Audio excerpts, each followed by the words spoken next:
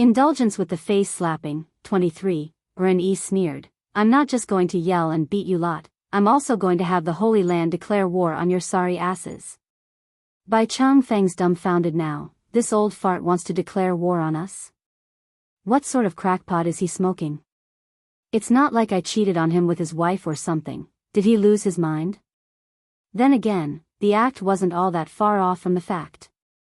For someone like Ren-yi who treats Bai Yan as his greatest treasure, stealing the girl was akin to stealing his life or even worse.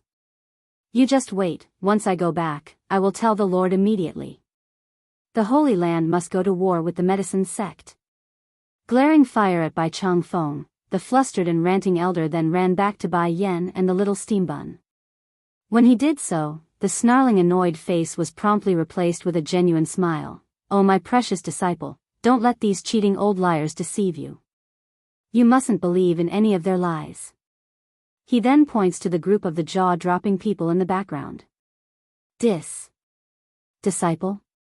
So in addition to being Bai Ning's daughter, this woman is also the disciple of the elder of the Holy Land? Yi Ying could barely keep herself from suffocating as a result of the intense stinging in the wretched girl's heart. Why? Why are all of the benefits going to her only? I won't accept this. I'm not going to accept this. Clenching that bruised-up fist, Yi Ying's iris was burning with resentment that surprisingly matched well with the distorted face of hatred she had on. Yan Yan is the disciple from the Holy Land? Bai Changfeng instantly turns to the guard behind himself. Why have you never told me this fact? The poor soul just felt wronged. My lord, you said not to disturb you under any circumstances, that's why no one told you. You dimwit. Bai Changfeng instantly slaps the trembling guard into a spinning roll. Granddaughter, I am your grandfather, your real grandfather. You must believe me. This old fart Ren-yi is the real one who lies. Glaring back at the accusation, I'm going to flatten your medicine sect for trying to steal my disciple. Ho, the old grandfather huffs a grunt. This time I don't need you declaring war on us. My medicine sect will do it instead. How dare you try to steal my granddaughter, and to stop her from recognizing me? What, do you think just saying so is enough? I'm telling you now. My disciple is most important to our Holy Land. Not only does our little princess have to follow her around, even the Lord has given her the Holy Island as a gift. Visit my site on Catranslation if you wish to read ahead of public releases, and what of it? I can give the entirety of my medicine sect to my granddaughter. I like to see you fight with me on that. Also, the facts won't change. Grinning like a brat, Bai Changfeng taunts the other side like someone who's asking for a beating by jumping up and down in glee. While the two old-timers were going back and forth with their bickering nonsense, Bai Yan on the other hand literally wanted to face-palm herself from embarrassment. This was particularly true when her real grandfather said the last part about giving her the medicine sect. It literally made her complexion go from black to green. As for Ren-yi, the second elder of the Holy Land was literally regretting right into his stomach by this point. If he had known things would turn out like this, then he would have never allowed Bai Yan to come over. Now he's paying the price like someone facing retribution. You just wait, I'm running back to get the Lord. I will have the Lord come deal with you bastards for stealing my disciple, Arjit. Ren-yi and Jingqi promptly exchanged a look, indicating to each other to move right away. However, before they could even take a step, Bai Yan's hair-raising and huffing voice had drifted over from behind.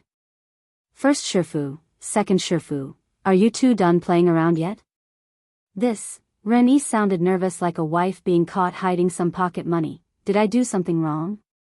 That's right, did he do something wrong? All this old fella wanted to do was to avoid having someone else steal his disciple away. Grandchefess, mother is very angry right now, so I suggest you both be quiet for now. Blinking his big blue eyes, Bai Shechen offers up his advice without minding the fact that he's the youngling and not the elder of the family. Indulgence with the face slapping, 24, both elders were shaken by that comment. Making a wronged face, they didn't dare to move an inch. Alright, be good and stop making trouble. Seeing the sulky faces of her two shifus, Bai Yan knew she's being too harsh. Softening up that face, she pats them both on the head like a parent. when I finish up the matters here then I will teach you the key points to those alchemic recipes, alright? Really? Ren Yi's eyes lit up and excitedly rubbed his hands together. After saying this, Bai Yan then turned around to confront Bai Changfeng's gaze while ignoring all the rest. Bai Ning is my mother? She purses her lips and asked. Yes, Bai Ning is your mother and my daughter. Seeing how his granddaughter was willing to take the initiative to talk with him, the old grandfather would of course be delighted. This could be reflected in the burning brilliance within his iris. And what about her? Towards this rumored mother, Bai Yan would very much like to meet her. But according to the news she's gotten, her supposed mother has been missing for many years. And sure enough, Bai Changfeng's complexion promptly turned into a saddening color. I haven't seen her for more than 20 years. I thought she had passed away, but your appearance has given me hope. I believe she is alive like you. Even if it takes up the remainder of my life, I will still wait for her to return. Tomorrow, Bai Yan's eyes were as bright as the twinkling stars. Can you tell me about her? A mother, the said entity has always been a part of her dream. Back in her previous life on Earth, Bai Yan's mother had died early, long before she could build a strong bond with the woman. Therefore, it's not hard to imagine how emotional excited she was to have a second chance. Yes, yes, yes. Due to how excited his old heart was, Bai Changfeng could only answer with that one word. My precious granddaughter, if anyone dares to bully you in the future then come back to me. Grandfather here will help you beat them to a pulp. Visit my site on Catranslation if you wish to read ahead of public releases. Bai Yan's eye literally twitched over that statement. Am I the type to tattle to their elders? No need. Compared with complaining to an elder, I prefer to do it myself. Bai Changfeng first became stunned, then he lets loose a bellowing and hearty laugh. Ha ha ha, that's my girl. This sort of personality is exactly like mine during my youth. Ho ho, Ren Yi immediately cuts in with a sneer. That is my precious disciple, what does her personality have to do with you? The old elder promised Bai Yan not to cause trouble, but that didn't mean he wouldn't ridicule the other side when he could. But since Bai Changfeng's mood was extremely good right now, the lord of the medicine sect actually ignored the rude remark and kept smiling. This face, this aura, it's so much like Ninger. No matter how much I look at it, it's simply not enough. Yenner, Bai Zhanpeng then walks up with a bright smile of his own. We meet once again. However, this time you can't address me so formally anymore and must call me uncle. Uncle? She was definitely taken aback somewhat but quickly changed it to a genuine smile of warmth. Uncle. Aha, all moved in his voice, the man had to take a good moment to get his emotions back in order. Rubbing the woman's head like a good elder of the family, good girl. Uncle didn't prepare anything special for this meet, but here's a jade ring. It's something your grandfather handed to me. Now, I will hand it to you.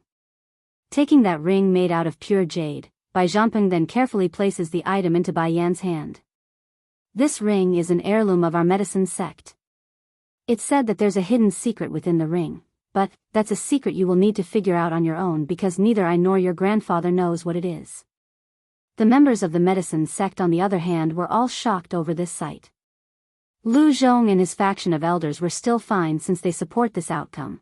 But CEO Wang only had despair left in his old eyes because he knew exactly what this indicated. Indulgence with the face slapping, 25, no, this jade ring cannot go to her. Old Madame Yi had just finished lifting up her granddaughter from the floor when she saw the event. Gnashing that teeth, the old shrew didn't care anymore and roared out, even if she really is Bai Ning's daughter, she is still a female and not qualified to be the medicine sect's heir. Humph. Bai Changfeng's face got cold as his eyes grew increasingly annoyed by the woman. You say my granddaughter is not qualified, then who is? Cocking that fat chin, of course it's Minger. A woman only needs to be a good wife and mother at home, why should she be throwing herself out into the public's eye? The medicine sect will definitely fall into ruins if she takes over. If that's the case, why not give it my grandson? No matter what, he's still a man and deserves it. Hiss. The people were aghast by the statement, their looks filled with shock at the old shrew. Who gave this woman such courage to say something so damning in front of the Lord? Seriously, is she really expecting Bai Changfeng to give the medicine sect to an outsider over his own granddaughter? As for Bai Changfeng, the true lord of the medicine sect, he's livid at this point. From red to green, then green to blue, he's ready to lose it. Slamming his fist against the old tree nearby, the old grandfather completely destroys the trunk and allows the bulk of that body to come crashing down at the impudent old shrew. Of course, there's no way old Madame Yi would just stand there to take the blunt of that fall and dodged quickly to one side. However, as a result of this, it was Yi Ying who ended up suffering because she couldn't move to begin with. "Brother-in-law, what are you doing?" The old lady was shocked. Indicating to the two men that came with them, "What are you still standing there for? Hurry and come help my granddaughter out from under this tree. If anything happens to her, I will have both your heads." But they didn't move. The two guards are members of the medicine sect, and the reason why they would push Yi Ying over earlier was to suck her up to the girl.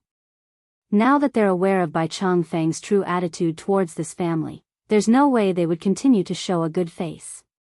In the end, no helping hands ever came, leaving the old shrew and her girl without support. "Brother-in-law." Old Madame Yi was now huffing and puffing after seeing how much suffering Yi Ying was going through. "What are you doing? You watched Inger grow up in person. How can you treat her like this over a wild child?"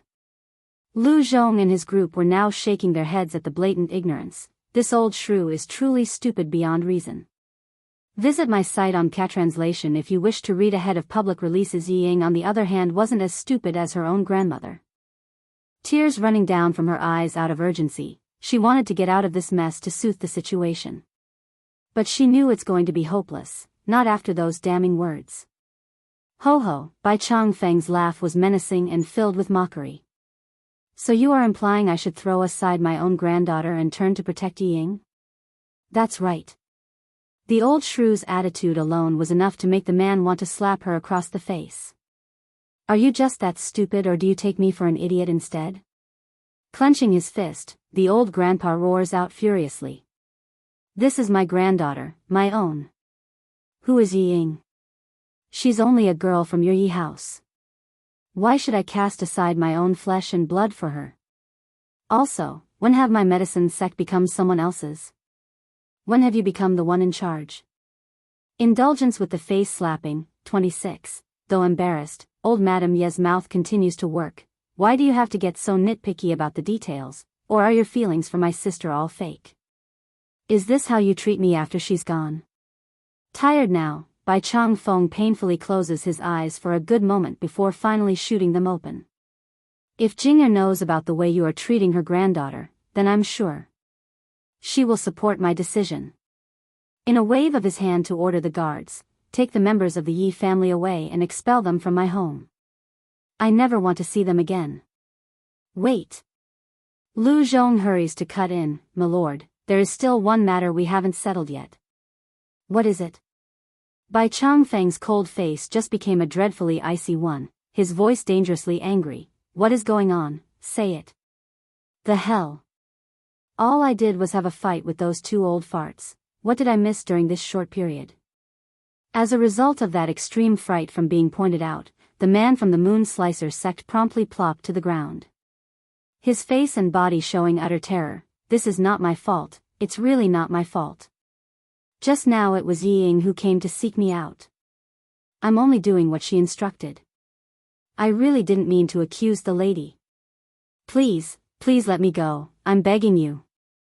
After saying that, the man then repeatedly banged his head for forgiveness until his forehead's bleeding. No one said anything in the venue. It's so quiet that even the bristling breeze could be heard.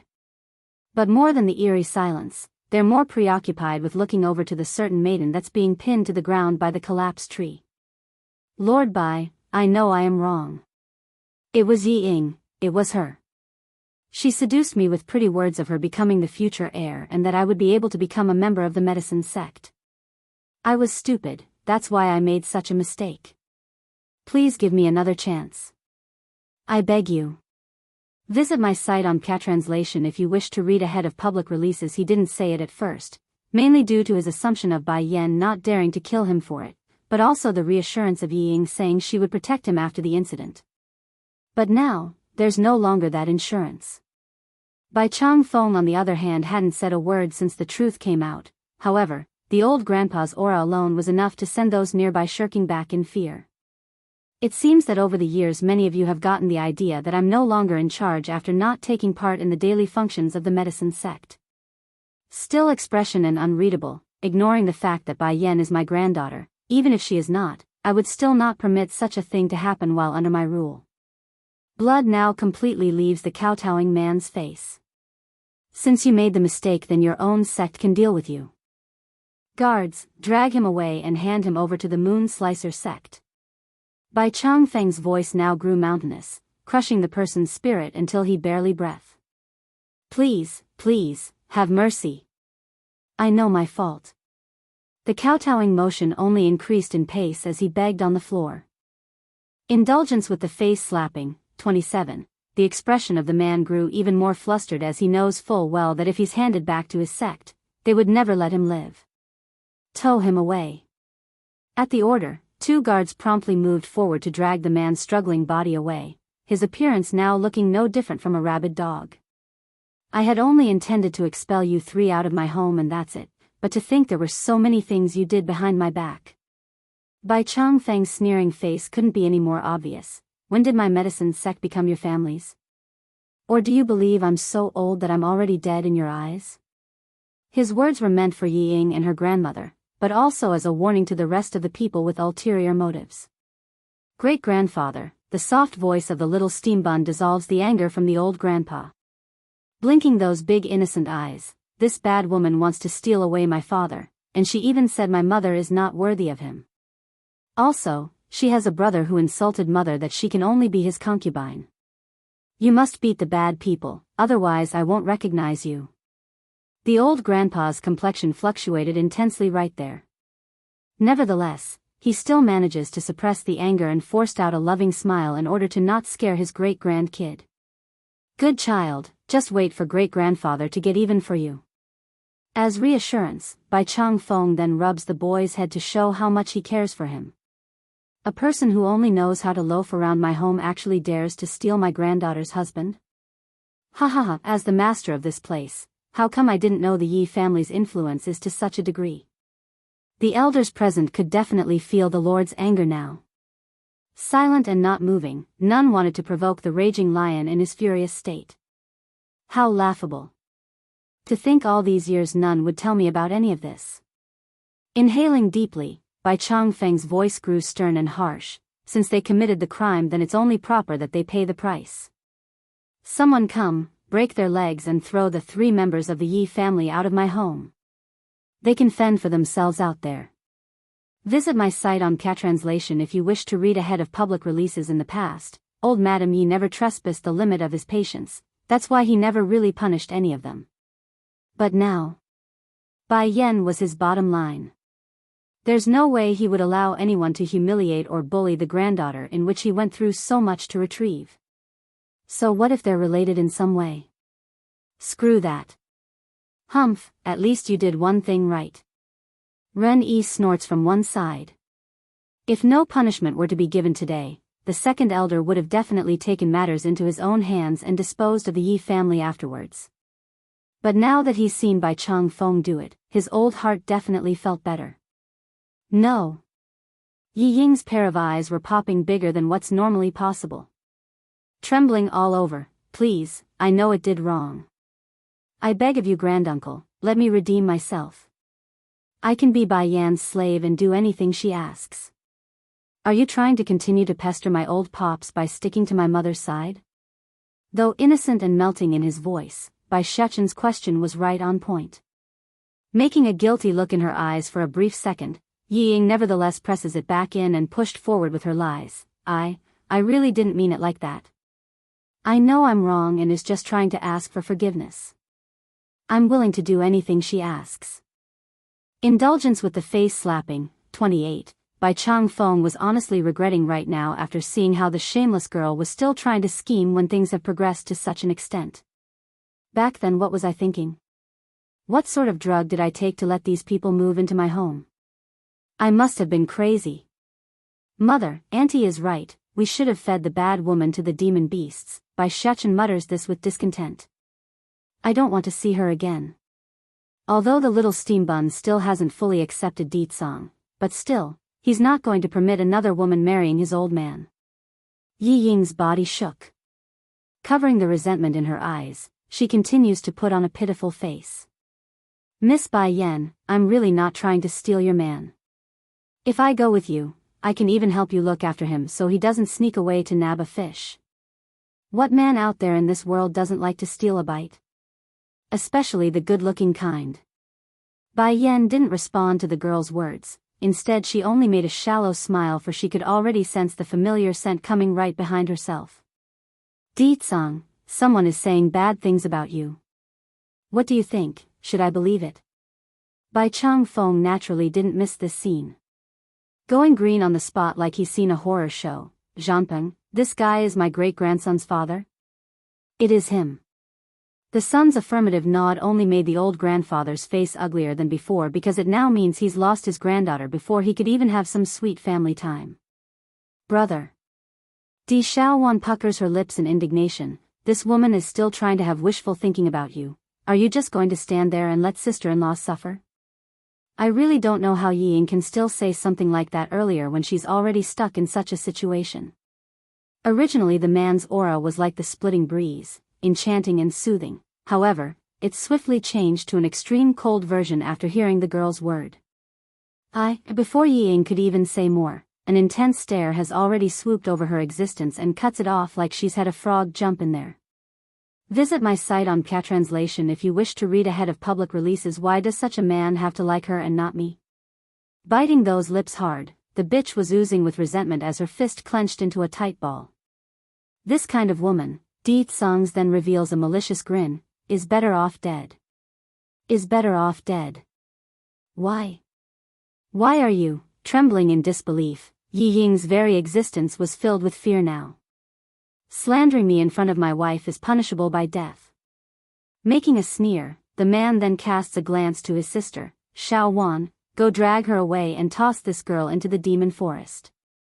The demon beasts in there will entertain her. Literally jumping 3 feet into the air in glee, brother, you are thinking the exact same thing as me. I also think the demon forest is the best home for these people. Finally, Yi Ying's struggling body has finally given up. Going numb, she had the look of panic and desperation when turning to Bai Changfeng for help. She's praying that the last ounce of relationship she shares with the old grandpa would help in this case. Sadly, all this is your own self-doing. Bai Changfeng didn't budge. Indulgence with the face slapping, 29, boom. The last line of defense in Yi Ying's heart finally shatters as well. Squatting there on the ground, she makes a heart-wrenching screech as tears of blood oozed out of those eyeballs. Pull her away so she doesn't make a scene here. Wrinkling his old brow, Bai Changfeng waves his sleeve to signal the guards. Yes, milord. At that, 2 men promptly stepped forward to drag the injured bitch from underneath the collapsed tree, and out they went. You go and keep an eye on them too. Make sure they do it right. Deetsong also shoots a look at his sister, indicating her to move it. The demon princess then swears by it by patting her own chest. If any of those brats dare harm my friends, then I will have brother deal with them. Awesome. In response, Chu Yi shouts with glee in her voice, those eyes sparkling with light. These 3 girls are obviously more interested in the demon beasts rather than wasting their time at the venue here. After a while, they were already gone and out of sight. Baddie father, Biyao big eyes were dripping with water as he spoke. Yi Ying also has a brother named Yiming. He's the other person who came to make trouble for mother from before, and guess what? He said mother can only be his concubine and nothing else. Deetsong's face instantly darkened and released his suffocating aura across the entire venue. Visit my site on Translation if you wish to read ahead of public releases. Let him go accompany his sister then. Since they are so lacking in partners, I'm sure the residences inside the demon forest wouldn't mind keep them company. After the 2 finishes with their experience, they can then be used as food. The man's words were so frightening that every individual present were shrinking their buttholes in. They knew exactly what Di Tsang meant by experience, and neither male or female would like to go through such a traumatic thing. Bai Shechen would of course be pleased by this. Jollying in his steps, the boy intends to personally pass on the message to his aunties so they wouldn't let Yi Ying and her family have an easy ending. A humph, it was then Bai Chang Feng decides to interrupt the awkward mood with his cough. Yenner, why don't you introduce this man to grandfather? Oh, only then realizing her lack of manners, the reddish figure puckers her lips like a child. Him? He is my son's easy-to-come-by father. Xiachen's easy-to-come-by father? This, what sort of introduction is that? Bai Chang Feng was gobsmacked by this. Only after a good moment of gawking did he return to his old jolly self. Yenner, can you stay longer? In a few days it will be grandfather's birthday. Originally Bai Yan had intended to leave right after the convention, but now that she's been informed of the celebration, she simply couldn't say no. Okay. It doesn't matter if it is delayed for a few days. Besides, going to the demon realm can be done at any time. Di Tsang didn't object either. The man knows how important this must be for his future wife, hence the blossoming smile of wondrous beauty. Lord Bai, congratulations on finding your granddaughter. After all the dust has settled, the people of the various powers were all moving forward to give their words of praise and flattery. This granddaughter of yours is truly beyond compare. Indulgence with the face slapping, 30, all of you have good eyes. My granddaughter really is astounding and unprecedented. Laughing aloud without care, Bai Chang Feng happily accepts the compliments. If it was in the past, these people would have at least secretly called this old grandpa shameless, but now, they couldn't because Bai Yan was in every sense of the word, excellent. Humph. Ren Yi, second, grumpily huffs a snort. What are you all so happy for? Yen is my disciple first. In any case, she will always be our most precious disciple. Zheng Qi, first, slightly raises a smile as well instead of going all huffy and grumpy like his second brother. He's not angry at having to share his disciple, he only wants to give the girl his blessing. Fine, I'll leave things be then, Ren Yi sighed. It's just that I have been robbed by this old fart several times before, so of course it will leave me with a bad taste. But, if it's for my precious Yenner's sake, I will accept it. However, if the medicine sect tries to stop her from leaving or try anything against her will, I won't let things slide. Grandfather, Bai Yan were all smiles. When is your birthday? Even now, the old grandfather's excited mood hasn't slowed down in the least to the point where he had to wipe away some of those trickling tears when no one's looking. Right, I remember Zhangpeng said that the woman who adopted you is called Lan Yu? Is it the Lan house from the Luhua kingdom? Let's do this then, you invite those whom you wish to come and we will treat them as guests of honor. Okay, Bai Yan's smile was now reaching up to her eyes. Old Grandpa Lan is also my grandfather, his status in my heart will never change. Just that his temper isn't the best and has a proud nature to his personality. I hope that everyone from the medicine sect could accommodate this when he comes. Oh yes, there's still Her Highness the Dowager. Thinking it through, she continues to go down her list.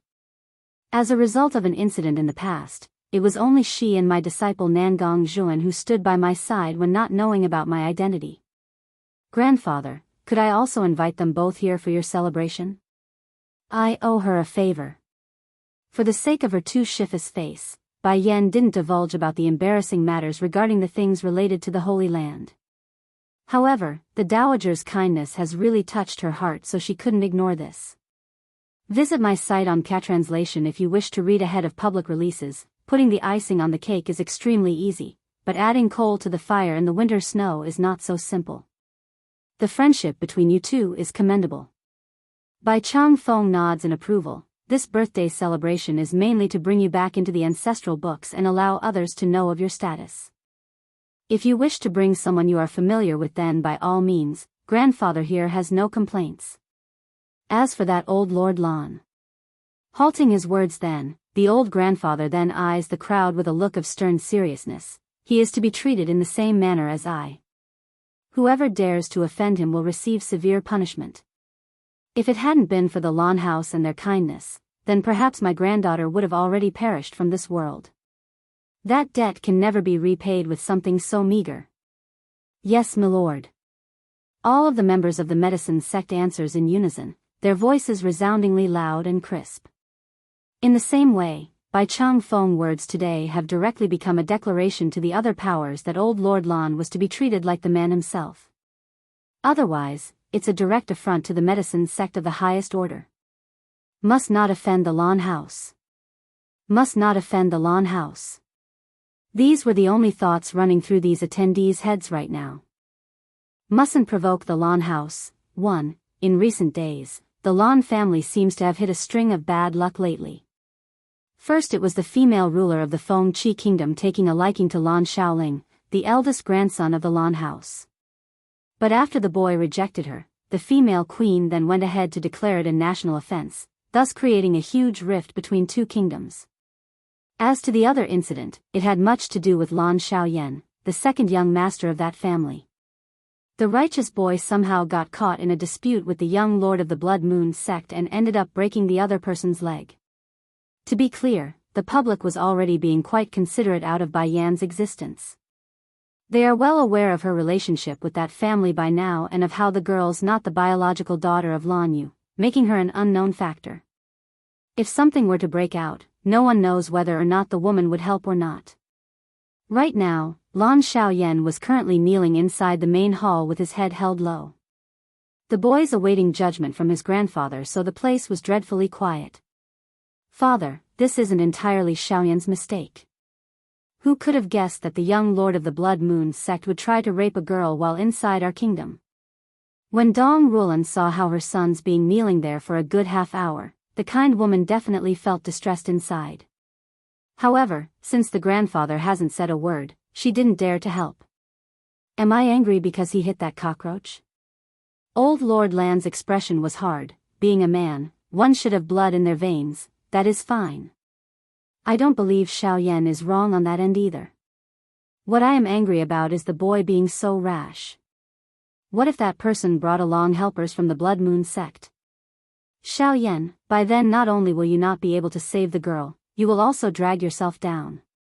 The boy's head only grew lower. Grandfather, I know my fault now. Since you know your fault, then do it right next time. When you get into a fight, come back first and tell me, understand? Grandson understands. The boy knows his grandpa was doing this for his sake, fearing he would suffer while outside.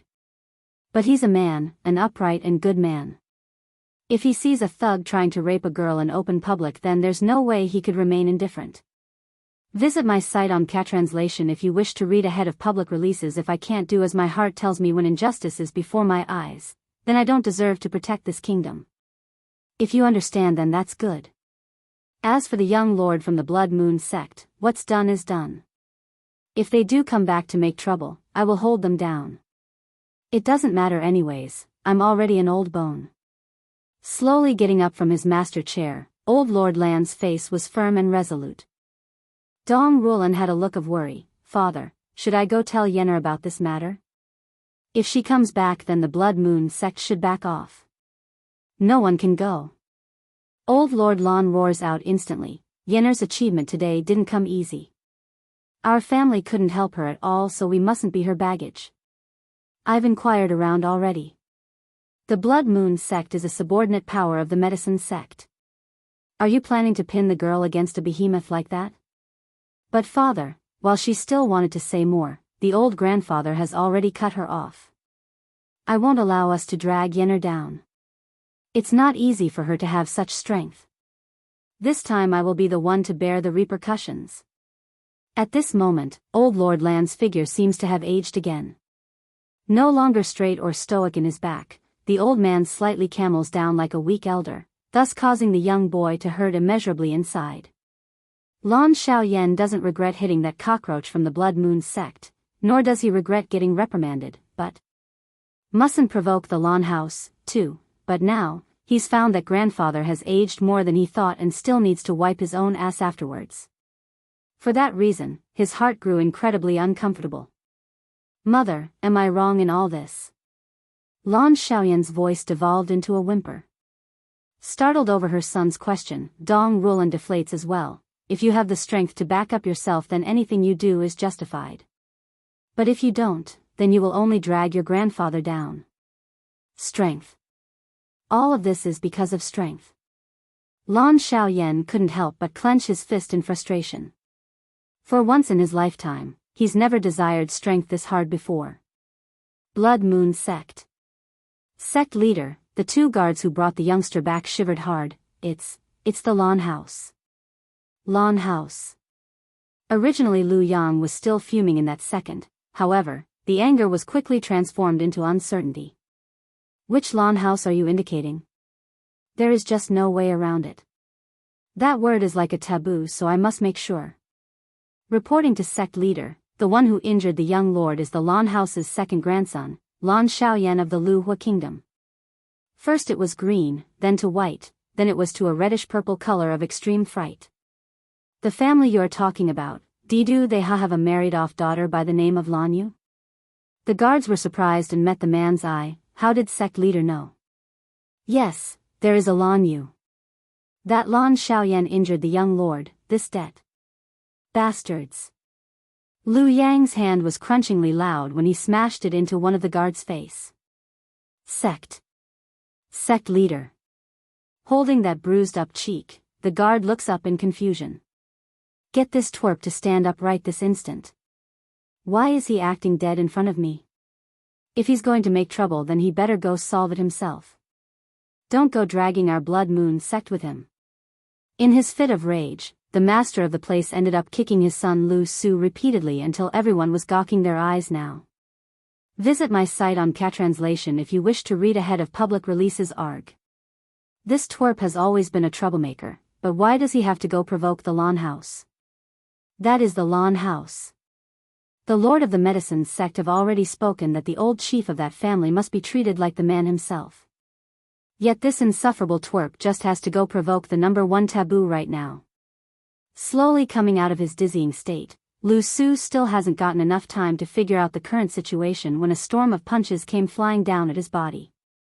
Father, what are you doing? Ah! Don't hit anymore. I am your son, your son. The boy's shrieks from the pain added to his already injured leg. I'm wishing with all my heart that you are not right now. Lu Yang shakes profusely due to the seething anger. Look at what you've done. Why did you go mess with the Lan House?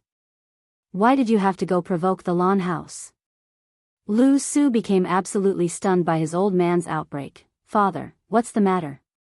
It's just a tiny little family in the Luhua Kingdom. What's to worry about? Oh, I know, you must be worried about that granddaughter Bai Yan. There's nothing to fret. The girl may be in name part of that family, but she's not a biological one. They have no blood relationship. Besides, we are working under the medicine sect. Lu Yang didn't even want to waste his energy on this nonsense. Whipping his sleeve at the boy's head to give him a good smack on the back end, you will go this instant to apologize to the Lan House. I'm telling you, if you become the cause of the Blood Moon Sect's demise, then I will never let you go. Mustn't provoke the Lan House. 3. At the same time within the palace of the Feng Qi Kingdom, a certain beautifully dressed woman was currently loafing around on the dragon chair with some wine in hand. Due to the person's lazy demeanor, the fluid was constantly dripping down the corner of those blossom lips as she gorged herself. Lan Xiaoling, what's so bad about me that you must keep rejecting my advances? Am I not beautiful enough, or am I not outstanding in your eyes? If I am not good enough, then I can change. I can make myself more perfect. Yet you don't even give me a chance. Majesty, a eunuch hurriedly walks in from the front, his voice urgent. The first elder seeks an audience. However, before her words could be passed on to the person in question, a white-robed elder have already walked into the main hall. Arching his hand, my queen. Ho, Feng Wan snarls sardonically, who are you calling queen? I can't even decide my own marriage, so what point is there in me being in this post? Why don't you go find another to take up this spot so I can go chase after Shaoling? I need nothing, only his company as we wander the world freely. That's right, this ruling position didn't bring comfort for the love-struck girl, only binding rules and constraint. My queen, my visit today is only to ask you one question. The elder didn't get angry at all. On the contrary, he seems quite pleased instead.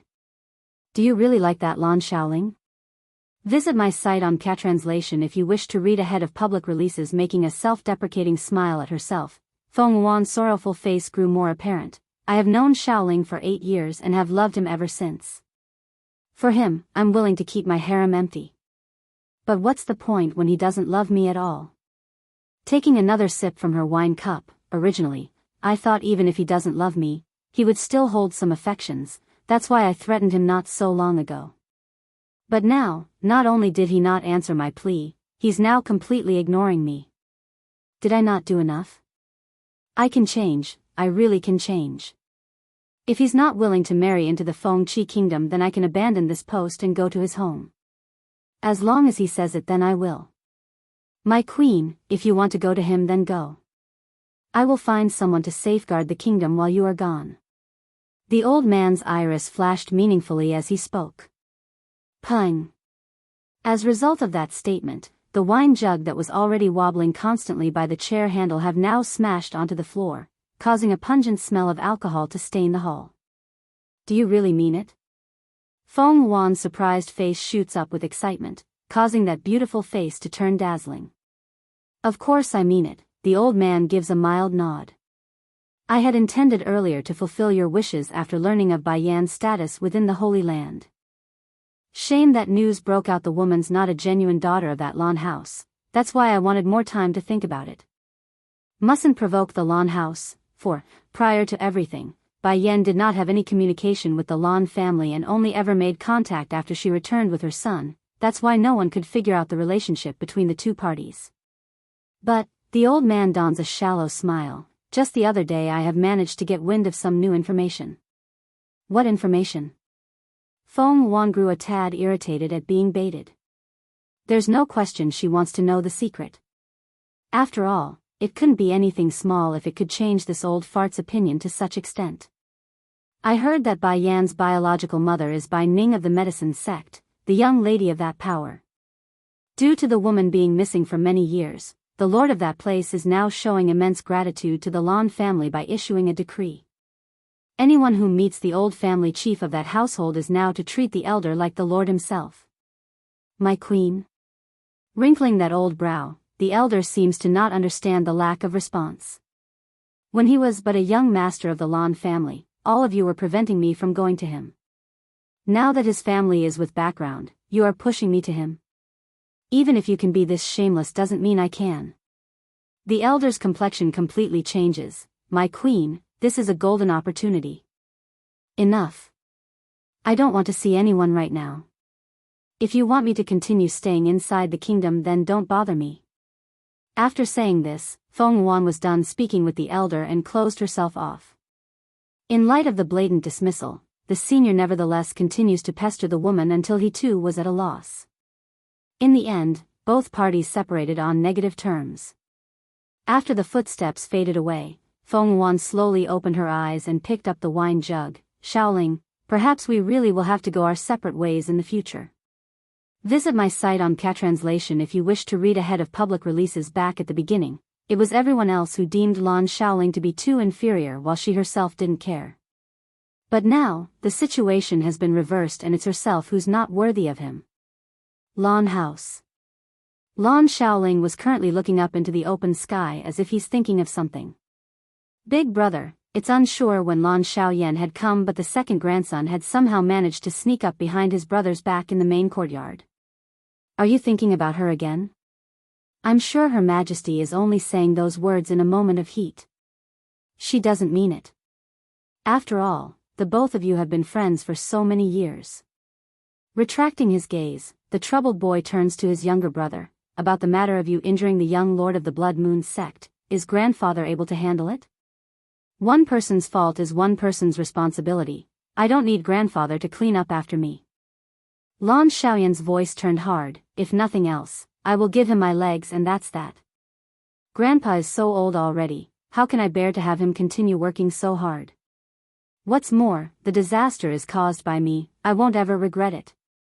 Do not worry, Lan Shaoling then pats his younger brother's shoulder. I will not turn a blind eye to this matter either. As long as the Lan house is around, then no one can hurt you. But, big brother, the boy still wanted to speak but was cut off by the other side. You are my younger brother, so your mistake is my responsibility.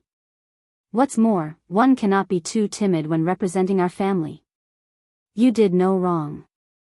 Also, if you had turned a blind eye to something like that, then I really would have looked down upon you. By Changfeng's birthday, Lan Xiaoyan only grew more remorseful. If not for me, then perhaps the whole family wouldn't have had to worry so much. Young master, young master. It was then that a servant came running over, his breath panting still from the rush. This isn't good, young masters. Someone big is happening. What? What happened?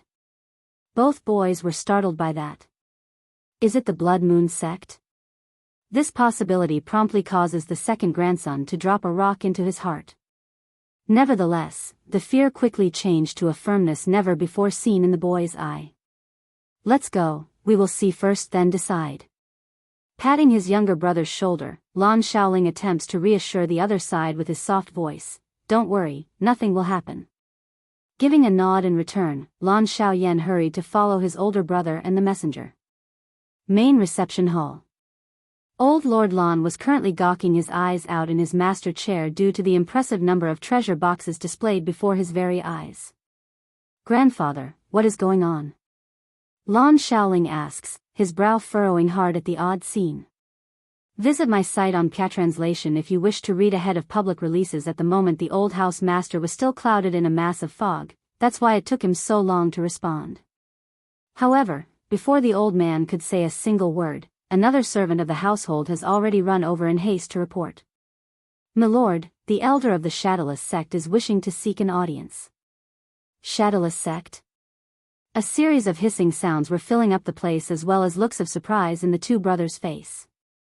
Isn't it supposed to be people from the Blood Moon sect? Why is it the Shadowless sect? Xiaoyan, did you go and provoke them as well? Lan Xiaoling's complexion was seriously not looking so well at this point. The Blood Moon sect is hard enough to handle, now there's a Shadowless sect. It seems we can't keep this matter from Bai Yan after all. I haven't had time to tell you boys. Stuttering, the old grandpa couldn't keep his cool at all. These things are all sent by those second-rate sects of the mainland. Skipping a beat at his grandfather's word, Lan Xiaoling widened his eyes in shock. Why would those sects send us gifts? What is going on here? I don't know either. Old Lord Lan also makes a frown then. Perhaps they've all gone crazy? Apart from this reason, he really couldn't think of any other reason. Just as he was discussing the reasons with his grandsons, the elder from the Shadowless sect have finally stepped into the main hall with the gift in hand. I'm assuming this must be Senior Lan. Senior Lan? Old Lord Lan was seriously taken aback by the form of address. Whether it be strength or seniority, the other side was by far leagues ahead of himself. Twitching in that mouth till it's now showing an awkward face, I am not worthy of such seniority, but do tell your reasoning for this visit.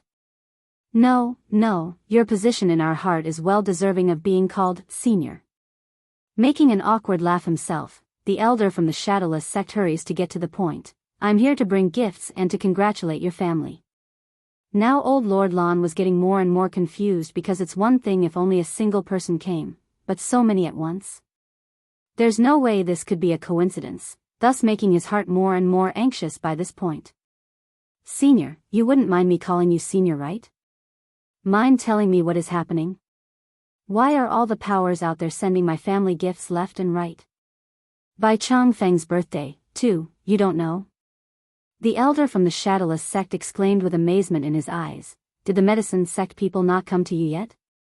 The news has spread across the whole continent already, and the hottest topic was of how fortunate the Lan family was in getting such good luck. But more than that, they're also making sure to convey one message in their conversations. It's better to provoke the Underlord than the Lan house. That's why the various powers are coming in droves to offer their gifts to this family. They don't want to leave a bad impression.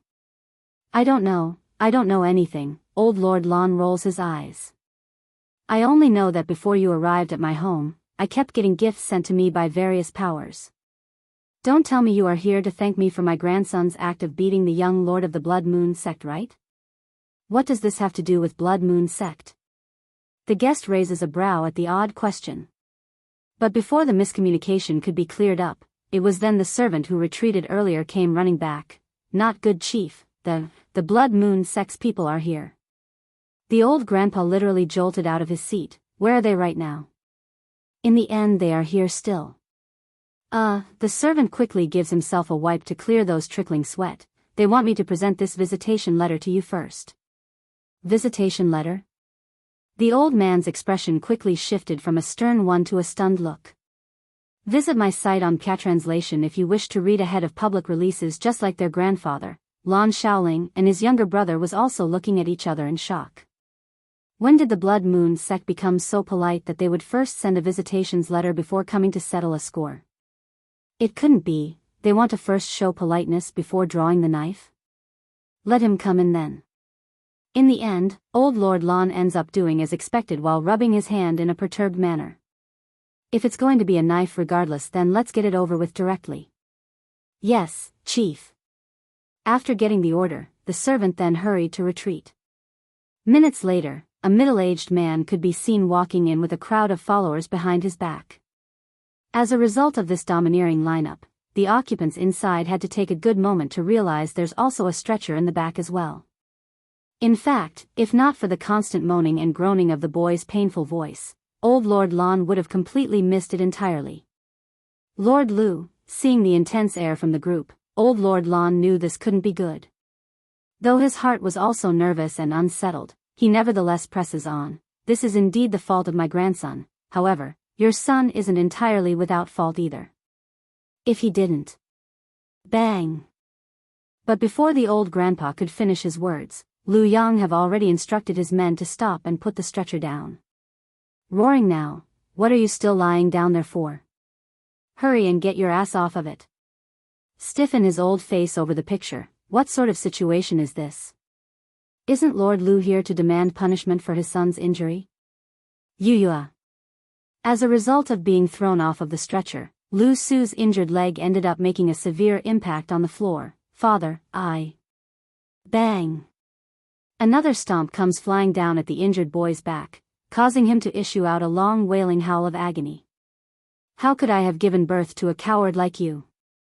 To think my son would do something like raping a maiden in broad daylight. Hurry and apologize to Chief Lan this instant. Whether he wants to beat you or punish you is all up to his decision. Screaming and bashing, Lu Yang's appearance was the epitome of a father enraged by his son's poor behavior. However, old Lord Lan clearly knows that the Blood Moon sect wasn't the reasonable type and the counter-opposite of a righteous faction. By Chang Feng's birthday, 3, after all, if the other side was so righteous in their manner of doing things, then there wouldn't be such a cockroach among their ranks. Can anyone tell me what happened?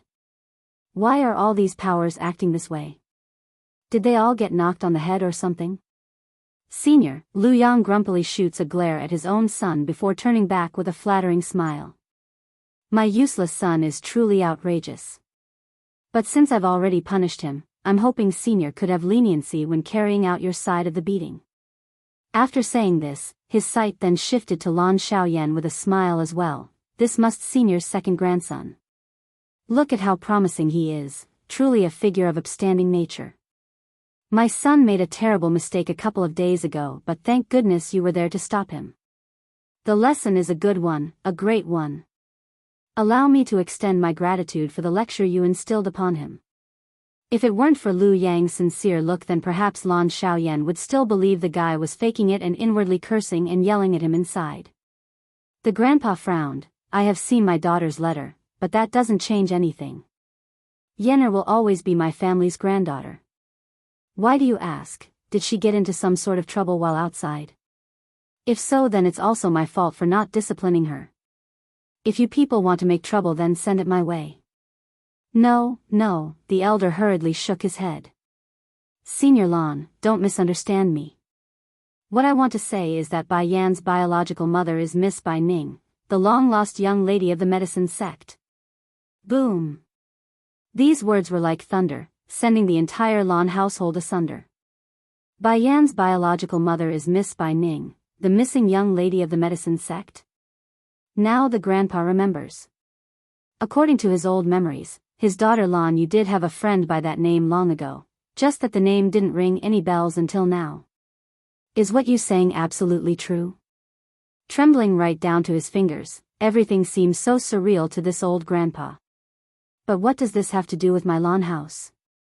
The fact that Bai Yan was the disciple of the Holy Land elders didn't change much when it became public knowledge.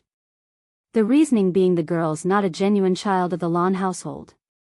Of course, old Lord Lan would be pleased that the girl could find her biological family, but that doesn't explain anything about the change in attitude from everyone.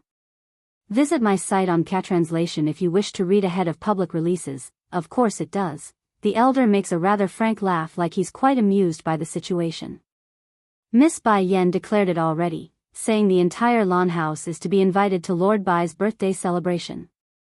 And as a way to please his newfound granddaughter, Bai Chang Feng has made it publicly known that you are to be treated with respect. Whether it be the members of the medicine sect or the other powers out there, the rule applies to everyone. And if anyone dares to refuse this order, they will become the enemy of the medicine sect. That's a declaration directly from the Lord himself. After saying that, the elder from the Shadowless sect then sneaks a peek at the muppy-looking man from the Blood Moon sect. Misunderstanding, this is all a misunderstanding. Sweating profusely, Lu Yang attempts to downplay the matter. My son is indeed immature and ignorant, Sir Xiaoyan beat him good and proper. From now on the citizens of the Lu Hua Kingdom is my Blood Moon sect's responsibility. What happened that day will never happen again. By Chang Feng's birthday, 4, and Lu Yang then puts on the most pleasing smile one could make. I will take my son to apologize to the girl and make compensations. Would that be fine? Due to how muddled old Lord Lan's brain was still at the moment, he had completely missed everything the man said and only nodded to the question like a machine. Seeing this, Lu Yang finally issued out a relieving sigh. Glaring at the guards behind himself, what are you bunch still standing there for? Hurry and drag this brat to the girl so he can apologize. This will be your lesson. If I hear another incident like this in the future, then I will break your legs for good. And as if his words weren't enough, the man swiftly raised another stomp at his sons but to send him flying out the door. So close. My Blood Moon sect nearly got destroyed because of this useless son of mine. Oh, thank goodness that Lan Xiaoyan isn't injured, otherwise who knows what the medicine sect would have done to us.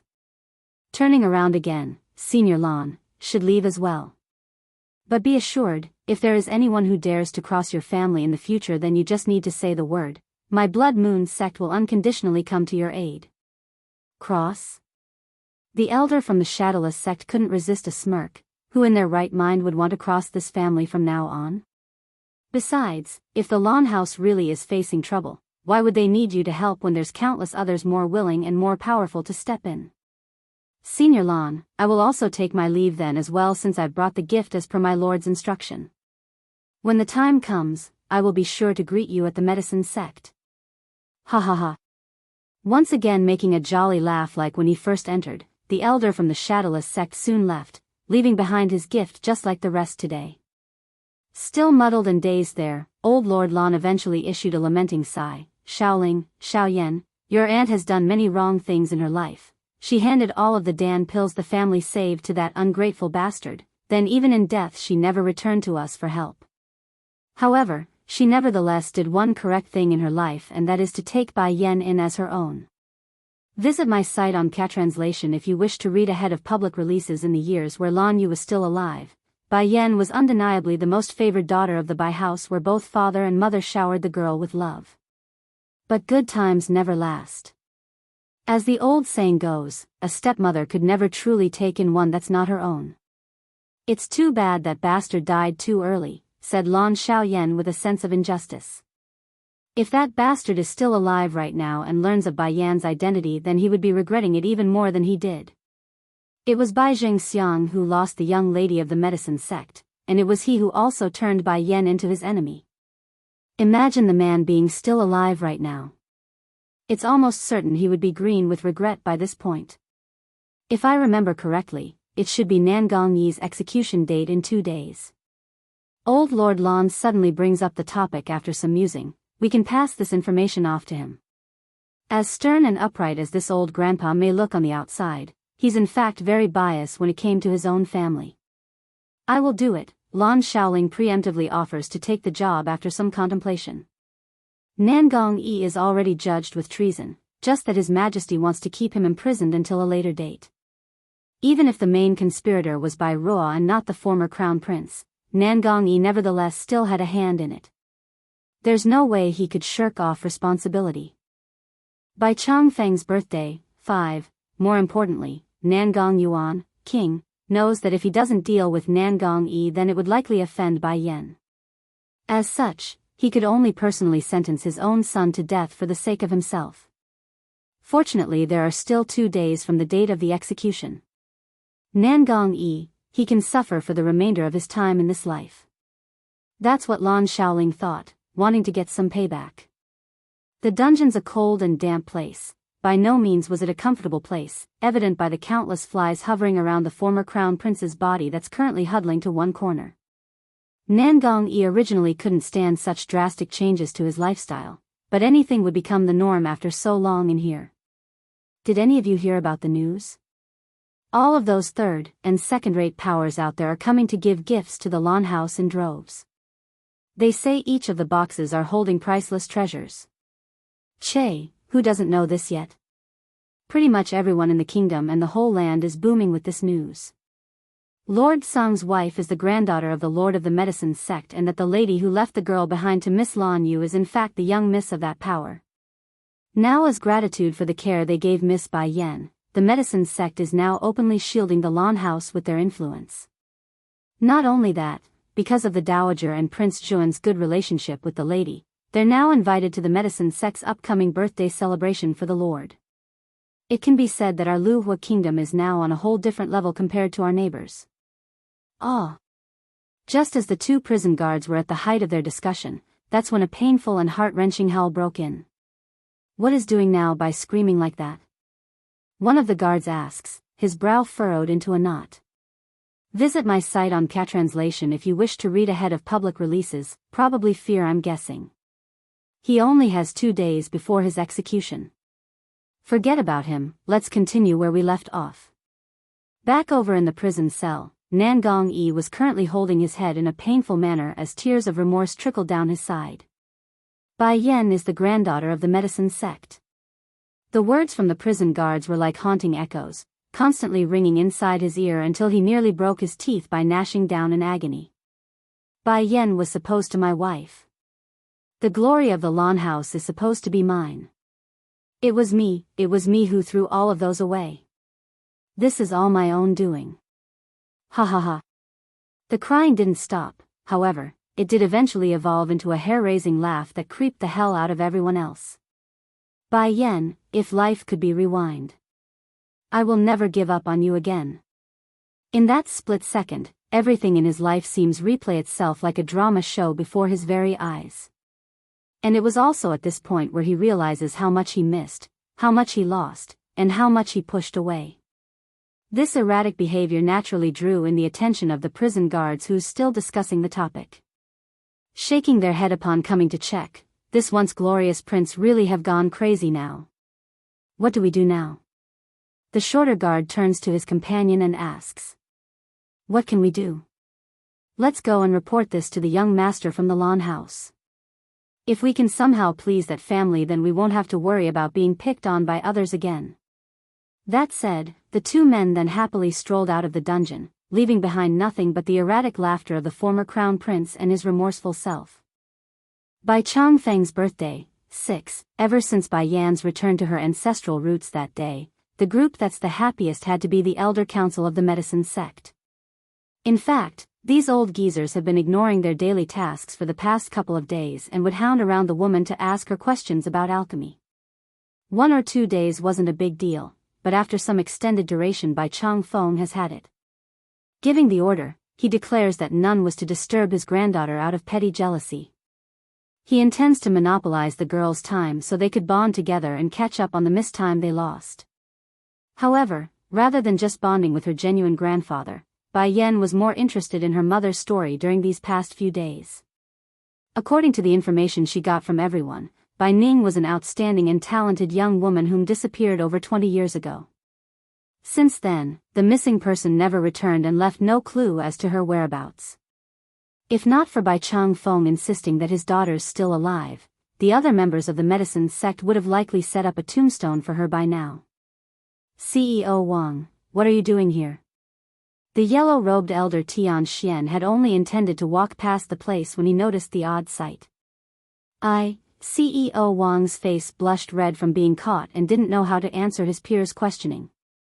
Are you looking for the lady? Tian Xian's brow tightened hard at the idea. Didn't the Lord declare no one is to come bother her? Now that Bai Ning's no longer around, there could only be one lady, and that was Bai Yan. Making a deflated face, I don't want to disturb her either, I just want to apologize for the mistake I made before. Ho ho, Tian Xian scoffs a sarcastic laugh, so not being a dog of Ying now eh? CEO Wang's body naturally stiffened at the remark. In fact, his shame was so bad that he could literally dig his own head into the dirt and stay there. If you had known it was wrong, then why did you do it? Sighing at his companion's remorseful face, the yellow-robed elder shakes his head. It's best you leave now. If the Lord finds out you are stalking the lady's residence, then you might not even be able to keep your head at this rate. Visit my site on Translation if you wish to read ahead of public releases. But just as the elder was ready to leave and move on with his business as intended, Tian Xian suddenly remembered something else. Stopping again, also, the punishment for the things you did during the alchemy convention is already decided. The punitive hall will soon hand the judgment into your hands, so I suggest you be good and stay out of trouble during this period. Be glad that your life is intact. That said, Tian Xian then swiftly walked away without looking back. In this moment, CEO Wang simply couldn't hold back his remorse anymore and firmly grasped onto his chest in agony. Regret. He truly regrets it. If he had known Bai Yan was Bai Ning's daughter, then he never would have followed Ying. But time doesn't turn back and one couldn't undo their regrets. For better or for worse, CEO Wang would have to bear his own mistakes and live with it. Whether he learns from this folly was another matter and another story for a different time.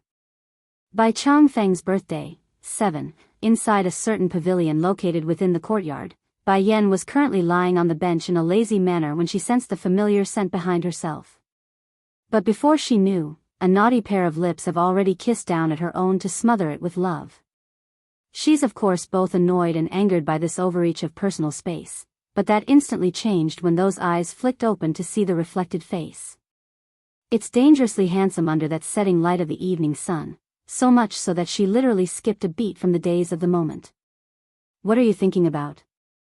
The man's voice sounded low and mesmerizing as he pulled that reddish figure into his embrace. I was just thinking about. Arching a devious smirk, Bai Yan looks up to meet those eyes. In the demon realm, I wonder how many of those demonesses are willing to jump into your bed if you asked. Probably all of them, right? That remark didn't sit well with Di Tsung at all. Making a frown, I only need you. As for the females in the demon realm, I need none of them because they can't even compare to a single strand of your hair. Grabbing that ill-behaving finger, Di Tsung decides it's time he showed some masculinity by putting on a convincing voice like he would have it no other way. You took away my first time, so you must take responsibility. I won't give you the chance to leave my side, not now and not in the future. During that entire speech, the man's eye only reflected her and nothing else. As a result of this, Bai Yan actually felt flustered and didn't know how to react. This man is too dangerous. I mustn't let him into my mind like this, otherwise I will be in trouble. Don't be afraid. Di Tsung's voice keeps cutting into her head like a haunted ghost trying to break down those walls. Looking up again, oh, and what am I supposed to be afraid of, you say? Visit my site on Translation if you wish to read ahead of public releases. Don't worry, you will be the mistress of the demon realm when we return home. If anyone dares to cross your path, then you can just kill them directly. If not, then you can also turn them into your slave. You can do as you please with them. I'm sure you will have plenty of things to do with those whom you don't like. Bai Yan's heart actually shook hard over that statement, for this was the first time a man had said they would support her in such a way. Tomorrow is my grandfather's birthday. I need to go prepare for it. Breaking free from the man's grasp, she then tiptoed her feet to give a counter kiss on the other side's lip. Boom! Ditsang's reaction was explosive at first, then it was an absolute sheet of nothingness in the head until he eventually came back to his senses. Grinning mischievously like a fox, he promptly gave chase to pull his woman back in to have another go. However, this time instead of a simple peck, it was a hearty French kiss where their tongues mingled and played together for a good minute. Now that's enough. Eventually letting go, these were the first words he had for Bai Yan once he's satisfied. By Changfeng's birthday, 8, Batty father, you are bullying mother again. Coming from behind was the soft voice of a certain little steam bun. Aware of this, Ditsang immediately swung around to find his nosy son hiding behind one of the doorways with a certain little white cat in his arms. If you have wife in the future, then you will be the same. Since the man was still in a good mood after having his way with his woman, he didn't pay any heed to that remark and ignored the rudeness. I don't want any wifey, puckering his lip, Bai Shuchen didn't agree at all with his old man's belief. And even if I did, I won't hurt her like the way you are doing it. Instead, I will love and keep her safe from baddies. Younger sister. These two words practically caused the baby boy's eye to sparkle with hope. Am I going to have a sister very soon? Ditsang answers seriously, very soon, that's right. After returning to the demon realm this time he will have his wife give the boy plenty of little sisters. That, biting his lip in deep thought, Bai Shuchen apparently had trouble deciding on who to side with, a sister or his mother. Can Batty father be gentler with mother next time? You always bite mother. It will hurt her. I want a little sister but I don't want mother to be hurt either. You will know when you grow up, and I am not biting, it's kissing.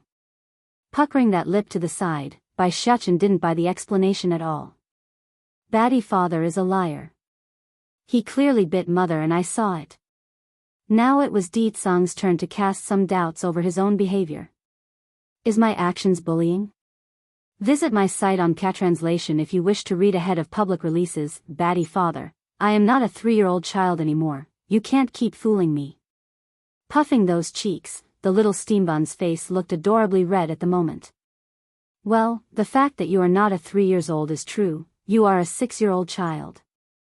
Gawking that mouth in grievance, Bai Shuchen seems to have hit a sore spot for some reason. Can I tell mother that Batty father is bullying me again? Do you still need something? Asked Ditsang, who saw his son still lingering around. Frowning then for a good moment, Bai Shuchen suddenly issued out a strange sigh. Mother once told me a story about a place called Earth. She said that she knew a person in that place. The girl's parents were very loving at first, but that ultimately changed in the end when the girl's mother's side of the family got into trouble.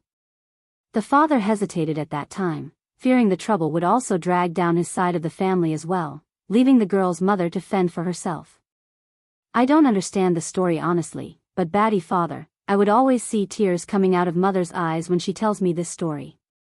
Tearing up now, Bai Shuchen looks up with those glossy eyes at his old man. So this is why your mother refused to accept me at the beginning? Making a bitter smile in return, Ditsang finally understands. Mother is afraid of being abandoned like the girl in the story. Batty father, you wouldn't be as unreliable as that man, would you? Firm in his voice, Ditsang answers with absolute certainty, no. Even if it means betraying the world, would never betray her. Then I will give mother to you. Bai Shuchen's face appeared somewhat sad when making that statement, however, he did relent eventually. She is my most important woman and if you bully mother again, I will take her away and go find Godfather and make her leave you for good. By Changfeng's birthday, 9, gladly giving his son a pat on the head, and how are you supposed to know who your most important woman is when you are only so old? What's more, I will not give Chu Yifeng the opportunity. My woman will only love me. I of course know, Bai Shuchen said it with such surety that it's hard to doubt his claim, mother is my most important woman in this world and my most favorite woman in this life. Anyone who dares to bully mother will bleed for it. Despite his young age, the little man was already starting to show off his domineering style. Exactly like his old man's. As expected of my son, says this with a smile on Ditsang's face. The demon realm will be yours in due time. When the time comes, I can take your mother out to travel the world. The dream may be nice and wonderful, however, that did not sit well with the baby boy at all. Collapsing in his face like he just stepped on shit, Biyao puts on a miserable and desperate look. Can you not? Fine. Really? Lighting up in the eyes, the boy looks on with hope. After your mother gives you a little sister, then we can go for a younger brother as well. When I pass the throne to you and you don't care for it, you can pass it on to your younger brother instead. Why not directly to my sister? Puckering his lip to the side in discontent, Biyao didn't get the gender inequality. Now it was Ditsang's turn to raise a brow like he didn't expect his son to ask. That's because being the king is too tiring. A wave of malice seems to be swarming over the boy's head at the moment. It can't be, a son is only used for squeezing and a daughter is used for spoiling? This is really unfair. Well, are you willing to let your sister work hard? Casting an inquisitive look to his son, Ditsang actually wanted to know the opinion of others for once. Stumping for a moment, Biyao had to spend a good while biting his thumb in contemplation. I don't. Alright, let's have mother make a younger brother too. When you squeeze me, then I will squeeze my little brother. Despite his will to hold back that laughter of his, Ditsang simply couldn't when seeing the kind of face his son was making. It's downright adorable and deserving of a hugging kiss if Bai Yan was around. Batty father, you wouldn't be only trying to coax me into lying to mother so she would have kids with you? Finally noticing the oddity in his old man as well, the boy suspiciously eyes the guilty suspect. Of course not, turning stern and losing his smile. Besides, if you don't help me, then the burden of leading the demon realm will fall on you. Instantly showing a deflated demeanor, let's have mother make a little sister and brother then. Yes, this is the perfect outcome. While Batty father takes mother to travel the world, I will take sister and tag along from behind. He can forget about ditching me by then. Ditsang makes a proud smile. Then you need to help me some more by getting your mother to give you more siblings. Visit my site on Translation if you wish to read ahead of public releases. While the devious demon king schemes to get his wife into his bed, the son on the other hand was having a tough time swallowing the demand. Didn't we agree before that I won't have to help? Also, why do I keep getting the notion that Batty father is trying to coax and trick me? Batty father, biting that little lip, when are we going to the demon realm? After grandfather's birthday. We will go back by then. Talk about saying it like a done deal. Loud and crisp, Ditsang's proclamation as Bai Changfeng's grandson-in-law has now been openly taken despite everyone's lack of knowledge. That is mother's grandfather. When did it become Batty father's? Wide-eyed in surprise, Biyao didn't get what his old man was doing. Father, I know you want to use me to get into mother's bed. However, you can't just kick me aside once you succeed. I want you to promise me this before I help you. That quickly brought on a frown onto Ditsang's face. Am I the type to kick someone aside after using them? Bai Changfeng's birthday, 10, and also. Who told you that I want to climb into your mother's bed? Auntie, of course. Due to his innocence, Biyao has mistakenly brought disaster upon the demon princess who only wanted to do good. Good. Ditsang's tone promptly got frosty for a brief second there. Very good. I will remember her work. For the baby boy, he naturally wouldn't miss the strange anomaly. Giving a shiver, why do I feel like being remembered by Batty father is a very bad thing? Achoo. I'm guessing it's your brother if anything. Chu Ee notes from the side and earns a horrid response. I hope it's not him and someone else. The demon princess shudders at the thought. Being missed by my brother is too scary. Xiaoyun. It was then that Chu Ee caught a glimpse of their long-awaited guest from afar. Look over there, it's your family. Visit my site on Translation if you wish to read ahead of public releases. Lighting up at that info, Lan Xiaoyun didn't take much to notice his grandfather leading the pack over to the position. Making a cute and excited face as she waved at them, grandfather, elder brother, second brother. Her actions immediately caught the attention of the party. You are all finally here. I and cousin have been waiting forever for all of you.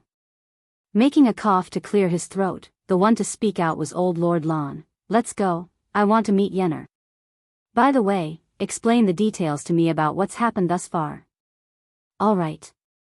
Watching as the family group went ahead before themselves, Di Xiaowan suddenly turns to his rival friend Shu Yi. I heard your holy land is in the same league as the medicine sect around here. How come your side didn't send people over for Lord Bai's birthday? Of course it's not like that, my brother merely doesn't like to show himself before the prearranged time. Stretching those beautiful arms out against the open sky, Shu Yi doesn't seem to be satisfied with her teasing yet. Let's go back and rest, I'm sure your own brother is already looking for you. This promptly raised a sour face onto the demon princess, who instinctively stopped herself from walking. Do you even want me to go back anymore? Why are you trying to scare me so much? Humph, that's because my mood is not happy. Who can you blame but yourself for being Bai Yan's sister-in-law? I was supposed to be in that position. All droopy in her eyes now, Shu Yi stares directly at the demon princess, like you would understand my emotions? Despite my fondness for Bai Yan, it's you who got to be what I wanted. So, what's wrong with scaring you?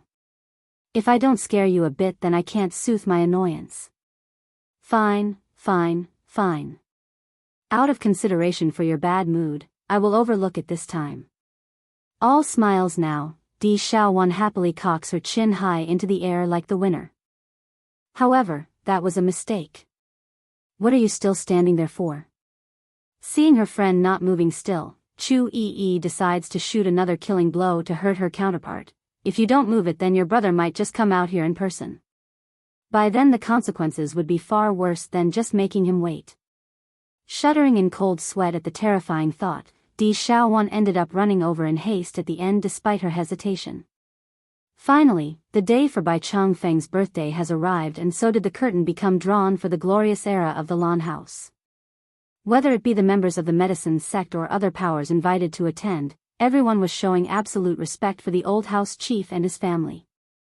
Returned to the demon realm, one, in particular, were the two unmarried young masters of the Lan House. Since they still needed a proper wife, it's no wonder the female disciples, from young to old, would swarm around the boys like moths to a burning flame. Because of this incident, neither brother would dare to step out of their rooms and cause them to miss the rare opportunity to explore.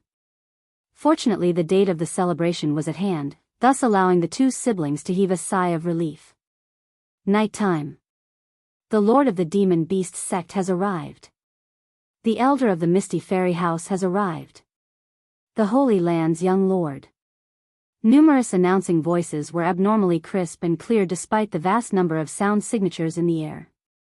For everyone else, this was undoubtedly a day worthy of celebration and a joyous occasion. Yet it was Bai Yan herself who seems to be the most restless as she eyed the outside for some unknown reason. Cousin, it was just then a voice comes up from the back. Turning around, she looks up to find a familiar figure. Second cousin, something wrong? Visit my site on Catranslation if you wish to read ahead of public releases. Well, Lan Xiaoyan calmly nods. I know you are waiting for your brother. I want you to know he's already left. Left? Bai Yan's palm immediately fell into a tight clench of discomfort. He left? Why? Where did he go? The boy's the first person she met when she fell into this strange and unknown world. And it was also he who gave her warmth and unforgettable care when no one else would. Now that she's able to give him a stable life, he leaves. Why? For what reason? Little cousin asked me to pass on a message to you. Bai Xiao said you are growing too fast and too high, so much so that he couldn't keep up at this rate. Therefore, he could only use his own method to catch back up to you and not be left behind. A sheen of complicated emotions ran through Lan Xiaoyan's iris after those words. He also said you are the one he must protect with everything he has in this life. When he's grown and strong enough, he will surely return to your side. Bai Yan's heart trembled at that notion.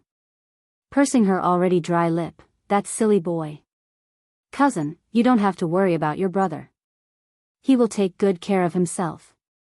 If fate permits, we will meet again very soon for sure. Lan Xiaoyan was honestly in pain over Bai Yan's saddened face. I believe in Shower. My brother will always be the best. That's right, one day he will return home to my side. Let's go. Not waiting for the boy to speak first, Bai Yan decides to take the lead. My grandfather's birthday feast has begun, let's go inside. But before she took the last step inside, the woman didn't forget to cast one final glance at the darkness of this night. Brother, I believe in you and that we will meet again very soon. Somewhere inside a secluded valley, the stars were exceptionally bright as they twinkled with light. Biyao, what's wrong? The young man further ahead of the pair asks his companion. Nothing, it's fine. Let's go. The other teen replies like it's nothing despite looking over in the direction of the medicine sect. Do you really want to go to that place? I say, we should just lose the idea. That place really isn't suitable for anyone. You should return to the demon realm, too. I'm set on this. The teen's eyes were firm and unyielding. You only need to lead me there.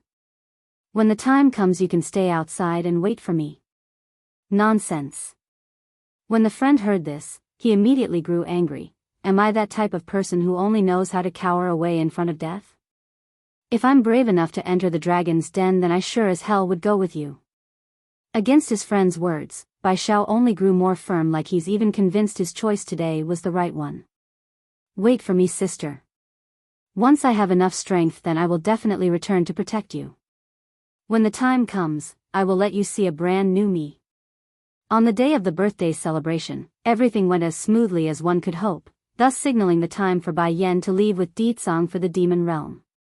However, Bai Changfeng didn't know this until the last second. In the end, the old grandpa cried his hearts out with tears flowing and even managed to infect his great-grandson to cry with him.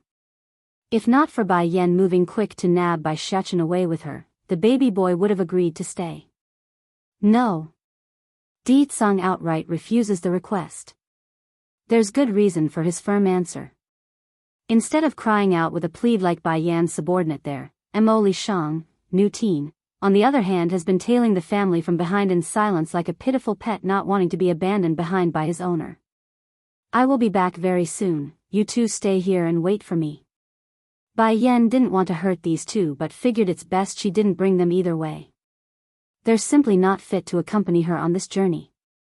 Tearing up hard now, when Ru eyes the woman like he's just faced the biggest indignation, Yenner, you couldn't be abandoning me again? I can cook, clean the cat, and I can also warm your. But before that last tidbit of the sentence could be said, Ditsang have already made his mad dash by rushing in front of the teen. In one swift grab of the collar, the Demon King unkindly tosses the challenger into the far-off horizon until that figure was nothing but a spot of light. I alone am enough to warm her bed. Aside from murder and fighting, he has no other talent with the exception of being the bed warmer. But now even that's being robbed from him. Of course Ditsang wouldn't tolerate such insolence. Visit my site on Catranslation if you wish to read ahead of public releases. Uncle Mo, Bai Shachen finally speaks up after the small charade. The place Mother and I are going is somewhere Uncle can't go. However, I will miss Uncle a lot, so wait for us. Against that soft and cuddly voice, that glistening babyish eye, Mo Li Shang simply for the love of God couldn't say no to it. Giving a nod, okay. Mother, let's go home. Turning around, Bai Shachen makes the cheekiest smile to his old man like someone trying to gloat. Go home. Despite being looked down upon, Ditsang didn't mind. Just those words alone were enough to send his mood into an absolute delight. Come, we will go home. Sweeping up the kid in one hand, he then grabs a hold of his wife's hand with the other like one big happy family. Ditsang, have you forgotten something? Furrowing her brow, Bai Yan asks with an unhappy face. Did I forget something? This time the man was honestly confused and lost by the strange question. It's Di Xiaowan. Gnashing her teeth like a lioness now, you forgot your own sister. This guy. Seriously, how can he even forget his own sister? Who knows if one day he would forget me and my son like so. Oh right, I seem to have lost her from my sight. Making a slight frown at the thought, Ditsang hurries to correct his own tone before he gets into trouble. Wait here for me then, I will go back and call her. Return to the demon realm. 3, okay, Bai Yan nods, I will wait for you here with Shachen. With that promise made, Ditsang's small bit of unease has also left his heart as well. Letting the baby boy out of his arms, he made sure to rub that little head before disappearing from view. Due to his speed, only an afterimage remains. Demon Realm. While this world seems strange and eerie due to the blood moon hanging in the sky, coloring the terrain in an eternal red, the occupants of this land on the other hand was bustling with movement as a result of the state teacher's word. The king will soon return with the queen and crown prince. Counting down, the time is almost here. Hand against his back, the white-robed man had a surreally handsome appearance. If one had to describe him, he would be the only white lotus within a pond, independent without an ounce of tarnish. When bringing up the topic of the demon princess, the man's lip had inexplicably curled into a genuine smile over the girl's wayward appearance. Hope she's not making too much trouble outside, otherwise I will have to clean up her trail again like usual. But just as the state teacher was indulging himself in happy thoughts, a familiar voice suddenly cuts into his thoughts and broke that happy face. State teacher, I heard that His Majesty is coming back. The tone may only carry a hint of inquiry, even so, it's enough to cause a furrow to the other side. What are you doing here? Xiao Wan doesn't like your presence, so you shouldn't have come. The receiver was a woman wearing a white long dress that held an extremely pure and beautiful appearance. If any random stranger were to get a look, they would surely fall heads over heels for this lady. State teacher, I only wanted to ask of King's status, there's no ulterior meaning. What's more, Her Highness is too immature. No matter what, we are still of the same kind. That's right, this lady was a fox, just like Di Xiaowan.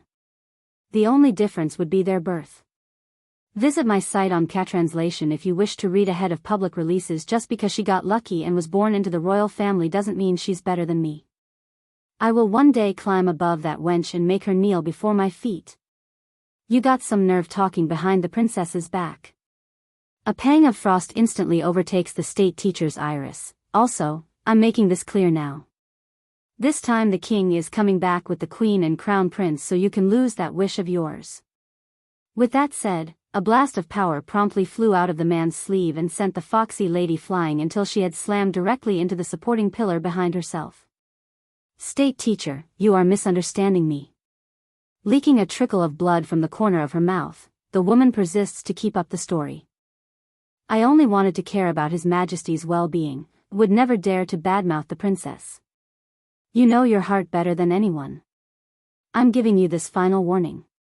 If you take a single step out of line, then I will personally see to it that your entire clan pays the price.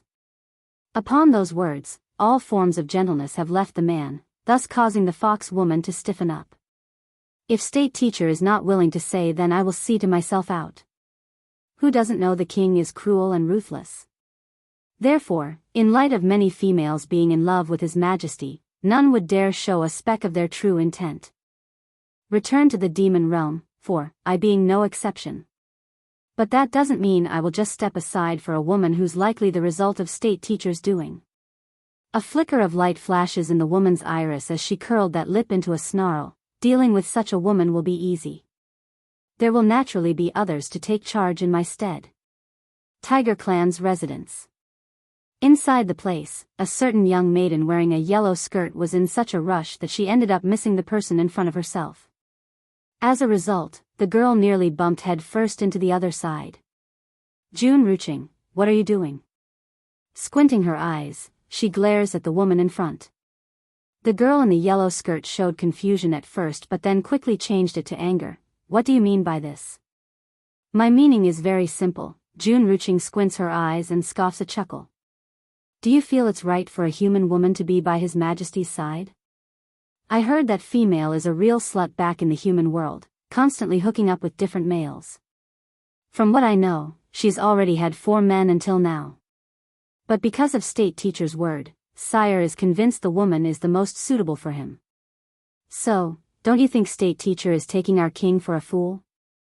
June Ruching's smile now deepened until it's blinding to the eye for some reason. Humph, I will go see the woman for myself when king returns. Biting her lip, the yellow skirt girl stabs her hands against the waist. I'd like to see what sort of ability she has to be picked by His Majesty. Inside the palace. A strong ray of light explodes out of the altar set inside the center of this grand structure, shrouding the entire demon world with its brilliance. Hail to the king, queen, and crown prince. Your subjects are here to welcome the royal family's return. Those standing there all took to their knees upon seeing the man's purplish figure and his two accompanying family members. This one next to me is the future mistress of the demon realm, and she will be the only one. Perhaps it's due to fear of Bai Yan being intimidated by such a grand reception, but Di Tsang's hand had inexplicably tightened around the females. Then again, there were no reason to because the ministers didn't object, only sharing a glance with each other like they expected as much. Visit my site on Translation if you wish to read ahead of public releases. In addition, the sound of the man's overbearing voice rises again in volume. In this demon realm, the queen's word is law, followed second by my own. You must all respect her and listen to her command. If there's any violation, then no forgiveness shall be given. Bai Yan's heart trembled at that proclamation, her palm also tightening against the man's hand in return.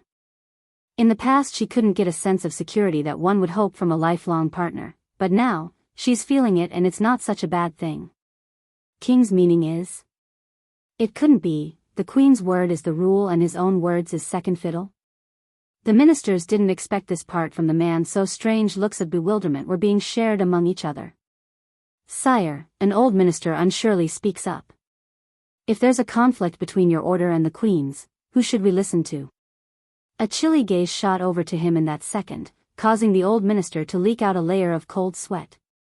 He knew his question was a mistake, so he didn't dare to look up anymore. Return to the demon realm. 5. It seems that my words haven't gotten through to you yet. The queen's word takes priority above all else, even if there is a conflict, the same applies. Shooting glares that could raise any spine in the recipient. What's more, are you implying I would get into a conflict with the queen? Are you trying to frame me? The old minister almost choked at that moment and nearly got to his knees again.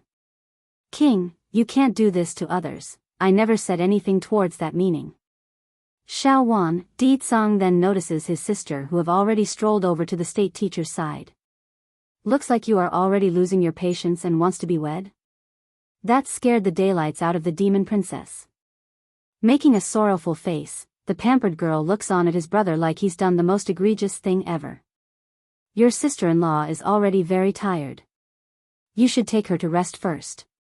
I and state teacher still have things to discuss. Shooting a warning glare at his own sister then, remember the words I said to you before coming back. That instantly causes the demon princess to light up because there's no way she would forget something so devious. Anyone who bullies sister-in-law is to be removed at once. He, this will be fun. You go back and wait for me. I will come back later. Pulling his wife closer, Di Tsang whispers this into that dainty ear and got a faint nod in return. All right, I'll wait.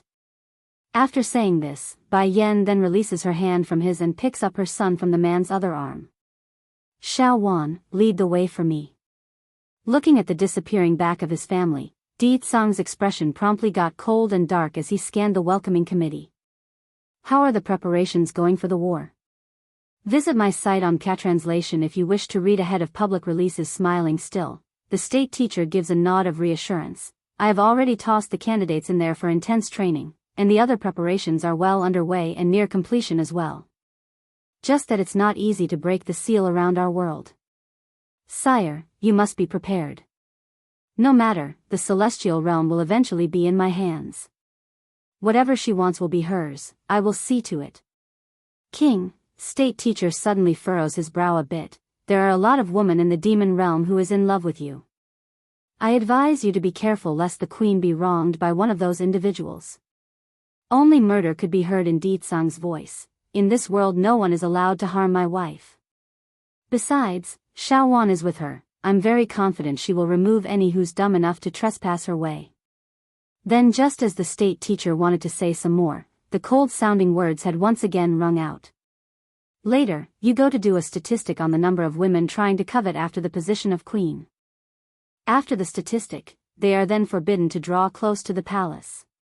If a single one of them breaks the rule, their legs will be the price. Stunned at first, the state teacher then made a wry smile of awkwardness. I just knew His Majesty would be like this. Whether it be the past life or this one, he's still acting the same towards the queen. This will be difficult to please. Oh right, retracting his focus from the matter at hand, I believe the marriage between you and Xiao Wan should be set as well. There were neither surprise nor unhappiness in the state teacher's eyes, however, the man was showing a strange look nevertheless. After a long moment of silence, did you get Xiao Wan's agreement?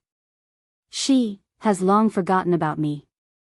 Now, me and her, I'm only the state teacher and a friend. Actually, sire, you don't need to do this for me, I only want to watch over her. In light of his words, an obvious level of pain could be felt from that tone. If she doesn't agree, then I won't force it. She will agree, Di Tsang says it with such certainty that it's hard to resist. Report broken chapters. Return to the Demon Realm, 6. A look of surprised glee takes over the state teacher's face. Sire, you mean it? You mean what you say there? Di Tsang slowly nods. After I announce your engagement, the queen wishes to ask you some question as well. The state teacher was startled over that request, but that didn't last long before he returns to his old elegant self. I know what the queen wants to ask me. Sire, you can help me pass on a message to the queen and that should be enough. Some things are fated to be, so I cannot say anything for now. Otherwise, it will directly affect her mood. Fine, I will pass on this message to Yenner. Also, my wish is to not delay the attack on the celestial realm. I want to use it as her bridal gift during the wedding.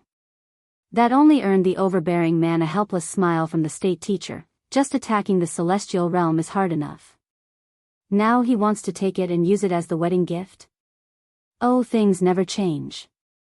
White Moon Palace, a place where none has ever lived since the conception of the so-called demon realm. According to rumors, this location should be the best in all of this world, just that aside from the king himself and some maids in charge of the daily cleaning, none are permitted to trespass. But now, a new mistress has dawned on this tranquil structure. Sister-in-law, your palace here is so much better than my own. Slouching there on the comfy bed, Di Xiao Wan reveals a bright smile suitable for her own age. Can I stay here and not go back? Visit my site on Translation if you wish to read ahead of public releases. Casting a look of confusion, the one to respond was none other than the little baby. Auntie, aren't you afraid of Batty Father coming to toss you out? I know he will if you try to stay. Twitching in the mouth, the demon princess immediately showed a grieving look. Sister-in-law, you would protect me, wouldn't you? Caressing her own chin over that plea, Baiyan's iris was brewing with laughter. You can stay if you want, however. But before her agreement could be finished, the door to the room was suddenly barged open by an unknown hand. That naturally annoyed Di Xiao Wan, who had her conversation cut off, thus causing the girl to have that face sink a cold one. Xiaoying, how did you get in here? What were the guards doing in allowing you into the palace? I said that I came to find you, so they just let me in. Huang Xiaoying then cocks her chin before turning to Bai Yan with puzzlement. So you are the woman His Majesty brought back from the human world? Aware now that the opposition came with ill intent, Bai Yan ignores the question at first to pour herself some tea. And what of it? Seeing that calm reaction, Huang Xiaoying initially wanted to show some attitude. Well, that was until she noticed the little white tiger in Bai Shechen's arm. Oh, what a cute male tiger. In that split second her gaze changed. Huang Xiaoying, what are you doing here? Noticing the strange look from her friend by now, Di Xiao Wan hurries to block off her nephew from the intruder's view. I'm telling you now. Don't think for a second that just because you are my friend that I will allow you to bully my sister-in-law and nephew. If you try, then I will beat you to death. The demon princess then pumps a fist up to show off her menacing and dangerous side. Report broken chapters. Friends? How can a bond like that compare with a sister-in-law and nephew? This friend I can lose if must. What is the name of the tiger? Huang Xiaoying fidgets her body, that face totally lacking the steaming demeanor of her initial entry. Due to how off-guard little Rice was at being called out, he immediately jerked up with his fur raised. In a desperate attempt, the little feline promptly shrank into Bai Yan's arms like it would give him a higher level of safety. Mew mew, this woman's gaze is very scary. Brother never did like the silly type in a female to begin with. If not for me being his sister, he would have hung me out to dry long ago, so let's not mention this Huang Xiaoying. The mere sight of her would be disastrous. I want to know the identity of this tiger. Huang Xiaoying shyly lowers her head, that voice sounding embarrassed like a maiden in love. You wouldn't be trying to snatch little rice, are you? Di Xiaowan immediately levels up into a heated mode. I'm telling you this now, don't even think about it. This white tiger is my sister-in-law's contracted familiar, no one can touch him. The queen's contracted familiar? The yellow skirt girl stared wide-eyes with her big innocent face. Can I be your contracted familiar too then? Talk about leaving the demon princess in a dumbfounded state. Just now Huang Xiaoying was still stomping over in a steaming mood, now she's asking to be Baiyan's familiar? What the heck? I want to be your contract familiar. I want to be with, not being able to say the last part, the maiden then shyly points her finger over to Little Rice to indicate her meaning. Like thunder, it was Little Rice's turn to be shocked. Visit my site on Catranslation if you wish to read ahead of public releases what's happening here. Isn't this woman supposed to be King's admirer? Why is this girl trying to marry me? No, I don't want a wife, especially this kind that's obviously lacking a vein in the brain. Turning to Bai Yan, Little Rice looks up with pity like he's pleading her to not agree. Understanding his little friend's meaning, Bai Yan decides to get to the bottom of this first. So the purpose of your visit today is to make a contract with me? Of course not. Huang Xiaoying exclaims out of the blue, it's that fox Jun Ruqing. She told me that the woman brought back by His Majesty is a cheating swine that is unworthy of the post. The king is so wise and powerful, he deserves only the best. That's why I came over to see for myself, to see if the woman is worthy. Well? Bai Yan raises her eyebrow inquisitively, awaiting the answer. But I didn't think, the love-struck maiden begun fidgeting again with her skirt, that I would fall in love at first sight. I want to marry this white tiger. That did it. With his fur erected from discomfort, Little Rice wanted to make a run for it right here and then. This woman really took a liking to me. Can you contract me as well? Huang Xiaoying looks straight into Bai Yan's eye and pleads directly, after you contract me, the whole tiger clan is yours. I will steal all of the treasures my father saved and give it to you. Oh my, this is a girl that only knows how to scam her old man. No, firm and unyielding, Bai Yan stands her ground. Why? Because Little Rice is not willing. Indeed, Bai Yan's reason for rejecting Huang Xiaoying's request was because of the baby tiger's unwillingness. There's no way she could hurt her little friend's heart for the sake of an outsider. And sure enough, this precise answer quickly calms the feline's heart. You mean, as long as he agrees then I can become your contracted familiar? Huang Xiaoying's eyes lit up, her cheeks blushing as well now while she asked. Report broken chapters. Return to the demon realm, 8, probably. Bai Yan gently makes a nod like she's unsure of it herself for once. Wei. I will definitely get him to agree. Though reluctant, Huang Xiaoying nevertheless removes her own gaze from the white tiger, knowing it's improper for a girl to stare so hard at her future husband. My name is Huang Xiaoying. You mustn't forget me, okay? Di Xiaowan couldn't take any more of this. Patting her own face to clear up the bafflement, she sounds a little irritated. Huang Xiaoying. What? The friend turns to face the demon princess like she did no wrong. This won't do, I must hurry and go report this to brother and have him ban this dumb friend of mine out of the palace. Mistress spoke already, I can if Little Rice accepts me so your words don't count. Grinning right up to her eyes, the tiger maiden grins triumphantly. Also, it was Jun Ruqing who bewitched me to come, so it's not my fault. Jun Ruqing? Bai Yan rubs her chin meaningfully. Is it a woman who's another admirer of Ditsang's? The tiger girl gives a serious nod. At first I did believe her when she came to me. After all, I do adore His Majesty like everyone else. Just that. Blushing at this part, she shyly shoots a quick peek at Little Rice who is still uncomfortably hiding in those arms. I now have someone better. A wife must follow their husband. From now on I won't take anyone but Little Rice. Mistress.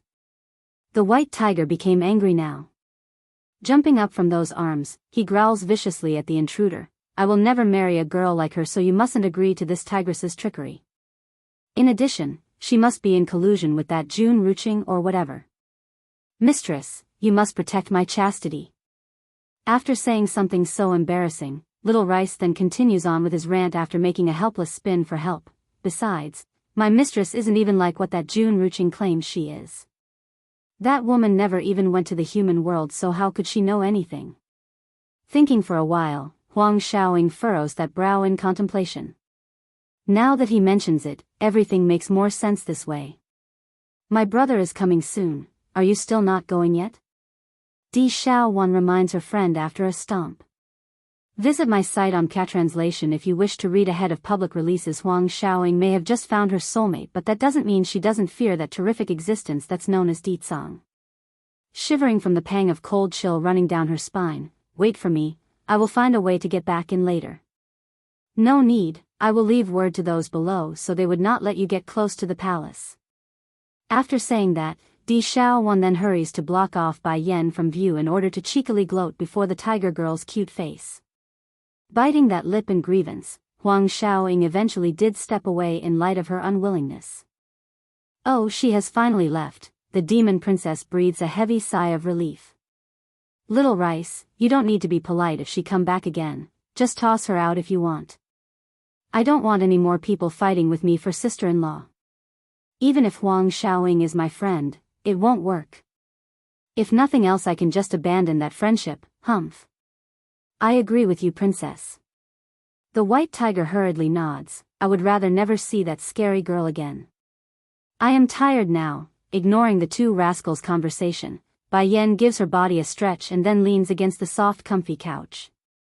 Xiaowan, go tell the guards that I'm resting and that none is to come bother me, including your brother. Report broken chapters. Digging his own grave. 1. The demon realm doesn't differentiate between night and day, therefore it's always red as a result of the blood moon hanging in the sky. Outside the White Moon Palace, 2 guards were in charge of guarding the gates when one of them noticed Di Tsang's figure slowly closing in from the front. Sire, the one speaking raises a blocking hand in spite of his dreaded back being covered in cold sweat. Though the overbearing king stopped in his tracks at the sudden intervention, he nevertheless asked anyways and didn't explode. Why are you stopping me? Going black in the face over that answer, this woman, she's using my original order to deal with me? Move. A burst of power explodes out of Di Tsang's body, shrouding his entire existence in an oppressive aura. Sire, the poor guards were so scared now that their legs were shaking. Your order from before.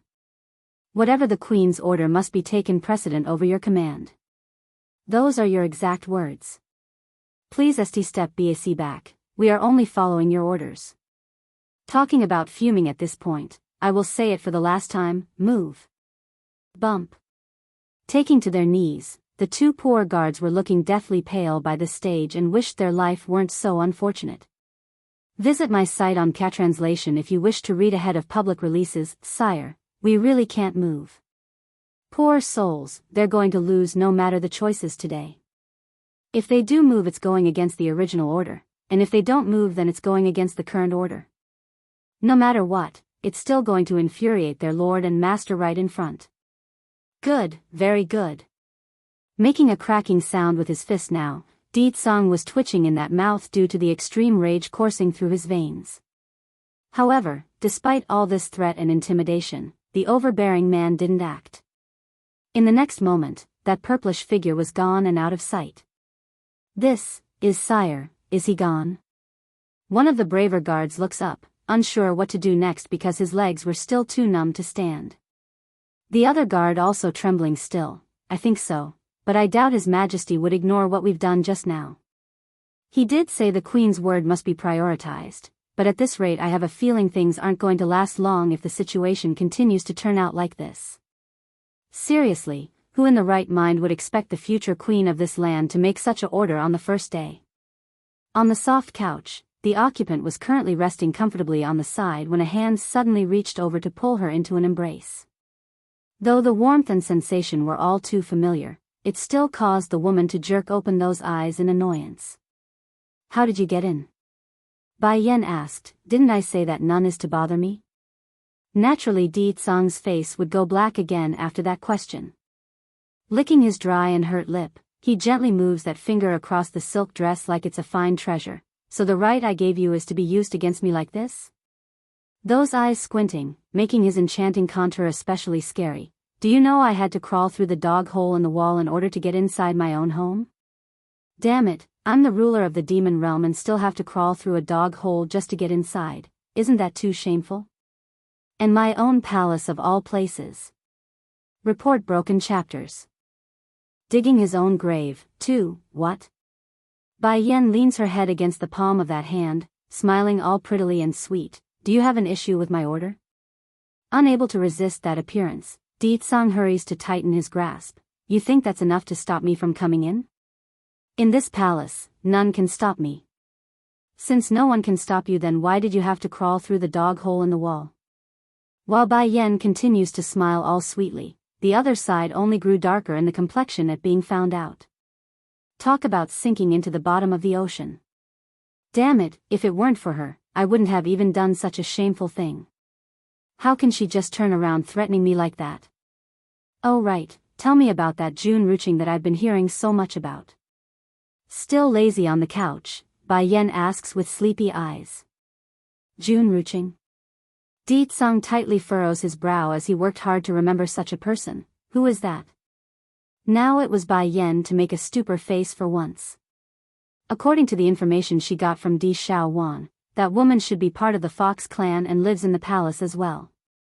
Yet Di Tsang doesn't know who the woman was? Get in here. The man suddenly snaps and shouts at the doorway. Bang! Following the crashing sound of the door slamming open, what came into view was the impacting picture of the demon princess falling face first to the floor after losing her balance. Brother, I am not eavesdropping or anything, nor did I hear anything about you crawling through a dog hole. You have to believe me. I don't know anything. Di Tsang's face sank again. Who is June Ruching?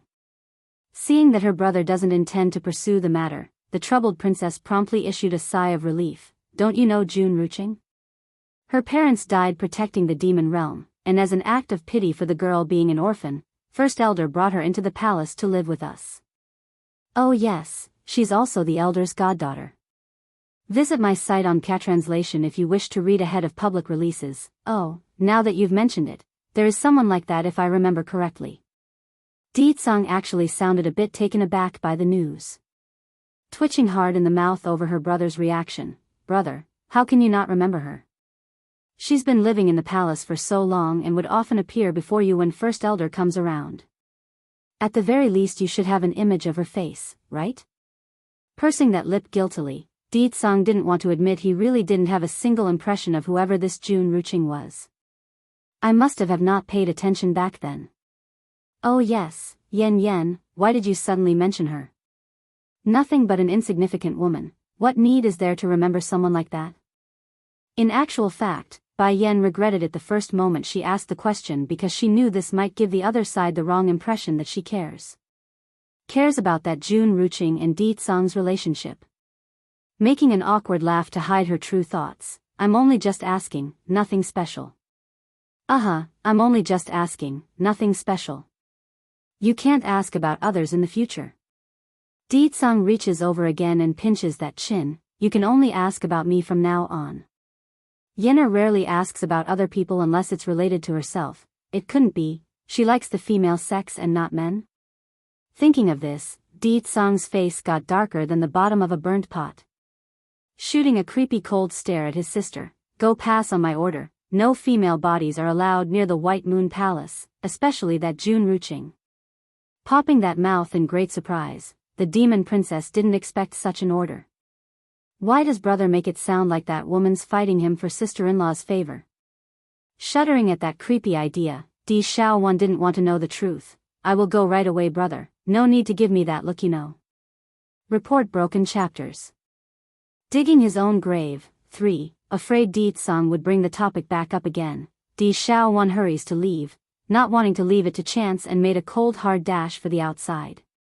In a blink, that young female body was gone in a blink of an eye. Yenner, listen to me, the the man's expression became flat and serious, that Jun Ruching is not a good person. Any who tries to fight me for Yenner is not good. And, you are a woman, you can only make babies with a man, you can't like a woman. Just like thunder, Bai Yen immediately widened her eyes on what her man was getting at. What does he mean by that? I can't like women? When did I say I like the same sex? But, acting as if someone just smashed his face with a black pan, Di Tsang's expression looked dire and distressed. You are lying to me. Showing a dangerous light in his iris, Yenner, you must be lying to me. If you really like the same sex. Bai Yen continues her tease with a smirk, what about it? I will become a woman. No matter what, you won't be able to escape from my hands in this lifetime. After saying that, he then climbs as close as possible to the woman who was already laughing her guts off inside. I won't let you go, ever, badump. A beat skipped inside Bai Yan's heart over that last bit. Closing her eyes, she never felt such peace in her life. Di Tsang. In a swift swing of her whole body, the leisurely woman suddenly exploded with a mesmerizing smile as she mounted the man's waist. Pressing her lips down, it was her turn to steal the peach instead of the other way around for once. How can I possibly like the same sex? This guy is such a dumb dolt, I never even felt what true love is. But now, I do. After a long while, those lips eventually separated with the female on top showing the winning face.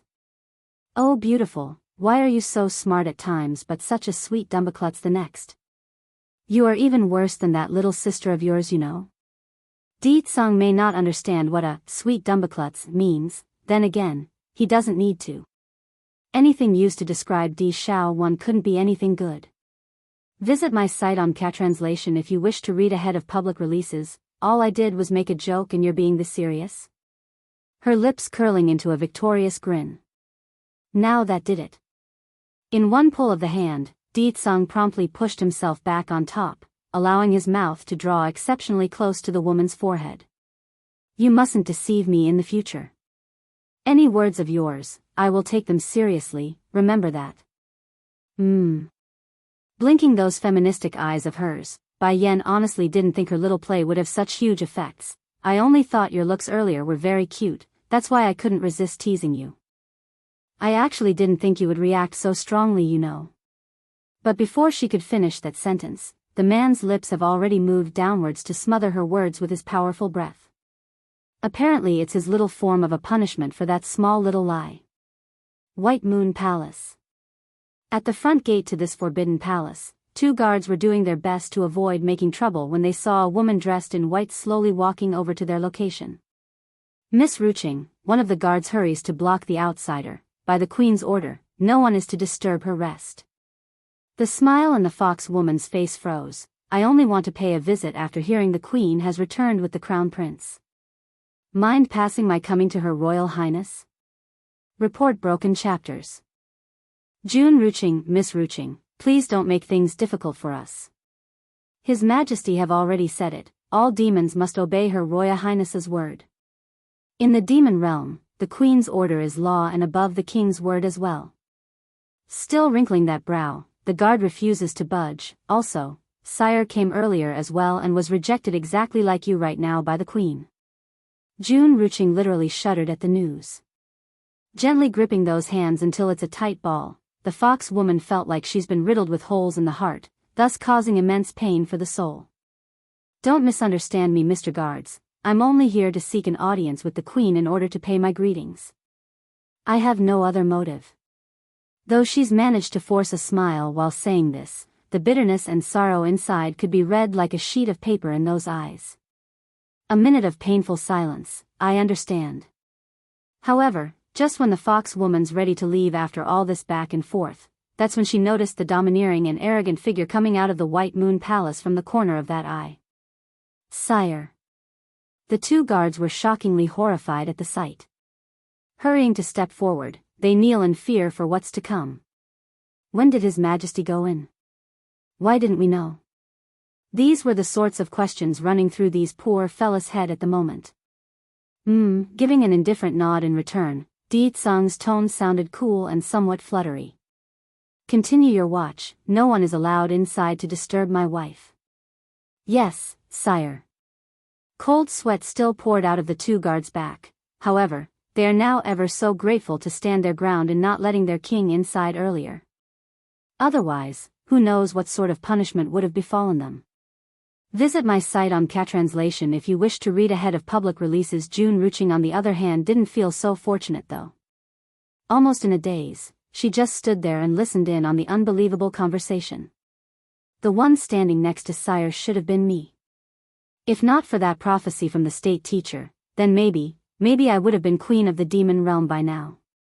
This shouldn't belong to a mere human woman.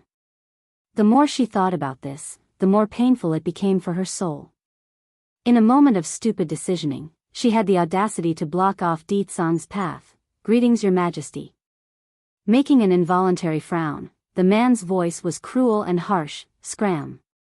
Though the words were in every intent unkind, June Ruching nevertheless accepted reality as so. She's not someone who didn't know the man's personality, so this came as no surprise. Sire, it was my godfather who asked me to visit the Queen, but Her Royal Highness isn't allowing me to do so. I like to ask sire to give me special permission for an audience. Finally taking the fox woman into his view, Di Tsang's lips transformed into a snarling grin of mockery. Do you know how I got inside? Biting that dainty lip, the fox woman lowers her head and speaks, I don't know.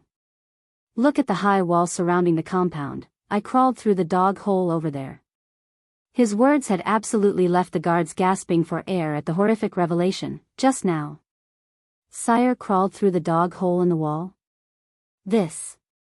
Report broken chapters. June Ruching, too, making a creepy and scary smile. On what qualifications do you think you can go inside through the main entrance? Or, do you believe your status is above my own? Towards that question, June Ruching's body was literally shaking so hard that it hurt straight into her heart. If not for the strong will, she would have reached up to clench that chest. His Majesty, the one and only ruler of our world, got rejected by a human woman? And he had to crawl through a dog hole in order to see her? Based on what can she humiliate the king like so? If you want to see my wife, then there is a way. Beaming a devious light like that of a trickster, he points to the dog hole in the wall. See over there? You can crawl through the dog hole like I did. Going ghastly white after following the indicated direction with her eyes, the fox woman ended up taking a step back from the shock of what she saw. Sire actually wants me to crawl through a dog hole? I am the daughter of the first elder of the demon realm. How can I lower myself to such extent for a mere human woman? However the dissatisfaction, there's no way June Ruching would dare show her true face today. Making a respectful bow, Sire, it was I being too presumptuous. I will take my leave, so please forgive me. And sure enough, Di Tsang didn't act further to punish the intruder.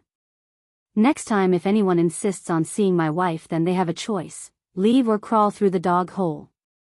Yes, sire. Wiping some of those sweat, the guards didn't forget to shoot a warning look at the fox woman. That's right, if His Majesty have to crawl through a dog hole too, then you can forget about going through the main entrance. And as another blow, when Di Tsang dropped the last sentence and walked past June Ruching's shoulder, a shocking truth has dawned on the woman. This man, maybe he doesn't even know who I am. While this knowledge does cause her to fluster and panic, but it did also give her a reason to grow stronger in her conviction. In any case, she has every intent to make this man hers, regardless of the consequences. The Demon Council of Elders was one of the most mysterious organizations in the entirety of this world. The main reason being that it's said that some of these members are as old as the demon realm itself, well before it was sealed into this closed off, so old that they've lived back in the era where the demon realm didn't become sealed yet. Visit my site on Catranslation if you wish to read ahead of public releases. At this time inside the Demon Council, the first elder was in the middle of meditating when his ears picked up the sound of footsteps from the front. Opening his eyes, Ruching, why the sudden visit? Hanging her head, June Ruching puts on a sad face. Godfather, just now. I went to see the Queen. Oh. The first elder smiles gently, then you should associate with Her Royal Highness some more. It will do you a lot of good. Biting that lip, but the queen made an order as soon as she arrived at the palace. Everyone is forbidden to enter her residence, including His Majesty. Now the only way inside is to crawl through a dog hole in the wall. Godfather, I know we should yield no matter what the queen does to us. After all, she's the prophesized individual of the state teacher. But don't you think the way she's treating His Majesty is too much? Crawling through a dog hole isn't befitting someone of his status. Little by little, the gentle smile slowly disappeared from the first elder's face. Staring at the woman, the old fella's tone got harsher. Ruching, His Majesty's business is his own, it's not something you should try to meddle in with. June Ruching, 3, shaking hard at being called out. Why is Godfather acting like this? He always worships His Majesty, so why is he allowing the king to be trampled upon like so? Godfather, pursing that lip, June Ruching continues to raise her point. I am only saying this for His Majesty's sake. The first elder didn't speak for a while, only giving his goddaughter a strange look like someone able to perceive the truth. Ruching, do you like His Majesty? Perhaps it's due to her true intent being discovered, but that calm nature immediately showed a glimpse of fleeting panic. What are you talking about, Godfather? How can I? A broken smile now takes over June Ruching's face. Godfather, some things won't stop just because I step back, and the queen, she is just a human woman. The elder's forehead starts wrinkling up. Ruching, your parents died for the sake of the demon realm, plus you're clever and sensible, that's why I took you in as my goddaughter. I hope you can recognize your own status and not have any thoughts beyond your stage as a small little general's daughter. There are many women out there more capable and more beautiful than you, yet none could get into the king's eye. You should have some idea of why. I won't help you if your actions end up infuriating His Majesty. Staggering backwards, the fox woman eyes her godfather in disbelief like this was the first time they have ever met. She had thought after so many years of being together that the first elder would side with her on this matter, that's why she divulged her heart's true intent. Yet, he called her a daughter of a small little general and to not have ulterior motives for the king. Embedding those nails into the flesh of that palm, June Ruching hides her pain and anger by closing those eyes. Thank you, Godfather, I understand. I'm happy that you can see things through. Now and into the future, you will still be my good and sensible goddaughter. Smiling now, the elder turns away. Go now, I need to continue my cultivation. Yes, Godfather. Complying, the fox woman also turns and left the hall, totally unaware the first elder was eyeing the droplets of blood staining the floorboard from the corner of his eyes. Visit my site on Catranslation if you wish to read ahead of public releases. Outside the council's main hall. So the years of bond between us is only to this extent, a daughter of a small little general. June Ruching's lip curled into a snarl of bitter sadness. I've always taken myself as a member of the Fox clan, the daughter of the first elder, that's why I thought you would support me. But it was nothing but my own illusion to believe you are my family. Huh, how laughable. To think I'm not worthy while a human woman is? Fine. If you won't help me, then I will get him with my own strength.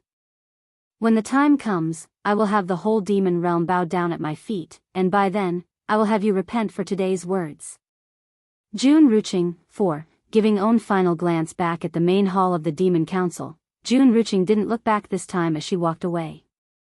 In her eyes, there's only a strong chilling glint that showed off her conviction. At the same time while that occurred, the Tiger clan's home was in a total mess. Xiaoying, don't mess around like that. Fast, put the thing in your hand down carefully, don't drop it please. Huang Che-mu nervously eyes the maiden in front of himself, ready to stop breathing with every frightening movement. Still hugging the jade cup in her hands, Huang Xiaoying vigilantly steps back to avoid her father's blockade. I don't want to. It wasn't easy to steal this from your treasury vault. I'm not putting it back. No matter what, he's still the chief of the Tiger clan, he should be hailed and treated with respect. Yet it's always this daughter of his who comes making trouble. What's more, because this girl's his only child, he has no choice but to give in to her whims. The jade cup is useless to me, I know that, but I can give it away. All smiles in her face, the innocent maiden proudly states her reason for stealing. So, I won't return it to you. Huang Che-mu literally wanted to go crazy right now. This wasn't the first time his daughter stole from the treasury vault already.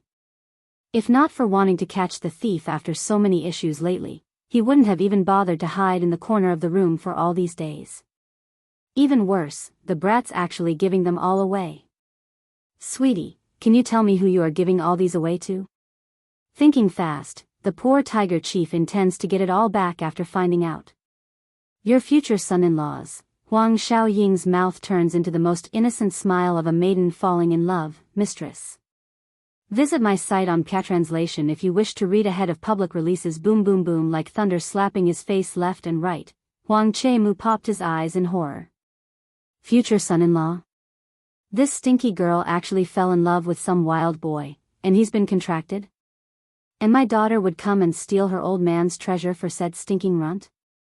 Sweetie, you would empty my coffer just for a boy's sake. Jumping up and down, the old tiger was furious.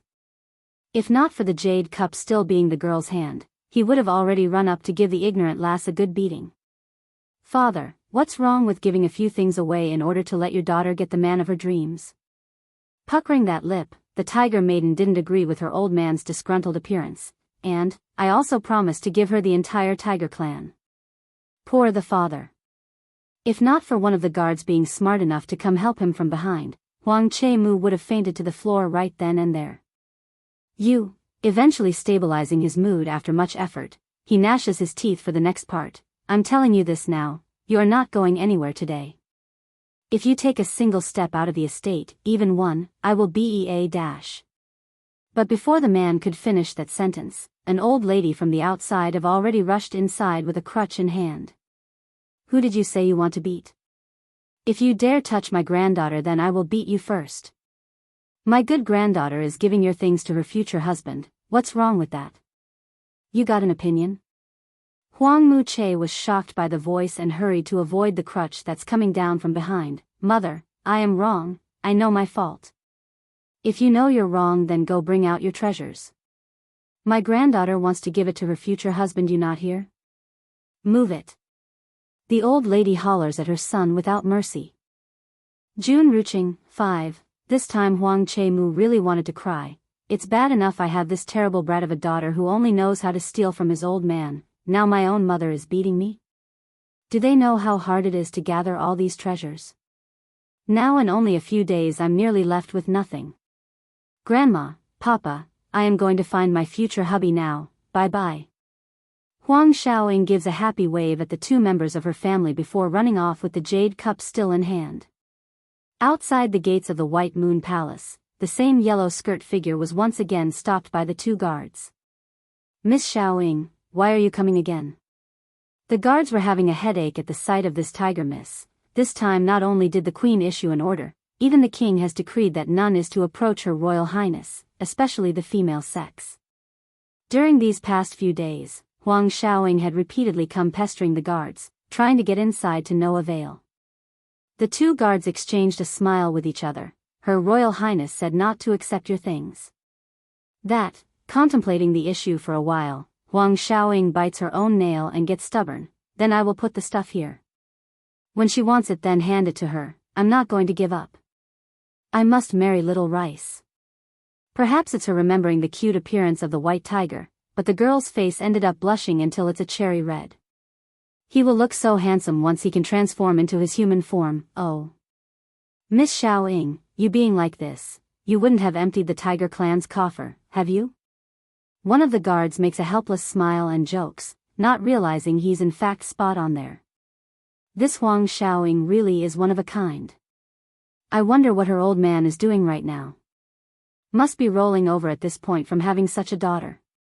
Nothing, my pops have plenty of things in his coffer still. Gesturing to bid the two guards farewell, she didn't forget to leave a final message. Mr. Guards, I've been a bother to you two lately. When I become Little Rice's wife, I will definitely repay the two of you for the help. After dropping these grateful words, Huang Xiaoying was finally ready to leave for real when she bumped into another figure after turning, causing that brow to furrow and making her all the more cuter. Xiaoying? June Ruching sounded surprised. Are you also visiting the queen? Making a huffing grunt, if you have nothing to say then move, I'm going. Visit my site on Translation if you wish to read ahead of public releases. If it weren't for this abominable woman, then how could the queen have a bad impression of me? Maybe I could have been Little Rice's wife by now otherwise. What? Are you angry because you couldn't see the queen? Not getting angry, Jun Ruching puts on the most gracious smile she could muster. Then again, the temperament of Her Royal Highness is too arrogant. I see the information I got is not wrong. She's not worthy of being Sire's partner if she continues to act like so. If it was the usual Huang Xiaoying, the tiger girl would have surely aligned with the fox lady out of adoration for Ditsang. But now, she's already a taken woman. Love is blind, that's a saying which goes back to the start of time. No matter how much a maiden worship an idol, it still doesn't compare with true love. Jun Ruching, I still haven't come seeking you to get even and now you're coming to flaunt in front of me? Making a grumpy face that somehow fits her perfectly, the tiger maiden then stabs her fist against the waist. With no evidence and no proof, you're trying to frame the queen? Where and when did she get into multiple relationship with other men? Tell me. If you continue to spout those lies, then watch me tell His Majesty. By then you will see what it means to talk behind the royal family. The avoided Huang Xiaoying, 1, Jun Ruching's expression changed slightly. I don't understand what you're talking about. Don't understand or just pretending, you know it better than anyone. The tiger maiden then cocks her chin slightly. Do not come and bother me in the future, I won't be treated as a fool. If you do, then I don't mind making a complaint to His Majesty. After leaving these words, Huang Xiaoying then bumped against Jun Ruching's shoulder to show off the negative opinion she has of the foe. This Huang Xiaoying has never been a smart one, only busting that big breast of hers. When did she change? Now it won't be so easy to use her. Clenching that fist tightly, the fox woman's eyes were filled with puzzlement.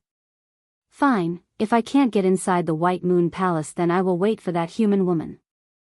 I won't believe she won't ever leave that place in this lifetime. Mother. Running in with excitement, the boy's appearance was that of someone finding a trove of treasure. Opening those eyes, Bai Yan gently rubs her son's head. What happened? Puckering his lip, Bai Xiachen looked like a bored child that's out to make trouble. Batty father is too busy, so I and Little Rice got bored. But then we found a fun place after wandering around. Can mother accompany us? All watery in those eyes, no one could possibly deny this face lest they have no heart. Okay. As reluctant as she was to stop her cultivation, Bai Yan nevertheless yields to the request. I like mother the best. Bursting into a great big smile, the boy looks absolutely adorable. Smooch. And as a final display of his glee, Bai Xiachen didn't forget to send a lovely kiss to his mother. Where are we going? I will take you there now. Climbing off of the bed, Bai Yan pinches the little steambun's nose and softly asks. Visit my site on Translation if you wish to read ahead of public releases. I don't know either. Me and Little Rice only saw a mountain in the back of the palace. The aura surrounding the place seems to be very abundant, so I thought there might be some kind of treasure inside. Mother, let's go and see. Pursing his lip, Bai Xiachen acts like a typical child for once. Batty father clearly promised me he would help me get stronger once we arrive at the demon realm, but the liar rarely showed himself since we came. If not busy with state affairs, then it's busy bothering mother. Also, in the few times I caught him inside mother's room, he would always toss me out. Humph, I won't help him next time. The more he thought about, the more the little steam bun was steaming. You lead the way. We will go have a look. Yes, mother. All bright in the eyes, Bai Xiachen hurries to pull Bai Yan along by the hand like a kid going off to the parade. Mother is the best, my favorite person in the world. At this time, Jun Ruching was anxiously pacing back and forth when she noticed the woman in the red dress slowly walking out of the estate. Due to the exceptional face and figure, even this fox woman had forgotten to breath for a second there. The avoided Huang Xiaoying, too, no wonder this woman could ensnare His Majesty's attention, to think she would be born with such a peerless face. If not for that face, I bet Sire wouldn't even look at her. It was then June Ruching's line of sight caught wind of the little steambun holding the woman's hand. Cute and cuddly, the little fellow was a shining joy of a star to everyone who lays eye on him. Then there's the baby white tiger in the boy's arm. Perhaps out of boredom, the feline was lying there asleep without batting an eyelash. If I had a child with sire, then the baby would certainly be as cute as this one. Just knowing the fact that the man of her dream has had a boy with another woman was enough to make her heart burn. But this was not the time to confront the enemy, this fox woman knew that. Therefore, once she realized she could no longer hide, she then hurried to grab the broom nearby and pretended to be a palace maid cleaning the ground. Suddenly, Bai Yen stops in front of the stranger for a second, her brows slightly wrinkling at the fox woman. Mother, what's wrong? The baby boy bats his eyelash, curious as to why her mother would stop. Shaking her head, it's nothing, probably my illusion. Let's keep going. Okay. Making a brilliant smile, Bai Xiaochen didn't want to dwell on this and hurried his mother to walk faster instead. Visit my site on Catranslation if you wish to read ahead of public releases. Left alone again after the family left, June Ruching finally raised her head and ditched the broom. This time around though, her eyes were burning with hatred instead of just jealousy. It seems that the queen's vigilance is stronger than I thought. It looks like I need to be more careful in the future. As the blood-colored crescent moon hangs in the sky, a certain mountain was abnormally out of place in how it was giving off a white glow. Son, is this the place you were talking about? Rubbing her chin, Bai Yen couldn't shirk off the unusual vibe this place was giving off. It's strange how there's only the sound of insects buzzing inside the grasses. Giving a serious nod with his little head, that's right mother, this is the place we discovered to have the dense aura. Can we go in and look? All right. Nodding slightly, this woman would never refuse her son's request. Not in the past, and most importantly not in the future. Mistress, this place is weird. It's giving me a weird vibe. By now little Rice have also woken up from his nap, his eyes sharp as he scanned the mountain that's glistening with the white glow. Weird? Yes, it's weird. I keep getting the feeling that I've been here before. But that's not possible because I've always been with Mistress since my birth.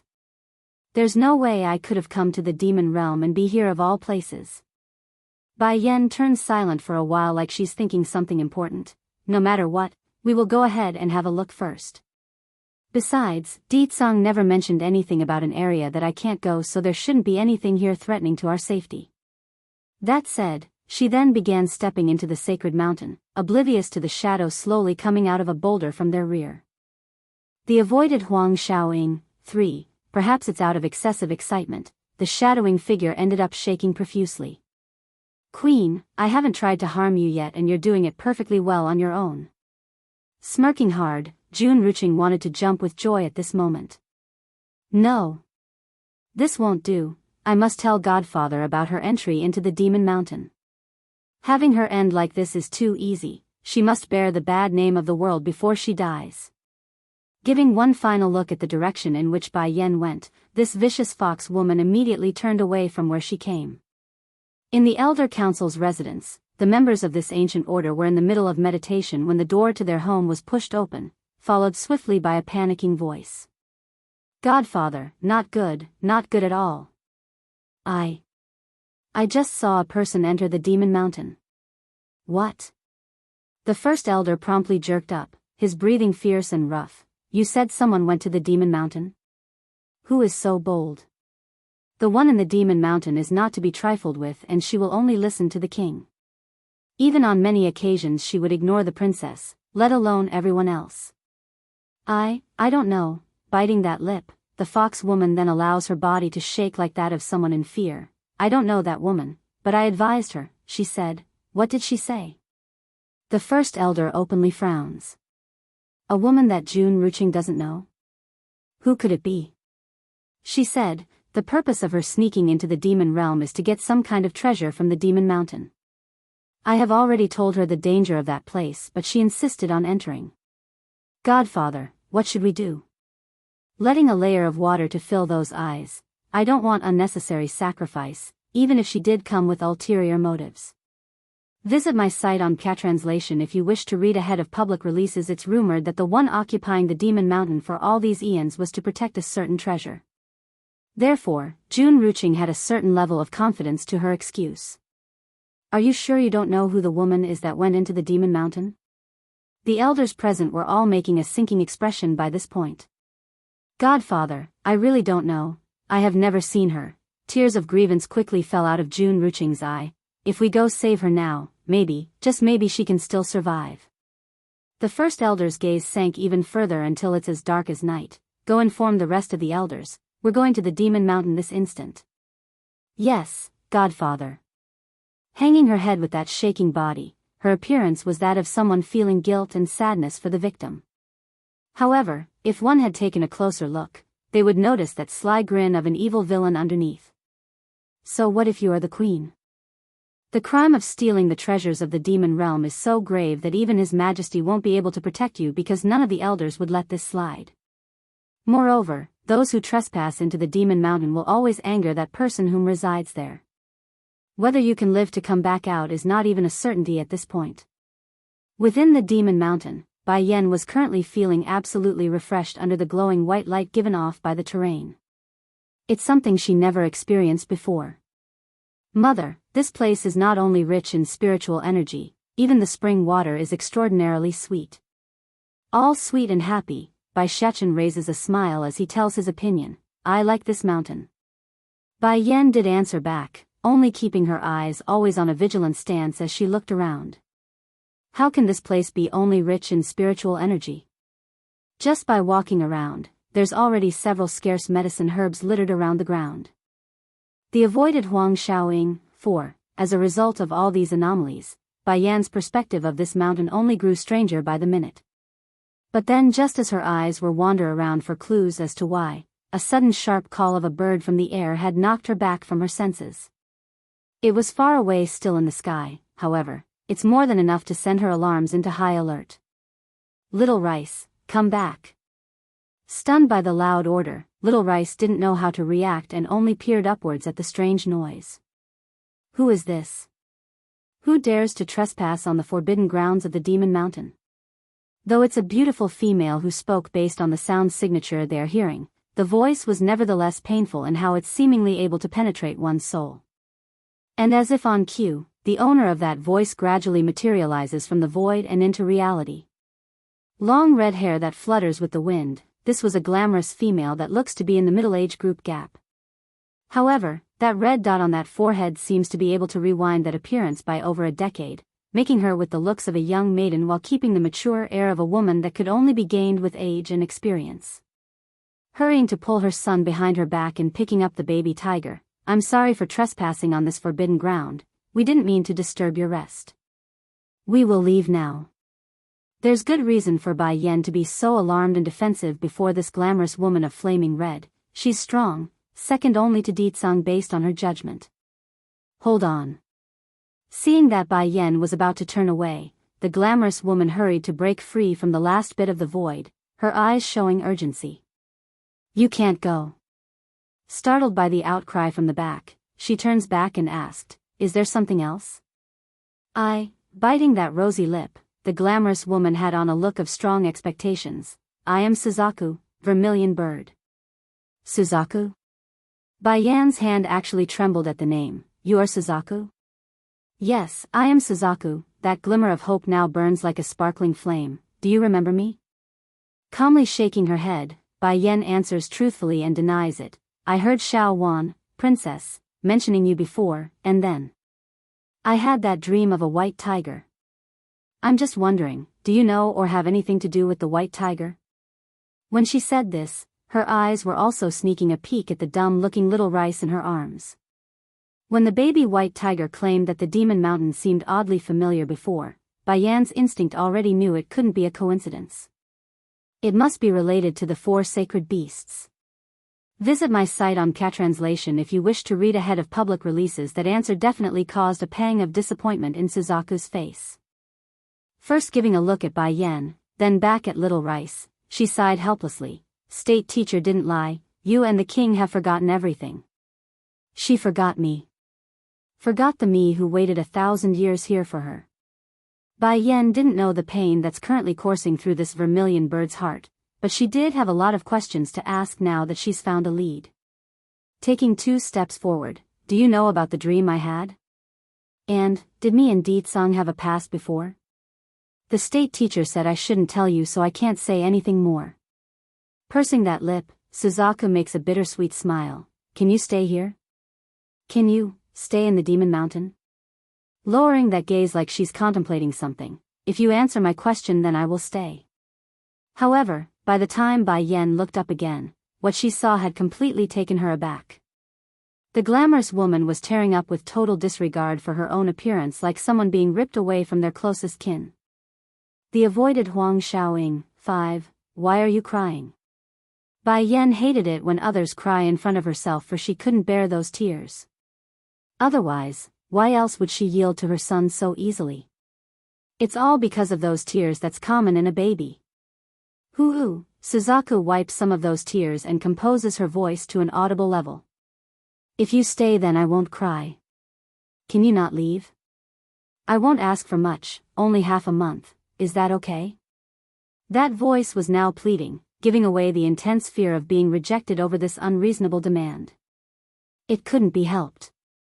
She has already waited for a millennium, and of the 4 sacred beasts that once roamed this world, only she remains. Half a month, only half a month, I'm not asking for much.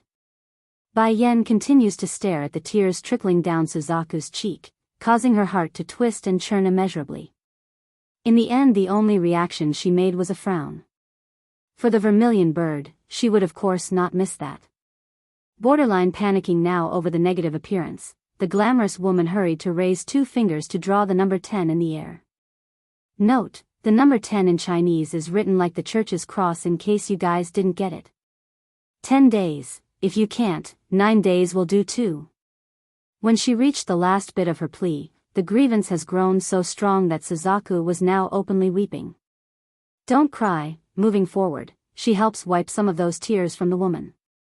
I will stay with you, or you can follow me down the Demon Mountain instead. Probably the promise helped because Suzaku had stopped the weeping to a certain extent. Really? It is great that you can stay with me. I can't leave this place. Why? I need to keep watch over something hidden inside the Demon Mountain. When you locate Azure Dragon and Black Turtle as well, then you can come take it away.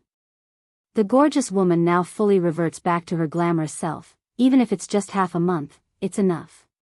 But instead of showing happiness like the other side, Bai Yan only showed a look of perplexity over that last remark. Turning her head downward at the dumb-looking tiger, she lifts him up to properly display the little fella. I remember that when I had the dream of the white tiger is when I contracted with Little Rice. Does that mean he's white tiger? Yes, and no. Suzaku gives a lamenting sigh at Little Rice before shaking her head.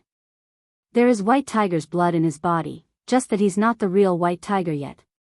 Visit my site on Catranslation if you wish to read ahead of public releases. The real white tiger is a young general who is capable of turning the tide in any major battle.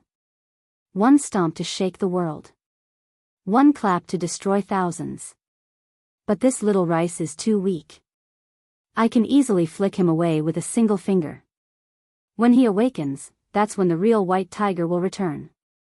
Of course, this will require your help. Giving a dazzling smile now that her moods lightened up, Suzaku suddenly makes a stomp of her feet like she's just remembered something. Queen, you don't know how abominable those female demonesses are in the demon realm. Whenever they see Sire, they would all ogle at him until they're drooling. If it wasn't because I couldn't leave the Demon Mountain, I would have already killed those people. At the thought of this, Suzaku would immediately show off a grumpy appearance like she's ready to give a good beating. To root for this idea, Bai Shuchen also nods his little head in order. That's right. Those bad women are too evil. In order to go against my mother, they would kidnap me and my friends in order to make her submit. That snake woman even tried to force me to take a poison. What? A flash of viciousness flickered in the glamorous woman's eye. The snakes are nothing more than one of the most inferior existence in the demon realm. How dare they try to covet after the position of queen? They deserve death for the sins they committed. I did not expect that after thousands of years the snake demons would have such audacity now. I must inform His Majesty afterwards. Sister Suzaku, you see my mother is always being bullied by bad people. In order to avoid something like that again, do you have any treasure for her? All bright and innocent, Bai Shechen asks with hopeful eyes that could melt one's heart. The avoided Huang Xiaoying, 6. Bai Yan's face was black as she's ever had it. My son, can you not take it for granted when asking for a gift from someone else? That's not a good habit to have. Let me think about it. Suzaku rubs her chin like she's thinking. Suddenly, her eyes sparkled with delight. I remember now. About 100 years ago, there was a bastard who dared to trespass into the Demon Mountain in order to steal. I caught him and beat him good, and I nabbed his storage bag as punishment. But Sister Suzaku, who is so bold that they would come steal from the Demon Mountain? Looking up in curiosity, Bai Shechen really wanted to know. Giving pause, the glamorous woman instead gazed down at the baby tiger. I think it was a member of the tiger clan, whatever Huang Chemu. If not for him being related to White Tiger, I wouldn't have let him go. Huang Chemu, tiger clan? Talk about being the apple not falling far from the tree. I bet the girl's habit of stealing is also inherited from her old man. He seems to have a daughter named Huang Xiaoying too. When I caught him, he kneeled and begged for mercy, claiming there's a little tiger cub waiting for him back at home and needs to be fed. It was during that moment where he told me the girl's name. Out of pity, I let him go. That's right, Huang Chemu was the only one who ever trespassed into the Demon Mountain and managed to return alive in all these centuries. Therefore, after his clan became aware of this fact, he was then immediately taken as the chief and the rest was history. That means Huang Xiaoying is already over a century old? All stiff in his demeanor, Little Rice had all his fur raised like a ball. If it is based on the age of human beings, this Huang Xiaoying is already an old lady, and I'm only a baby tiger of 5. Mistress, in his panic, the little fella promptly jumped into Bai Yan's embrace. Making a pitiful face, you mustn't contract that Huang Xiaoying, otherwise I will commit suicide in front of you, Hu. Being the understanding and considerate adult that she was, Bai Yan didn't have the heart to point out demons are different in terms of counting one's age. Turning back to Suzaku, where are you keeping your stashes, can I see? The treasures that's collected by Suzaku cannot be anything ordinary. Okay, Suzaku's smile has reached up to her eyes at this point. Those things were originally for you anyways. Now that you are here, just take what belongs to you. Visit my site on Catranslation if you wish to read ahead of public releases. Why? Because, stumping on that for a bit, her smile grew even deeper till it's all that she could express. I'm yours anyway, so naturally my possessions are yours as well. Bai Yan definitely shuddered over that answer. That's right, she's shuddering at the thought of being the love target of another female. She's just not into that sort of relationship, so she couldn't help but give the weird eye at the glamorous woman. Oh, Queen, don't misunderstand me. Suzaku then got all shy and fiddly with her fingers. What I meant is, when you return with Azure Dragon and Black Turtle, you can then contract with me. It will greatly benefit you. In truth, if it wasn't for the fact that she still couldn't leave this Demon Mountain, this vermilion bird would have jumped at making the contract already. With the misconception out of the way, it was time they went to the secret stash in question. Suzaku didn't hide it far, only a short walk away, which gave Bai Yan ample time to sweep across the entire treasure trove. As an alchemist, the medicine ingredients were the first to go naturally. However, there were many useful treasures as well that was outside of her field of expertise. This soul bracelet can trap a being's soul into its confines. When done, even if they are your mortal enemy, they will still have to submit to your will. Suzaku explains, proud of the fact that she's got something that could please. Putting the bracelet away after getting the details, not bad. I will go collect a powerful soul later and gift it to my grandfather from the Lan house. The avoided Huang Xiaoying, 7, the first thing she thought of was the Lan house. After all, it was this family who stood by her side during times of distress. That kind of bond and kindness could never be forgotten. The tea from this teapot can help increase one's spiritual energy. This is useful for Grandpa back at the medicine sect. And this one. Because of Suzaku's words earlier, Bai Yen ended up not holding back at all and grabbed the best things there were, thus filling her storage sack to the brim of exploding. Suzaku, I saw a lot of precious herbs growing around the mountain when I was coming up. I intend to take them as well, is that fine with you? Okay, here, take Little Rice, I'm sure the two of you have a lot of things to catch up upon. Readily throwing the baby tiger into the other side's arm, Bai Yen then took her son's hand. Son, let's go, we're going on a harvesting trip. Okay mother, I will listen to you. All smiles, the boy starts getting all excited for the trip. Let us go then. Hand in hand, the mother and son pair then left the cave, leaving behind one tiger and one bird in the background who kept eyeing each other awkwardly. How did you become so weak now?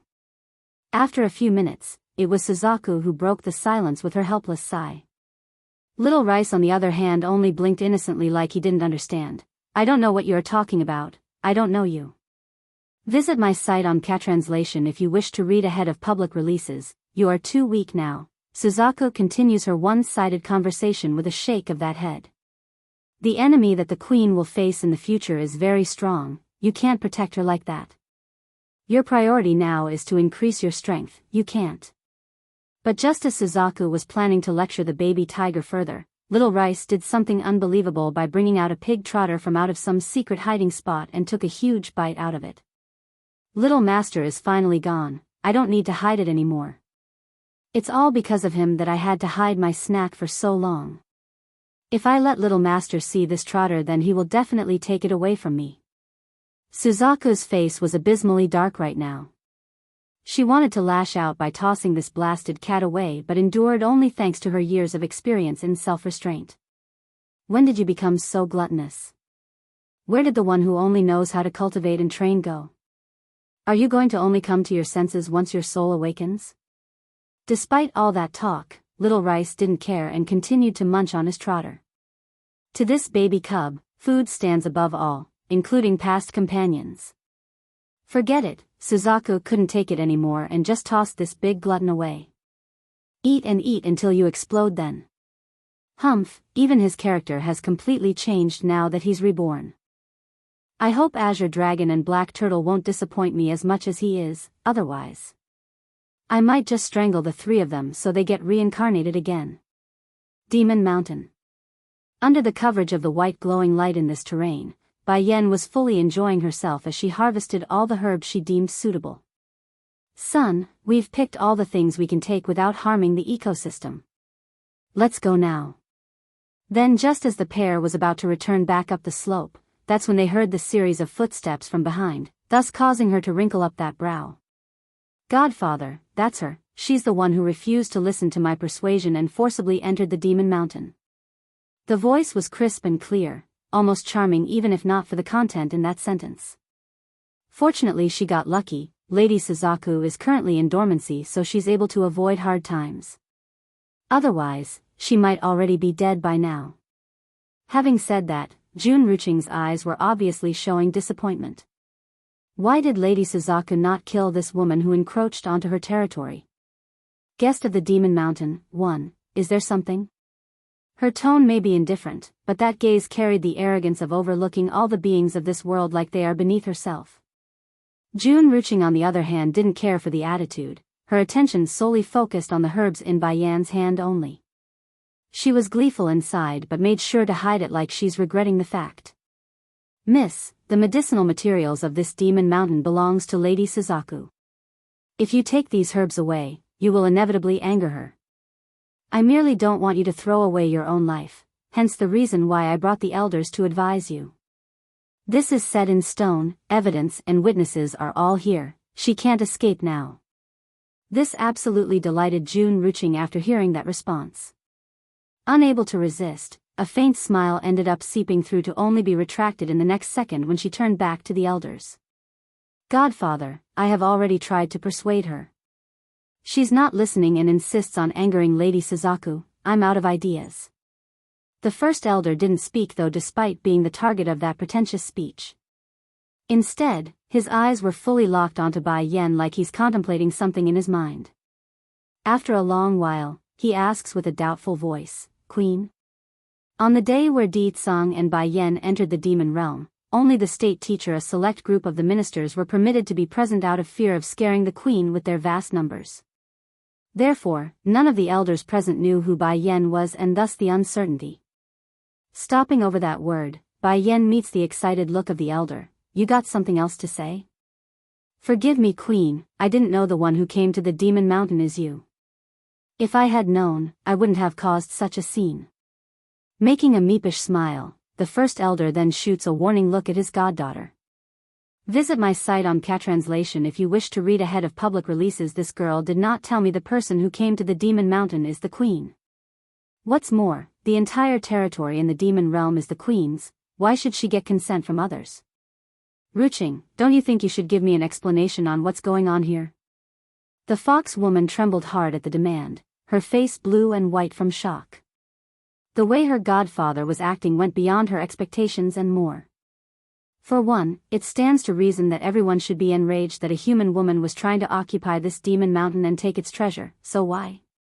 Why would the queen be exempt? Godfather, these days Her Highness refused to meet anyone, that's why I didn't know her identity. What's more?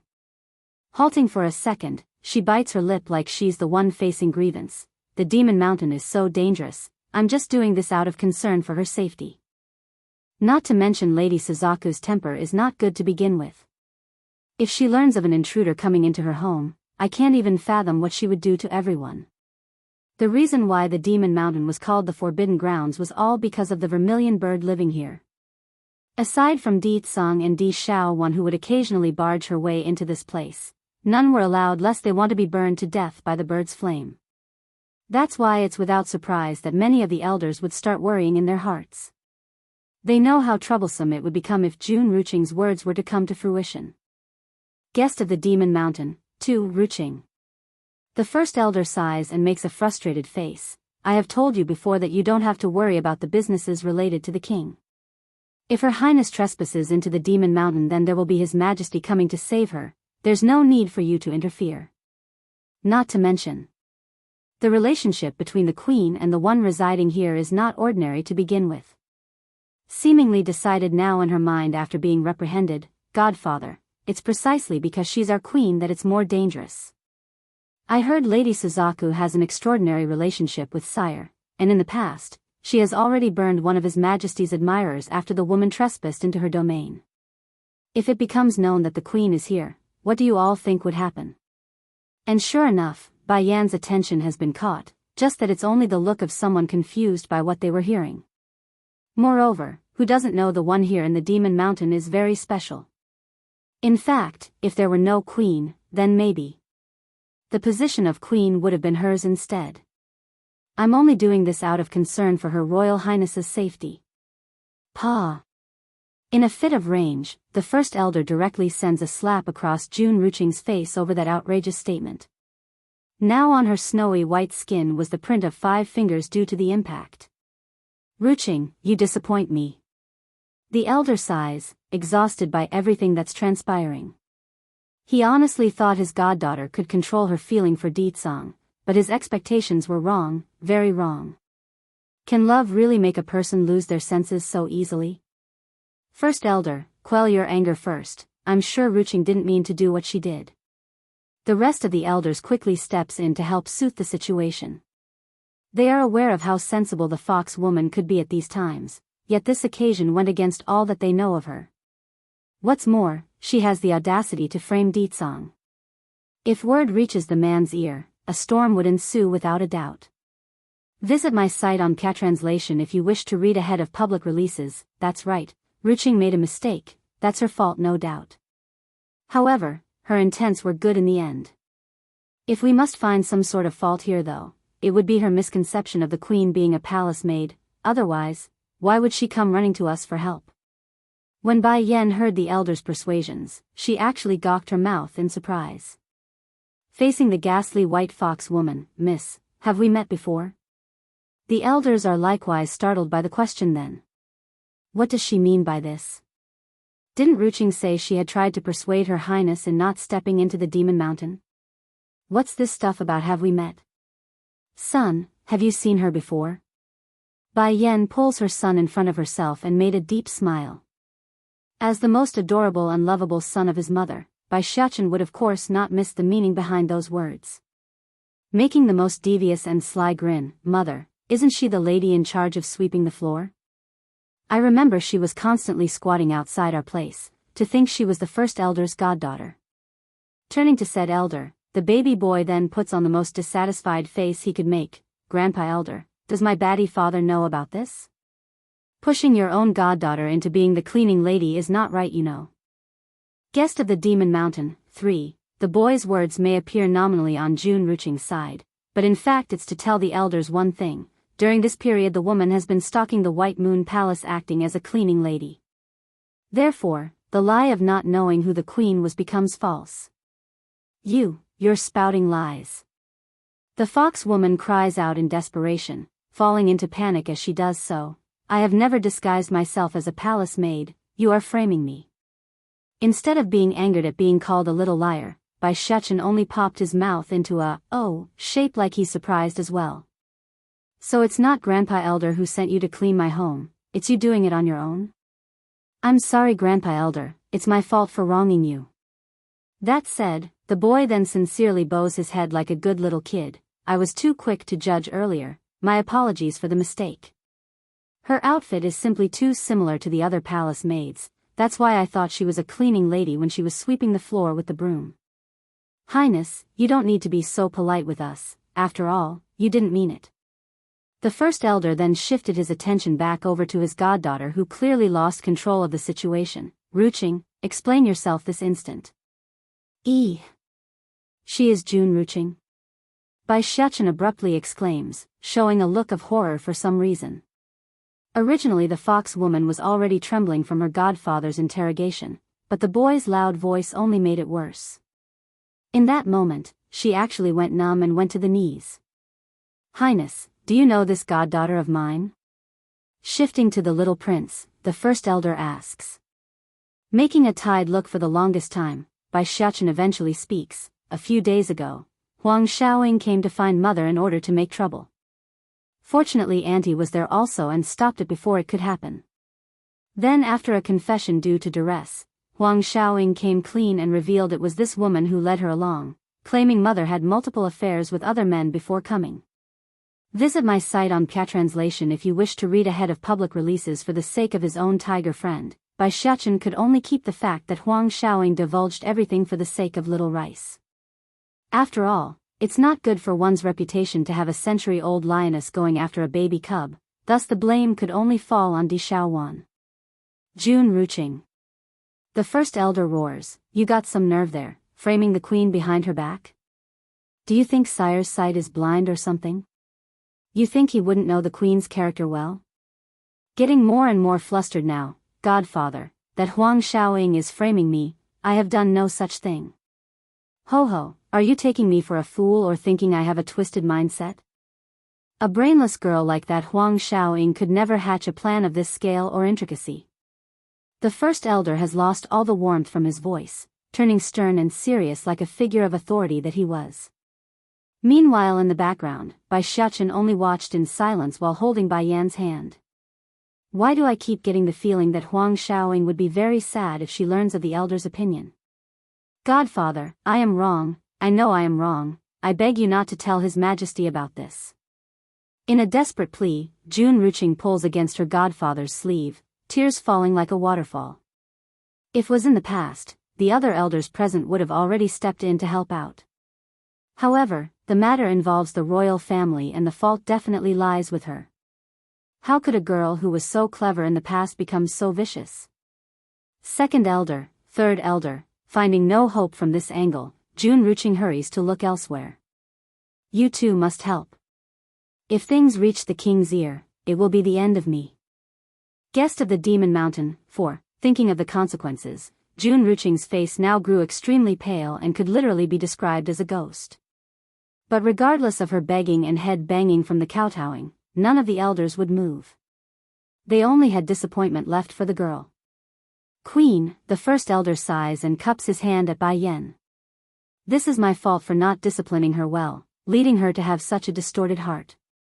I will personally report this to His Majesty, is that fine? Bai Yan didn't speak, only giving a silent nod before turning away with her son in tow. However, there are simply those who don't learn or understand their own mistakes. From out of nowhere in the back, Queen, I indeed made a mistake out of jealousy, but if I were you I wouldn't continue. I can't bear to watch you die. Covering that blazing hatred in her eyes now, the fox woman wants to make one final attempt at ruining Bai Yan's relationship. There are no lies about Sire's relationship with Lady Suzaku. If you insist on going up the Demon Mountain, you will surely die. That instantly causes June Ruching to stiffen over as she looked up to see that indifferent gaze shooting her way. I've already said it to this extent, how can she be so unfazed by this? It can't be. Does she really not care about His Majesty being with other females? Impossible, there's no woman in this world who would willingly allow their man to cheat on them, nor would they accept multiple wives to share their husband. Queen, you may not care about Sire having concubines in his harem, but Lady Suzaku will definitely care about your existence. Going all in now, June Ruching gnashes her teeth and didn't care anymore. After all, they've known each for so long already, you are merely a latecomer. The implication her words were that Suzaku should be the main wife while she's nothing but a third party who came in later to steal another woman's man. June Ruching, you are looking for death. The first elder has completely exploded with rage now. In his fit, the man actually sent a punch directly onto his goddaughter's chest and sent the fox woman flying across the grasses. Despite the trickling of blood coming out of her mouth, the jealous one had on a rather happy smirk in light of her dire situation. I won't let you have a good time either, even if it means my death. Lady Suzaku will definitely kill you. Visit my site on Catranslation if you wish to read ahead of public releases. Queen, don't listen to her nonsense. The first elder anxiously turns to Bai Yan, his voice urgent and afraid. Lady Suzaku can't be in a relationship with His Majesty, it's impossible. The possessive desire of a woman mustn't be underestimated, it's a terrible thing to meddle with, that much the first elder knew. However, the old man obviously thought too much of it this time. Is that it? The reason you cried out for me? Unfazed and without an ounce of care, Bai Yan mildly asks the defeated woman. Isn't that news big enough? June Ruching pops her eyes in disbelief. If there is nothing of importance, then don't call out to me again. As for you elders here, I'm sure I will get a proper answer for today's incident, am I right? Squinting her eyes to scan the group of old farts who came today, Bai Yan's warning tone takes them hostage like a knife. Subconsciously rubbing that neck like his head's about to roll, the first elder hurries to answer, Of course, Your Highness, Sire really loves you.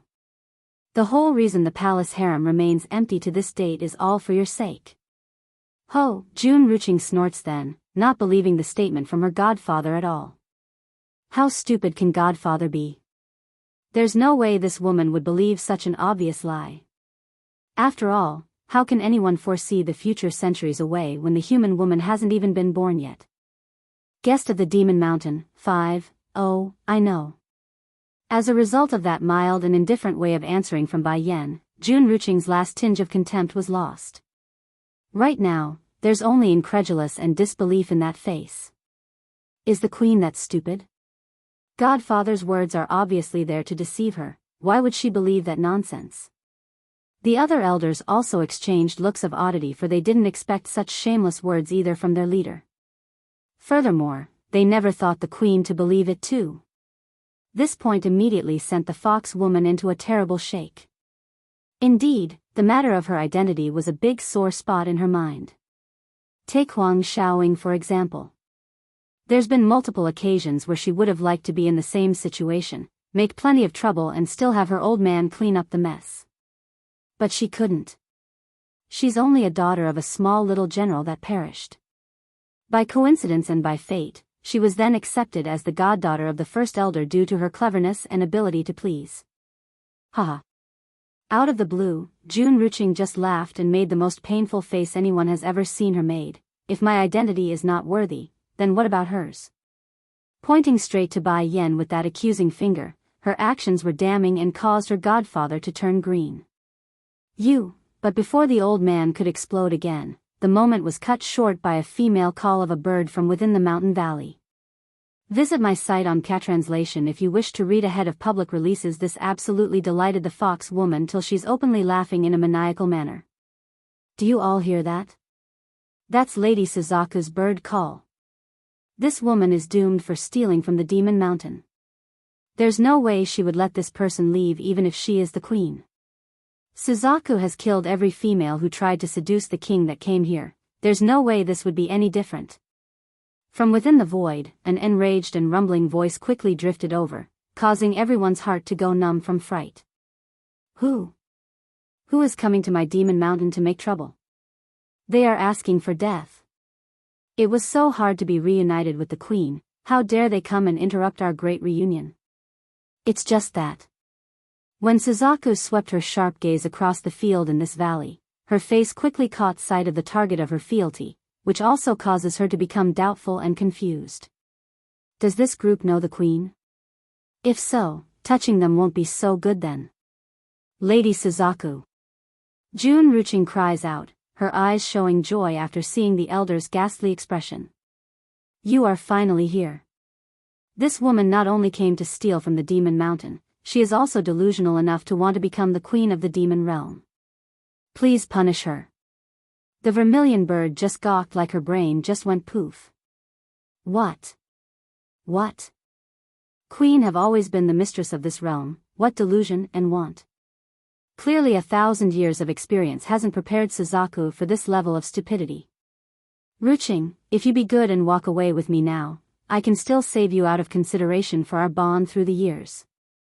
But if you continue to tarnish the queen's name, then don't blame me for being cold and not helping you. Whatever comes next is your own doing. No matter how disappointed he was of this fox woman, the first elder still wanted to give her a final chance to save herself from utter destruction. Godfather, I don't know what you are talking about. Flickering a vicious light in her eyes, Jun Ruching didn't give a hoot and presses on with her nonsense. Everyone knows Lady Suzaku is in love with His Majesty. Now that someone is trying to steal the queen's throne, it's only to be expected that her ladyship would be enraged. Guest of the Demon Mountain, 6, even if I can't escape my imminent death, I still won't let her do any better. Thinking of this, Jun Ruching's eyes are now openly hostile. As for Suzaku the vermilion bird, she was even more confused and lost. The only thing running through this glamorous woman's head now was that last comment and the fear of what it entailed. Stinking bitch, what are you talking about? In her urgent rage, she quickly steps out from the void and lashes out in defense of herself. When did I like the king? Why did I never know I liked the king? Making a dismissive smile, the fox woman only took this as the other side being shy and didn't want to let everyone know. But it doesn't matter, her goal has been achieved, for the impression's been made regarding Bai Yan as the third-party thief. Yet, the next action from Suzaku went against everything that's been planned. Her resentfulness was displayed fully in the glare she shot over to the criminal responsible for this mess, which only got emphasized when Suzaku turned back to Bai Yan with a tearful and pitiful face. If one didn't know better, they might just assume she's being abandoned by her husband that caught her cheating and was now in the middle of trying to make excuses. Bai Yan on the other hand only felt increasingly uncomfortable under that look. Rubbing her arms like she's just got the goosebumps. You insulted Ditsang just now, you know. What do you think he would do if he learns of it? That immediately caused a horrible change in Suzaku's face. She has always found the opposite sex disgusting. That's why she ended up saying that sentence without forethought. However, that doesn't excuse the fact that the man she's so jealous of was the king and husband to the woman whom she's sworn absolute loyalty to. Sister Suzaku, you just scolded Batty father, especially while in front of mother. If he learns of what you did, he will definitely come pluck your feathers. All smiles, the little steam bun just had to chime in at the worst possible moment. Going stiff like a rock, Suzaku's face had fallen into full panic mode. Don't assume just because Ditsang has lost his memories of the past that he would turn a blind eye to this transgression.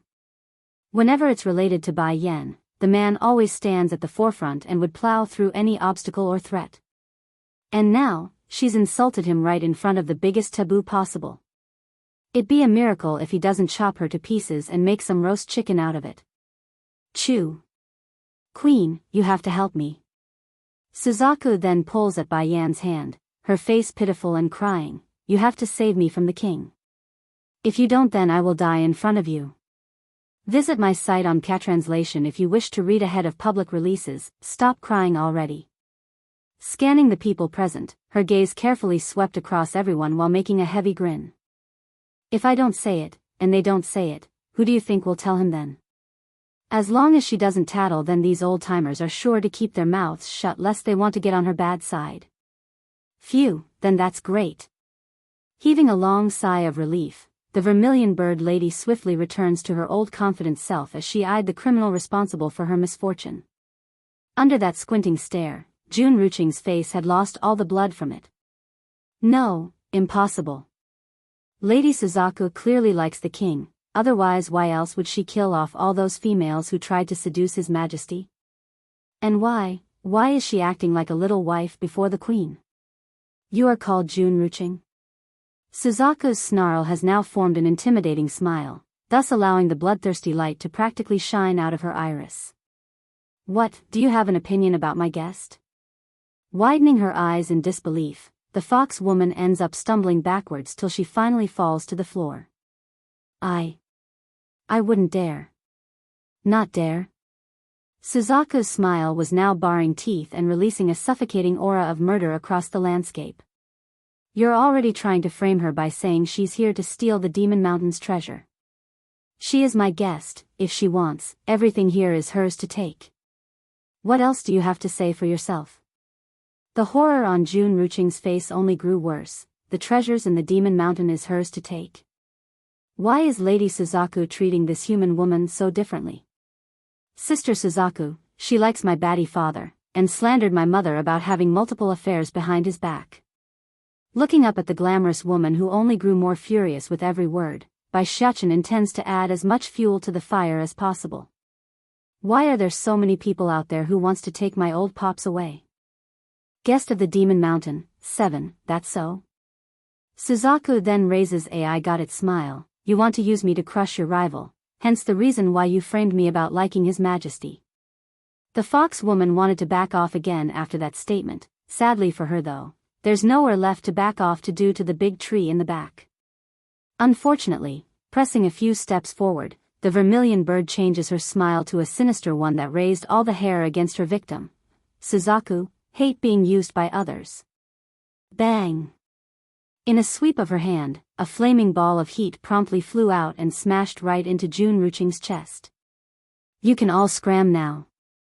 Shifting her sharp gaze to the elders next, by the way, tell sire that the queen will be staying at the Demon Mountain for a while. After saying that, Suzaku was just about to turn when guilt got the better of her. Remember to tell him this is Her Highness's will, she promised me to stay. In case the man would think I've kidnapped his family and come fight me for her. Making a meek smile, the first elder didn't want to go any deeper. All right, I will definitely report the truth to His Majesty. As for my goddaughter. Issuing out a long helpless sigh, you can do as you please with Ruching, I won't interfere or be involved anymore. Ho, downright rude in her response, Suzaku lays it down bluntly. You can't get involved even if you want. Now scram. For Dietsong it's fear, for Bai Yan it's respect. However, for everyone else, she's not going to give a hoot about the rest. And sure enough, the members of the Demon Council promptly backed out of the mountain valley, leaving behind the still horrified fox demoness to fend for herself. Queen, how should we deal with this woman?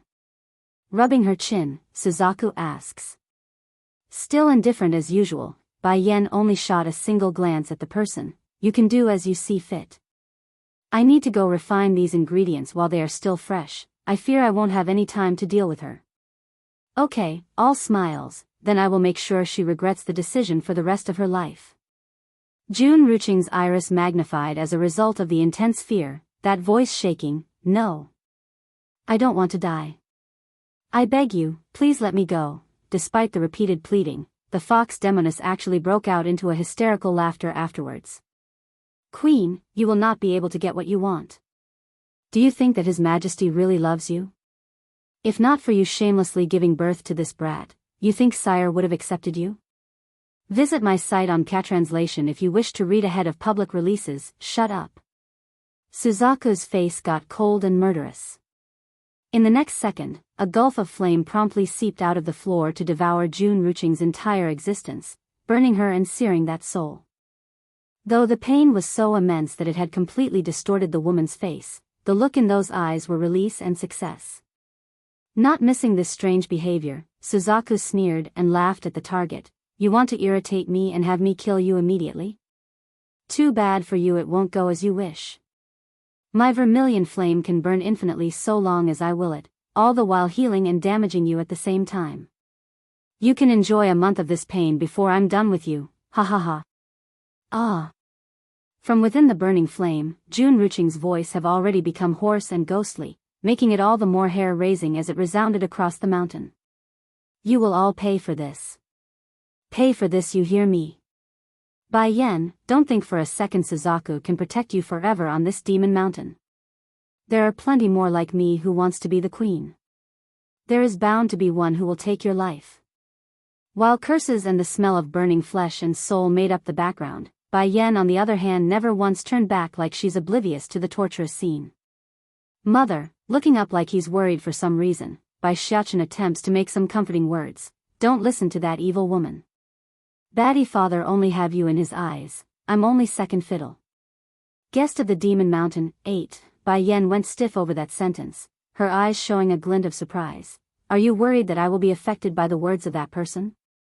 Not answering for a while, the little steam bun appears to be troubled and was trying to think of a proper response. You silly, petting her son's hair, Bai Yan turns it around to comfort the boy instead. As if your mother I would be so easily manipulated by others? For some reason, when Bai Yan heard her son's sentence there, she had a strange feeling it's full of grief. Didn't you dislike him before, why you helping him so much now? Tilting that little head of his, it's true I don't like Baddie father. He not only bullies me, he also bit mother. I would never bite mother like that. It must hurt, right? In the eyes of this youngling, the biggest impression he has of Di Tsang was the fact that he forcefully kissed Bai Yan. Well, to him it only looked like a ferocious bite and nothing more. But, Bai Xiaochen then bursts into a gleeful smile. Baddie father is able to protect mother. As long as he can protect you, then I don't care. Anyone who can protect you is fine in my book. That instantly brought on a wave of warmth into Bai Yan's heart. Smiling straight to her eyes, I'm so happy to have a son like you. Let's go, this time I must succeed in creating that pill. Once I do, I can then have an immediate breakthrough. K. Inside the Snake Clan's home, an old man was currently sitting there with his knees crossed. Due to how weak that body was, one could barely tell he was alive if not for that small sound of breathing. Visit my site on Translation if you wish to read ahead of public releases. Ancestor, I just got a message from Qing Shui. She is asking when she can come back. A middle-aged man asks after pushing open the door to this room. Note, Qing Shui is the other snake woman who wants to make trouble from that incident. Going bitter in his lip, the one known as the ancestor of these snakes could only close his eyes. I'm afraid, she can't come back anymore. Frowning over that answer, what is the meaning of this? Qing Wan made a mistake, that's true and it's her problem. There's no reason for the entire snake clan to be involved. Does sire really intend to punish our entire family over one single woman's fault? Huh, snake ancestor just made a wry smile again. If only that was the case. Sadly, Qing Wan had summoned me over during the confrontation, and I too made the mistake of moving against the queen at that time. Considering His Majesty's personality, you think he would let us off? But it's already been a few days since he returned to the demon realm. Ancestor, are you sure you're not overthinking this? The middle-aged man then chuckles slightly like he's not willing to believe what's happening. As if His Majesty would wipe out our entire snake clan for a woman. What's more, we're preparing to attack the celestial realm. Why would sire weaken his own strength? The old snake shakes his head and shatters that illusion. Qing Feng, the man didn't come during this period, not because he couldn't, rather he feels no urgency to do so. Once he's done tending to the other matters at hand, he will definitely come dispose of our clan. After saying this, the said senior becomes too tired to keep his eyes open and closes them. And, considering the man's strength at the time, he could have easily killed me back then. Yet he left me alive, what for? It's to deal with me in person after he returns to the demon realm. Guest of the Demon Mountain, 9, that useless Qing Wan, if she wants to be the queen then it can't be so blatant. Fortunately, our snake clan still have Qing Shui. If she can escape this calamity then the position will definitely be hers in the future. Qing Feng was ready to refute the ancestral snake again when a flustered voice from the outside interrupted him. Chief, this is not good. It's His Majesty. He's demanding your presence and is ordering you to crawl over to him. What? The middle-aged man shuddered at the news. It can't be, Ancestor is right and intends to wipe out our entire snake clan? Yes, Ancestor. Closing his eyes, the man bows his head in compliance before turning away for the door. The main lobby of the snake clan's home. Qing Feng had just stepped into the hall when he was immediately confronted with the peerless contour of the mentioned man. Sire. Trembling all over, the snakish individual hurries to scurry forward with no way to speak. Against that presence, all his excuses and words were lost in that instant. You snakes are really bold, you know, daring to touch my wife and child even. The cruel and bloodthirsty light beams out of Di Tsang's eyes as he spoke, or have the years of peace completely muddled the snake's awareness? The original snake family here was no more than slaves working under the protection of the demon realm, the lowest of the low.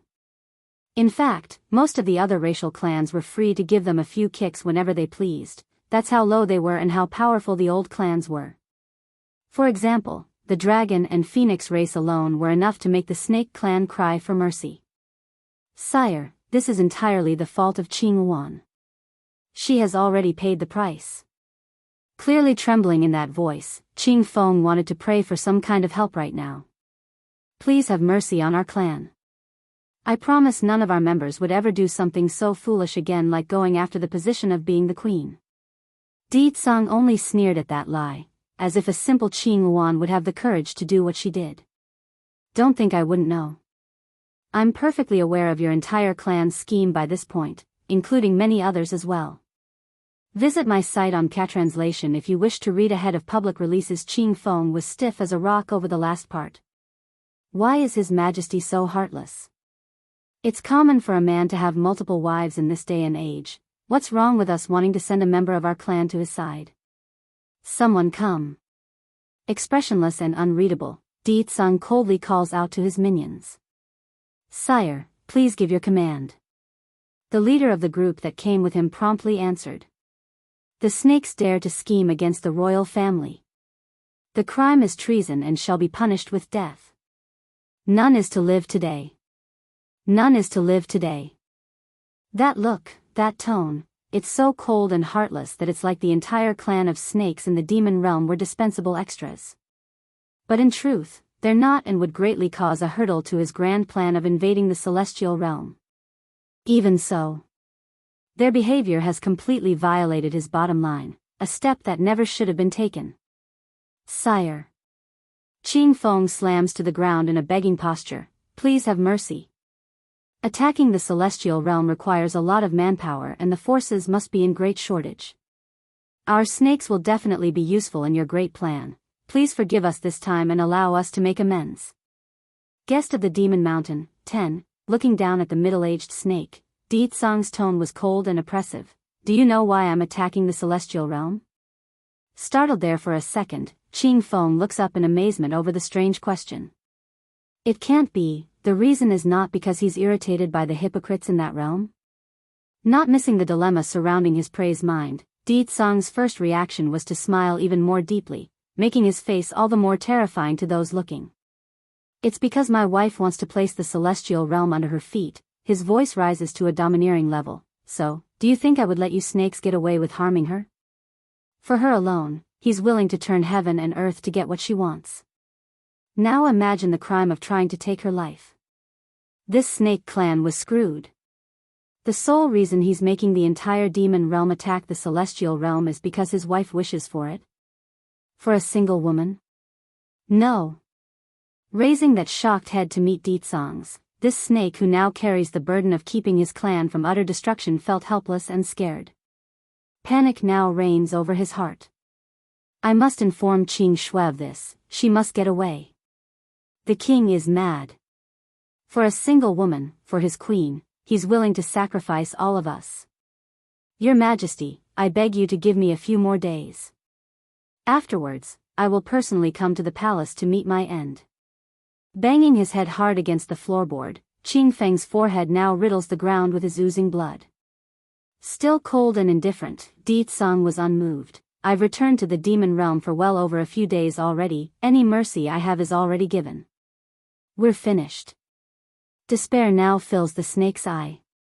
He had wanted to take the last opportunity to inform Qing Shui to give up on getting revenge, but not even that was given. Visit my site on Translation if you wish to read ahead of public releases. This time our clan is done for. Begin. Upon those words, the man's very existence seems to grow exponentially more dangerous, suffocating those that's unfortunate enough to be nearby. Yes, sire. Moving forward, the guards quickly surrounded the residence with no room for escape. This left Qing Feng utterly bitter inside, for he never thought such a day would come. Ignoring everything, their clans should have deserved better, especially when they're the ones who found the princess years ago. Sire. A voice suddenly rushes in from the outside, followed quickly by a flushed personal who clearly ran a long way. Sire, the queen has gone to the Demon Mountain.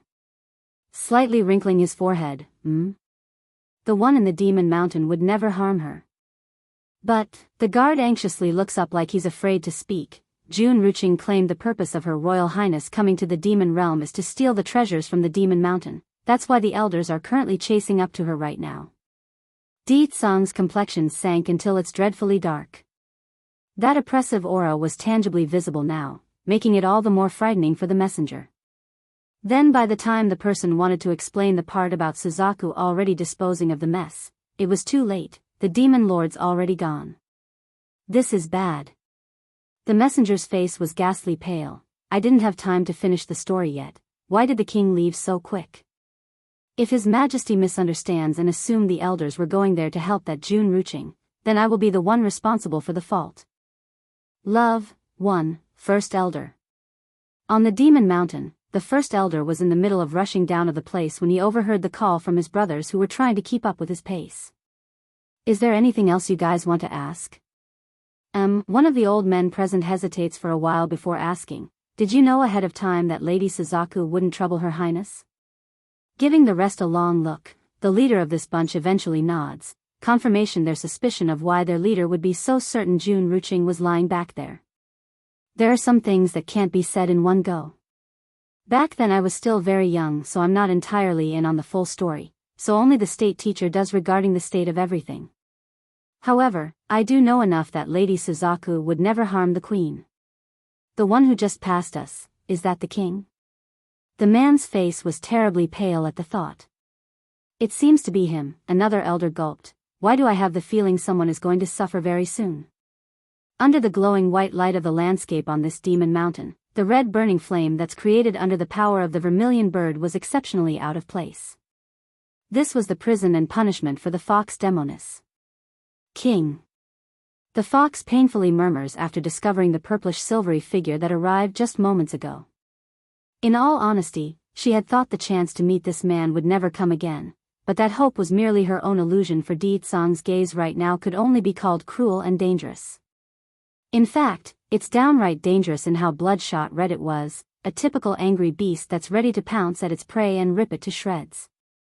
And sure enough, Deetsong didn't wait and reached out to rip the woman out of the flames in one forceful tug of his power. Sire, I knew you wouldn't be so heartless to me. Giving a hopeful light in her iris, Jun Ruqing was overjoyed at being freed from her burning prison.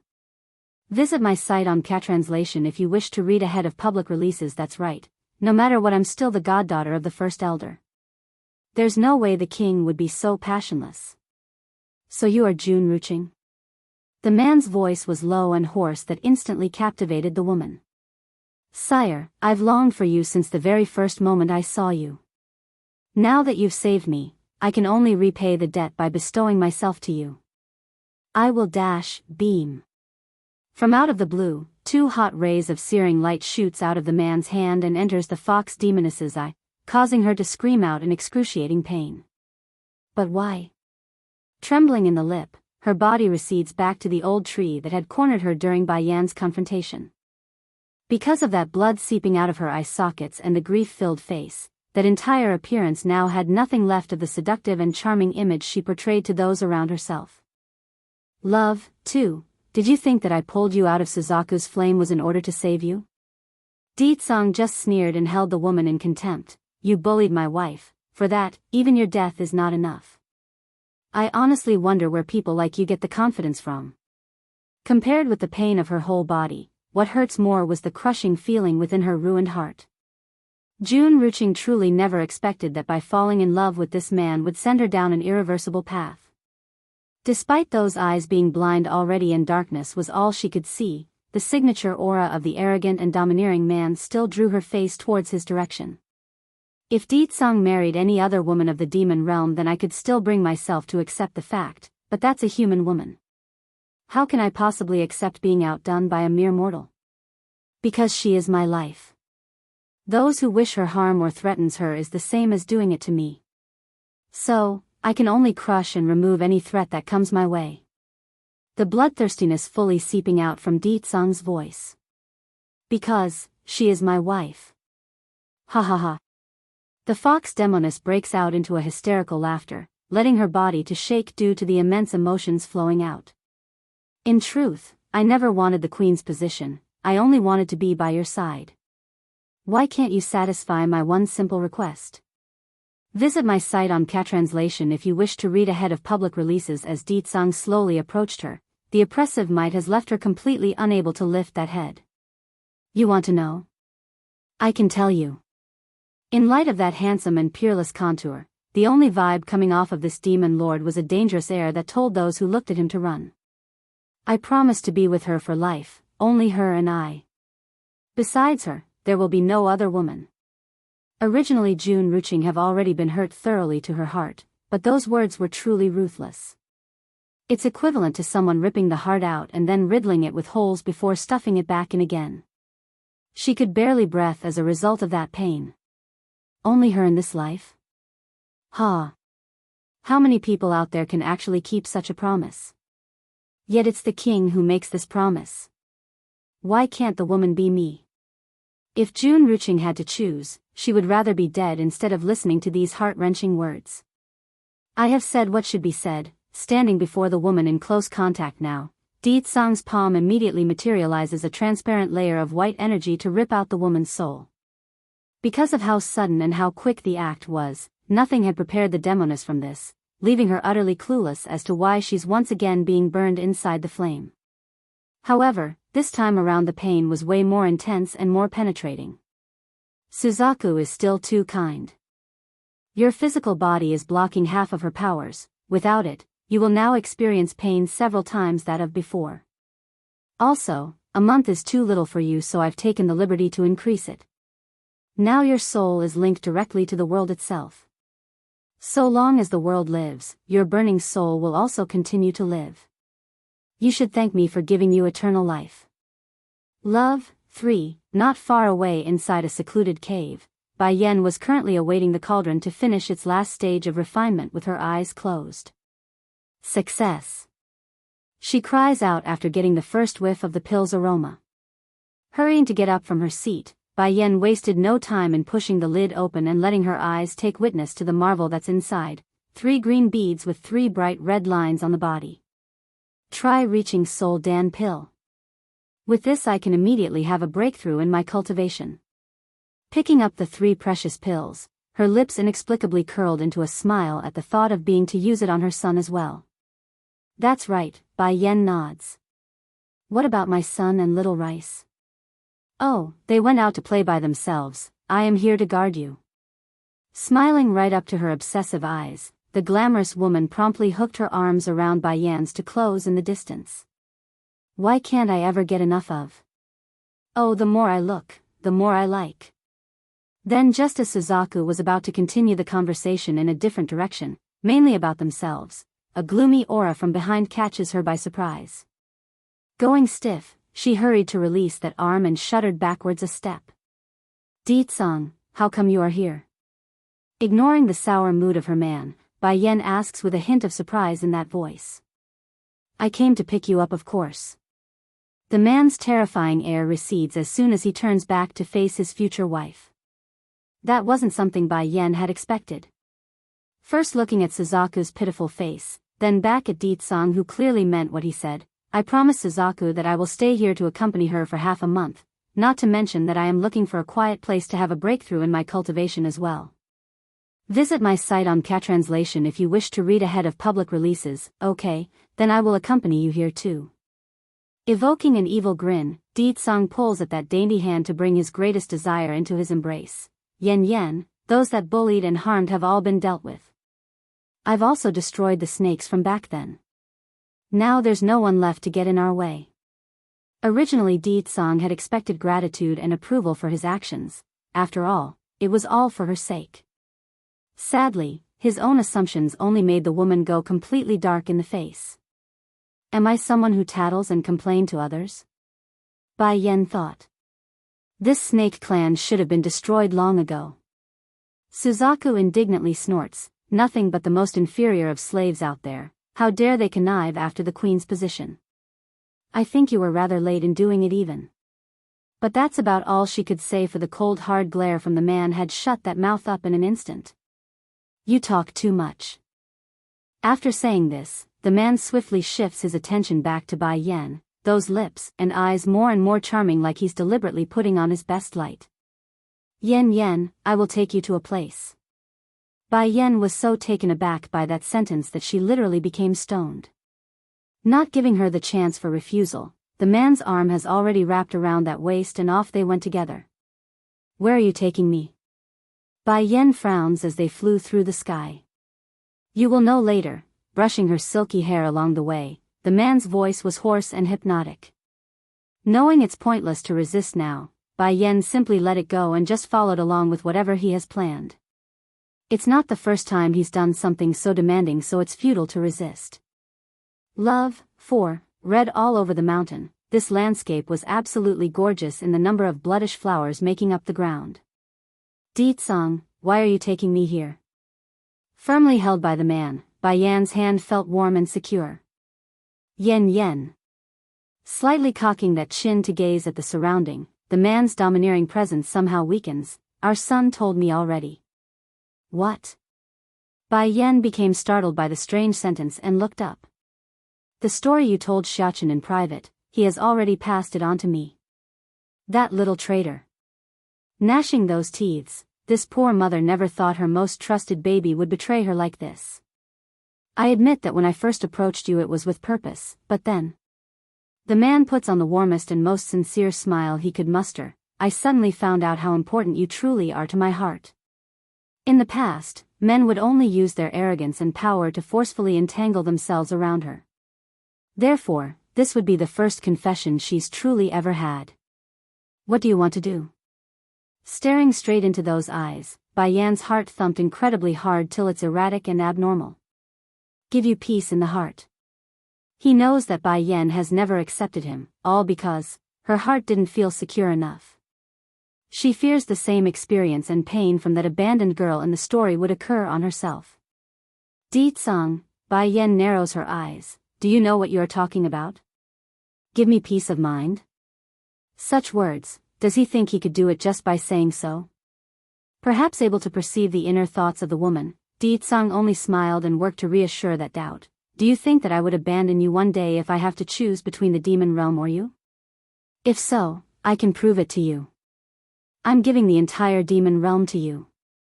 Visit my site on Catranslation if you wish to read ahead of public releases. This way those worries are no longer a concern.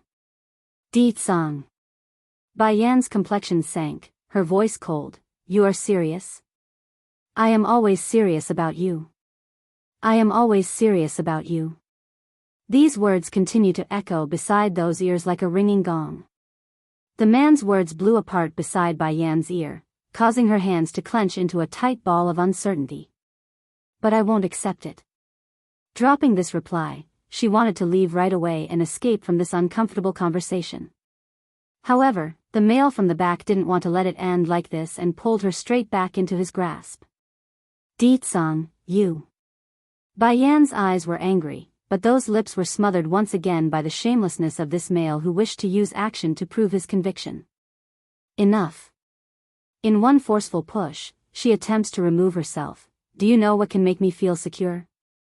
Fine, I will tell you today so you can stop having any illusions. I want power, strength that belongs to me. Only then can I feel safe and secure. From beginning to start, you never knew what I wanted.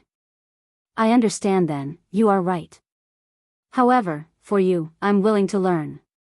Baiyan's heart didn't calm down at all, only trembling harder till it's starting to hurt from fear. Closing those eyes, she now knows she has truly fallen for him and the last wall in her heart has crumbled. "Unborn child, 1, Ditsang, are you sure? Anything I want, you are willing to give me?" Bai Yan looks deep into the man's iris, hoping to get some sort of clue as to whether or not she could believe his words. "My life is yours," Ditsang firmly grasped onto her hand and pressed it against his chest. "Without you in this world, my life would become meaningless." Boom. Bai Yan's head just got blown apart by this sentence.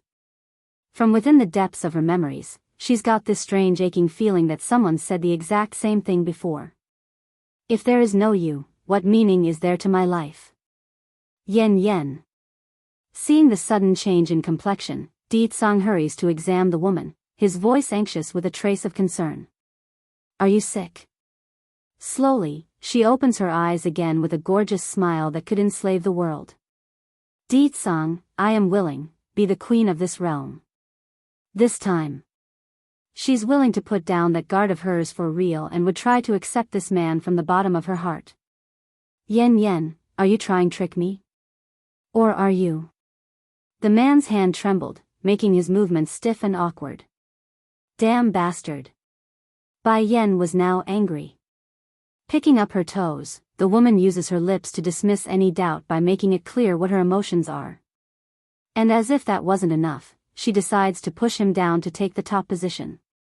"Ditsang, if you don't believe it then I can take back my words just now. Also, the kiss is what you owe me." Scoffing a laugh to cover her own embarrassment, Bai Yan was just about to climb up from the man's body when a hand stretched upwards and pulled her back down. Then using this momentum, Ditsang promptly rolled both their bodies around to let him be the one on top and her at the bottom. "Oh Yen, how can I let go when you are throwing yourself at me like this?" Transforming that snarky grin into a devious one, this demon lord was now ready to have a taste of the sweet nectar for real this time. "Don't worry, I've already said hello to everyone around here, no one is going to come disturb us this time. Visit my site on Catranslation if you wish to read ahead of public releases narrowing those mesmerizing eyes." Bai Yan also gets naughty in the tongue, but compared to being reactive, I rather be the party that's taking the initiative. Chuckling over that statement, "Then we're good then, I also like it when you are taking the initiative." 6 years ago, it was exactly this woman who took the initiative to do those blasphemous things while I was down, just that. At the thought of what they experienced and the unforgettable intimacy they shared back then, Ditsang's lips inexplicably curved into a genuine smile of hopeful anticipation. And without disappointment, Bai Yan's next course of action was to use that perverse finger of hers to direct the man's lip to her own. The sensation could only be described as electrifying. Unlike the previous exchanges where only one side took power, this time they're both willing and seeking comfort from each other's existence. Unborn child, too, this would not be the first time the pair has had sex before, otherwise how would Bai Shachin come into existence? However, this time the conditions are different and that they're fully awake and aware of their situation. Clothes removed after that brief struggle to strip, the man desperately wants to make the female under him melt into his skin. Yen, you are not going to change your mind, right? He pauses at the next step of their union and asked with a hoarse voice of uncertainty. Regarding the man's insecurity, Bai Yan just couldn't resist and chuckled happily. To prove it to this fool, she then gives him another kiss on the lip to show her willingness. Boom. Painful. Clutching that head, Bai Yan has found herself standing on the battlefield again after closing and opening her eyes. There are corpses littering this barren landscape and the sky still stained with blood like the last, giving it an odd sense of beauty and cruelty. What the hell is this place? Why do I keep getting these visions and of the same picture? If the last was the result of making a contract with Little Rice, then what about the other times? Also, this time is while I'm still awake, this can't be right. Looking a bit flustered now, Bai Yan searched the chaotic battlefield for any familiar figures that might recognize. Then that's when she froze from where she stood. Not far away, a peerlessly handsome face of a man had come into view. Covered in blood, this individual was currently embracing a woman that's lifelessly lying in his arms. Visit my site on Catranslation if you wish to read ahead of public releases. Sire, the queen has already passed away, please. The rest of the soldiers are all on their knees, sadness permeating the battlefield as a result of their depressed atmosphere. Scram. A bestial form now takes over that voice as the man eyed his people around himself. She is not dead. I will never allow anyone to say such a thing, never allow it. Sire, the queen really is gone now. If you continue to go on like this, then what about the demon realm? An old man nervously speaks out after mustering up his courage. Boom. In one sweep of that hand, a powerful force slams against the old man's chest and causes him to stumble backwards. You shut up. If I say she's not dead, then she's not dead. If you keep making false accusations of her well-being, then I will tear you to pieces, do you hear me? Shuddering over that threat, none of the soldiers present would dare speak out again, their heads hanging so low that it's literally down to their chest. Bai Yan wasn't far away from all of this, so she just kept watching, and the more she watched, the more shocked her eyes are becoming. Why was that? Simple. There's no foggy haze blocking those faces and she could recognize exactly who it was. Deet Song. That is Deet Song. And the other one is me. Retracting that attention from the one who spoke earlier, the blood-covered man returns his gaze back to the pale-faced woman in his arms that's clearly without life. However, instead of the violent and ferocious air he presented to everyone else, there's only a deep level of affection in that face. You promised me before that we would always be together and that you would give me 100 little foxes. You can't leave me like this. His hand gently stroked the woman's face after saying those words, his smile full of warmth and sadness. Unborn child, 3, do you remember the first time we met? I never thought I could fall so madly in love with you on first sight. That's when I knew you had to be my one and only love of my life. But it seems I was too late in coming into your life. Your attention was always on the person next to you. In order to make an impression, I did the only thing I knew how and kept bullying you. I knew that would only cause you to resist me further. So why are you leaving me so soon after I went through such lengths to win your heart? Without you, my life has no meaning left to it. The man's footsteps were awkward and staggering by this point. Nevertheless, the grip around that cold body of the woman in his arms never once loosened, like it's the only way to keep his sanity intact. Sire. I won't say it for a third time, scram. Another old elder impatiently speaks up despite the warning. Sire, what about the demon realm? If you leave. Demon realm? The man started to laugh hysterically till his voice echoed across the sky in this quiet battlefield. If not for the demon realm, if not for you bunch of fools, my wife would not have abandoned me. Damn you all. Damn every single one of you. But I won't kill you all. Not because I don't want to, no. But because I don't want my wife's sacrifice to be in vain. However, that doesn't mean I will forgive any of you. In this lifetime, I never want to see anyone from the demon realm again. After leaving that behind, the man continued to walk towards the endless wasteland which lies ahead of this location, his mouth constantly trickling out with blood. But in the end, the injuries and pain were too much for his soul. Crashing to the cold hard ground with his knees scraped as a result, he throws up a big mouthful of blood to indicate how weak his body was. In fact, merely supporting his own weight has become an enormous effort in itself. Deet Song. Bai Yan's heart ached profusely at the painful sight. Sadly, when it came time for her to reach out with that hand in order to grab the man's arm, it merely went through like an illusion. Visit my site on Translation if you wish to read ahead of public releases. It's the same as the last time again. I can't touch anyone in this space just like that vision with Little Rice. You have left me so many times already, and every time I have somehow managed to make it in time. But this time, it seems I can no longer find you again.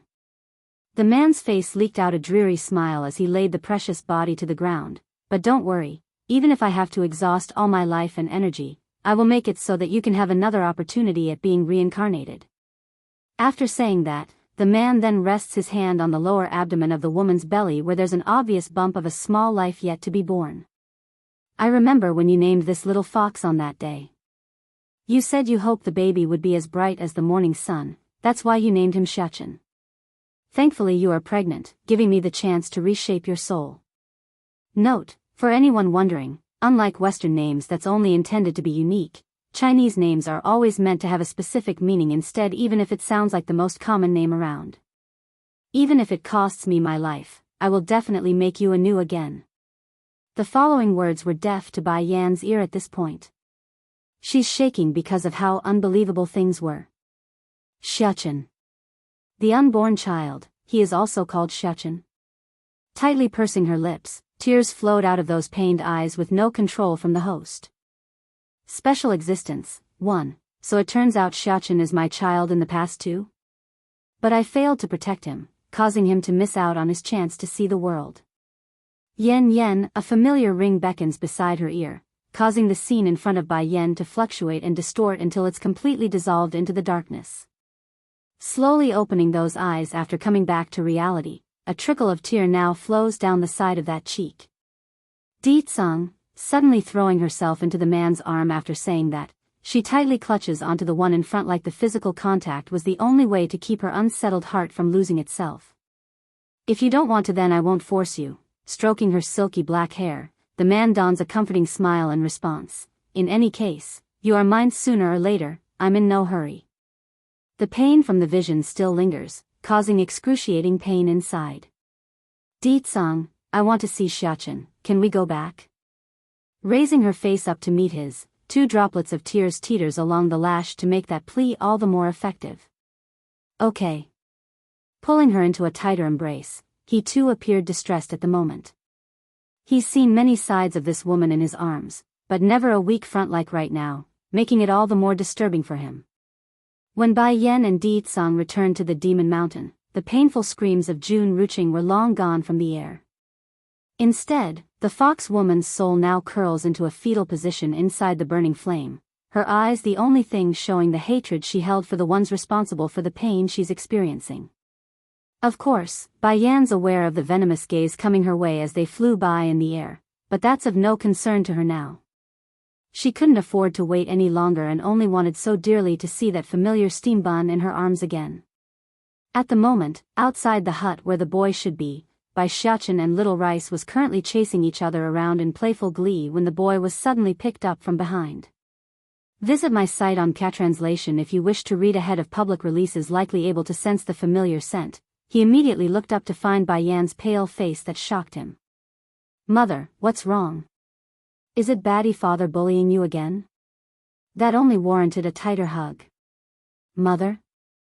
The boy continues to blink that big blue eye in confusion.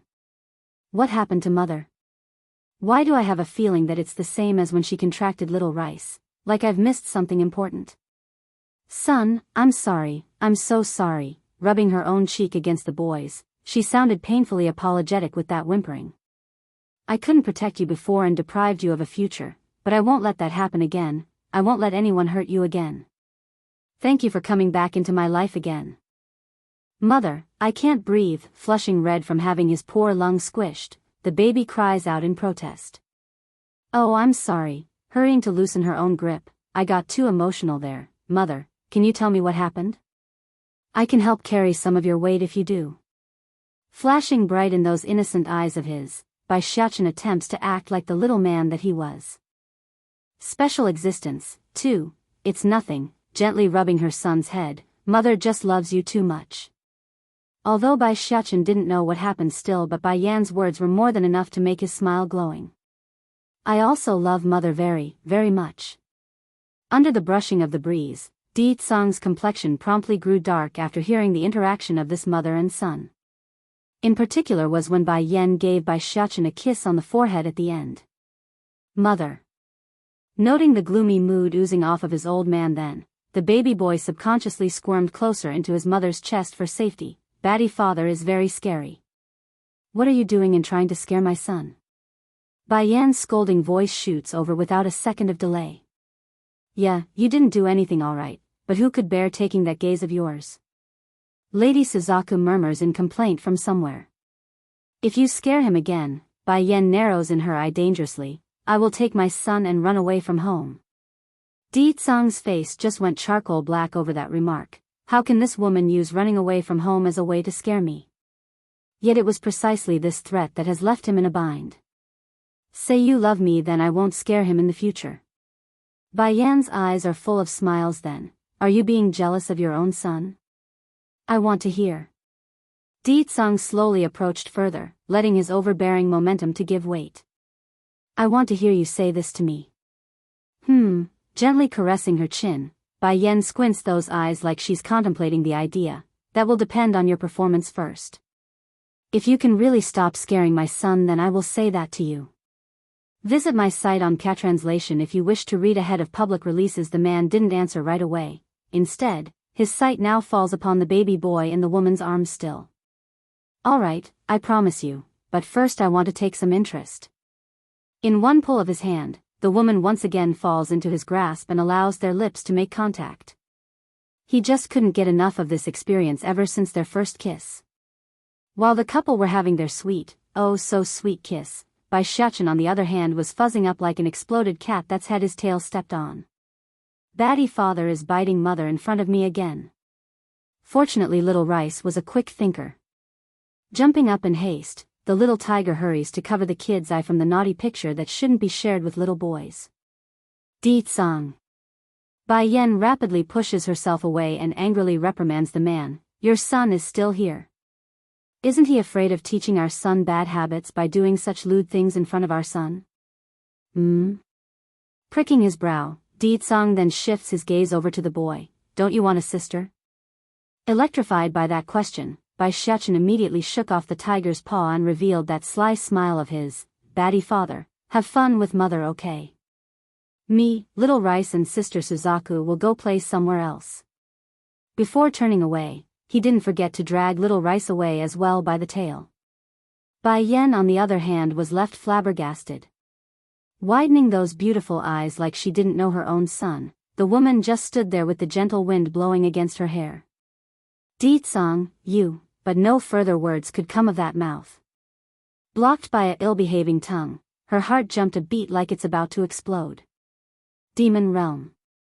Within a dark cave, a certain individual was currently sitting cross-legged on the ground with his back facing the entrance. As a result of the strange fog obscuring that face, it became absolutely impossible to see what the man looked like lest they go up front.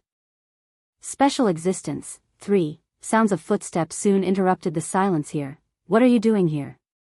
Walking into the cave was a woman wearing an emerald green dress. Just that in comparison with Qing Wan who tried to kidnap Bai Xiachen and his friends back at the human world, this one carried more of a frosty air around the eyebrows. My family, the entire snake clan has been destroyed. Qing Shui grew bitter and cold in that voice. It was destroyed by the king. I know, the man wryly smiles, considering his majesty's means. He will never let anyone from the snake clan escape. Aren't you afraid of being discovered by coming to see me? I want you to help me. The snake woman's eye grew sharp and seething. In this world, only you can help me now. The man's body went stiff like a rock, his gaze staring intently at the woman trying to tempt his desire. Qing Shui, wouldn't it be better if you let go of the past and start over? Haha. The snake demoness only sneered in return. You don't understand love at all. A person like His Majesty is unforgettable once met. Not understand? How can I not understand? The man's fist tightly clenches into a ball. If not for our bond, Would I have helped you escape from death even if it meant going behind the king and everyone else? The king and queen are destined to be together, that's something the state teacher and elders agreed upon. What can you do in this case? The man smiles helplessly, still trying to persuade the other side to abandon the obsession. What fated pair? The king is a fox, and she is just a low-standing human mortal. How can she be worthy of the king? Qing Shui's eyes were bloodshot red now. I refuse to believe it, refuse to believe I would lose to someone like that. If you don't help me today, then I will die in front of you. In one draw of her sword, the snake woman holds herself hostage by pushing the blade next to her neck. In this world, only he can help me. Qing Shui. The man was both anxious and angry. Are you threatening me? I'm out of options. You are the only existence of your kind in this world. I'm afraid aside from me and the state teacher, there's no other who would know about you. Visit my site on Catranslation if you wish to read ahead of public releases. The man's body froze right then and there, making a bittersweet smile after a good minute later. True, the state teacher created me all for the sake of taking the king's place during a critical moment. And with the king's arrogance, he would never allow someone like me to exist if he finds out. But don't forget though, my job may be to die in the king's stead, but that doesn't mean I would turn my back on the demon realm.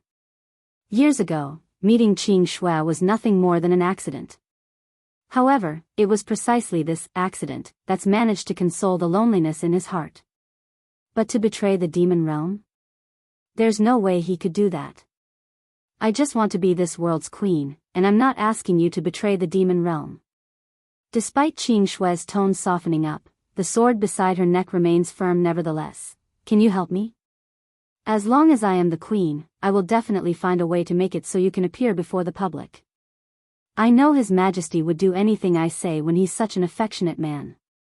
By then you won't have to worry about your own existence being erased by him.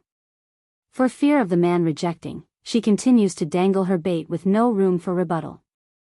The queen's coronation, 1. What's more, don't you hate state teacher? If it weren't for him, you would not be so miserable. Even if you, Qing Shui. The man stood up, his eyes gazing down at the woman who's been with him for hundreds of years. Fine, I will help you, but only for this one time. Whether or not you can get the king's heart will be up to yourself. That immediately brought on a smile to the demoness, causing that firm grip to finally loosen around the neck. Thank you, I just knew you would help me. Demon Mountain. After her success in refining the try-reaching Soul Dan pill, Baiyan's been intending to seclude herself for the impending breakthrough. Sadly for her though, Di Tsanghasa beat her to the punch by openly announcing the date of the coronation to the public, thus causing her to delay that plan until after the ceremony. Yet not all were happy, of course. Unfortunately for these brave souls, their feet couldn't even make it to the palace gate before they were shooed away by the soldiers in charge. Sister-in-law, Di Xiaowan blinks and blinks over how leisurely the woman in charge was acting despite the fact that the coronation was just around the corner. Tomorrow is your coronation as the queen, shouldn't we leave this mountain and go prepare like all the rest? Giving a stretch like a lazy cat, Bai Yan dismisses the idea. No need to hurry, it will be fine tomorrow. Oh right, where did that friend of yours go, that Huang Xiaoying? Di Xiaowan didn't reply immediately like her usual self, only showing a vigilant and alarmed look. Sister-in-law, why are you thinking about that girl all of a sudden? Am I not good enough? I'm just asking out of curiosity and boredom. The lazy woman then caresses her chin like she's thinking of something bad. To be quite honest, she didn't hold any disgust towards Huang Xiaoying at all. If not for Little Rice not liking the girl, she would be quite happy to make her a good follower of hers in fact. But sister-in-law, that Huang Xiaoying is a sweet dumbaklutz, you mustn't like her, okay? You only need to like me and that's enough. That damn brat, it wasn't even all that long ago where she got tricked by that Jun Ruching. Now she wants to stick around my nephew and sister-in-law. Dream on. I won't give anyone that chance to steal them away. Gnashing her teeth, the demon princess now has the tigress blacklisted. Auntie, Bai Shechen timely sticks his head out from the side to speak. Are you talking about yourself? That question promptly brought on a wave of grievance in the girl's heart. Shechen, is this how you think of me inside? I'm a sweet dumbaklutz.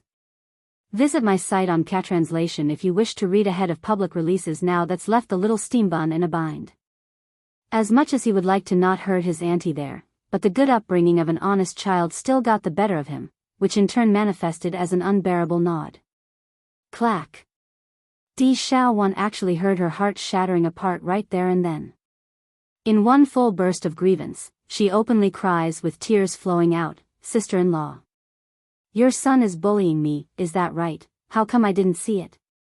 Casting a look at the little steam bun next to her, Bai Yan just smiled like it didn't happen. Sniffling her nose, "Brother is bullying me, and now these two are bullying me too by joining forces?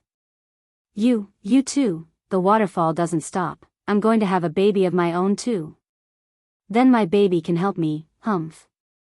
The queen's coronation, too, in the heart of this demon princess, her son could only be as clever and sensible as Bai Shechen. Therefore, it's natural that her son would come to her defense when she's being bullied. Unfortunately, by the time her son was born, that's when she realized what the true meaning of favoring outsiders versus one's own side.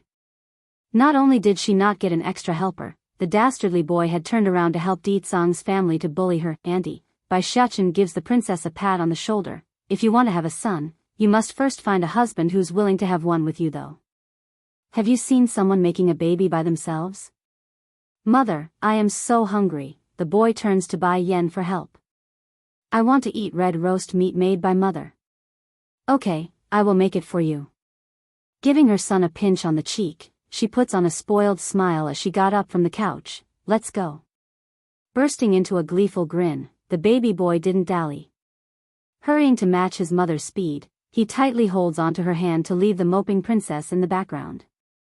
Because of the coronation ceremony that's about to take place tomorrow, the whole palace was abuzz with noise. But compared with the jubilant air of the palace though, the females who adores Di Tsang were all left heartbroken. As a result, there were in fact a shortage of young maidens attending. Their excuses were they're sick and such. Of course, this group was considered to be the smarter ones, for the other group were still clinging on to the idea of stealing the position of queen from the human mort. Inside one of the palace courtyards, a little girl of innocent demeanor struggles to move forward by clinging onto the wall. Compared to the daughters of the various families in attendance, there's not a single maid or servant to help this girl in question. Even so, this toddler-sized girl continues to walk before being blocked off by another figure. "Second sister," she politely calls out to the one in front. "Who is your second sister?" The one blocking the young toddler was a sharp-looking maiden that carried the look of shame and disgust. "If you dare call me your second sister again, I will cripple you right now." "But you are my second sister." The little girl's eyes were innocent and untainted. "I didn't make a mistake." The people around them only snickered with laughter after hearing this. Visit my site on Catranslation if you wish to read ahead of public releases. So this is the little lady of the dragon family? I heard she can't even walk properly yet despite her age, and doesn't understand anything. Che, this little lady is a fool, plain and simple. Moreover, her age is not much different from the second lady over there either, just that she never grows for some reason. If I have such a sister then I will be mad too. Although the little girl could hear everything from her distance, but based on that confused look and clueless demeanor, it's obvious she didn't get the meaning. "Second sister, what am I doing wrong?" "You shut up." The lady roars out with rage. "I really don't know what father is doing. I can't believe he would let you come participate in the queen's coronation. It can't be, a wench like you is also conniving after the consort position."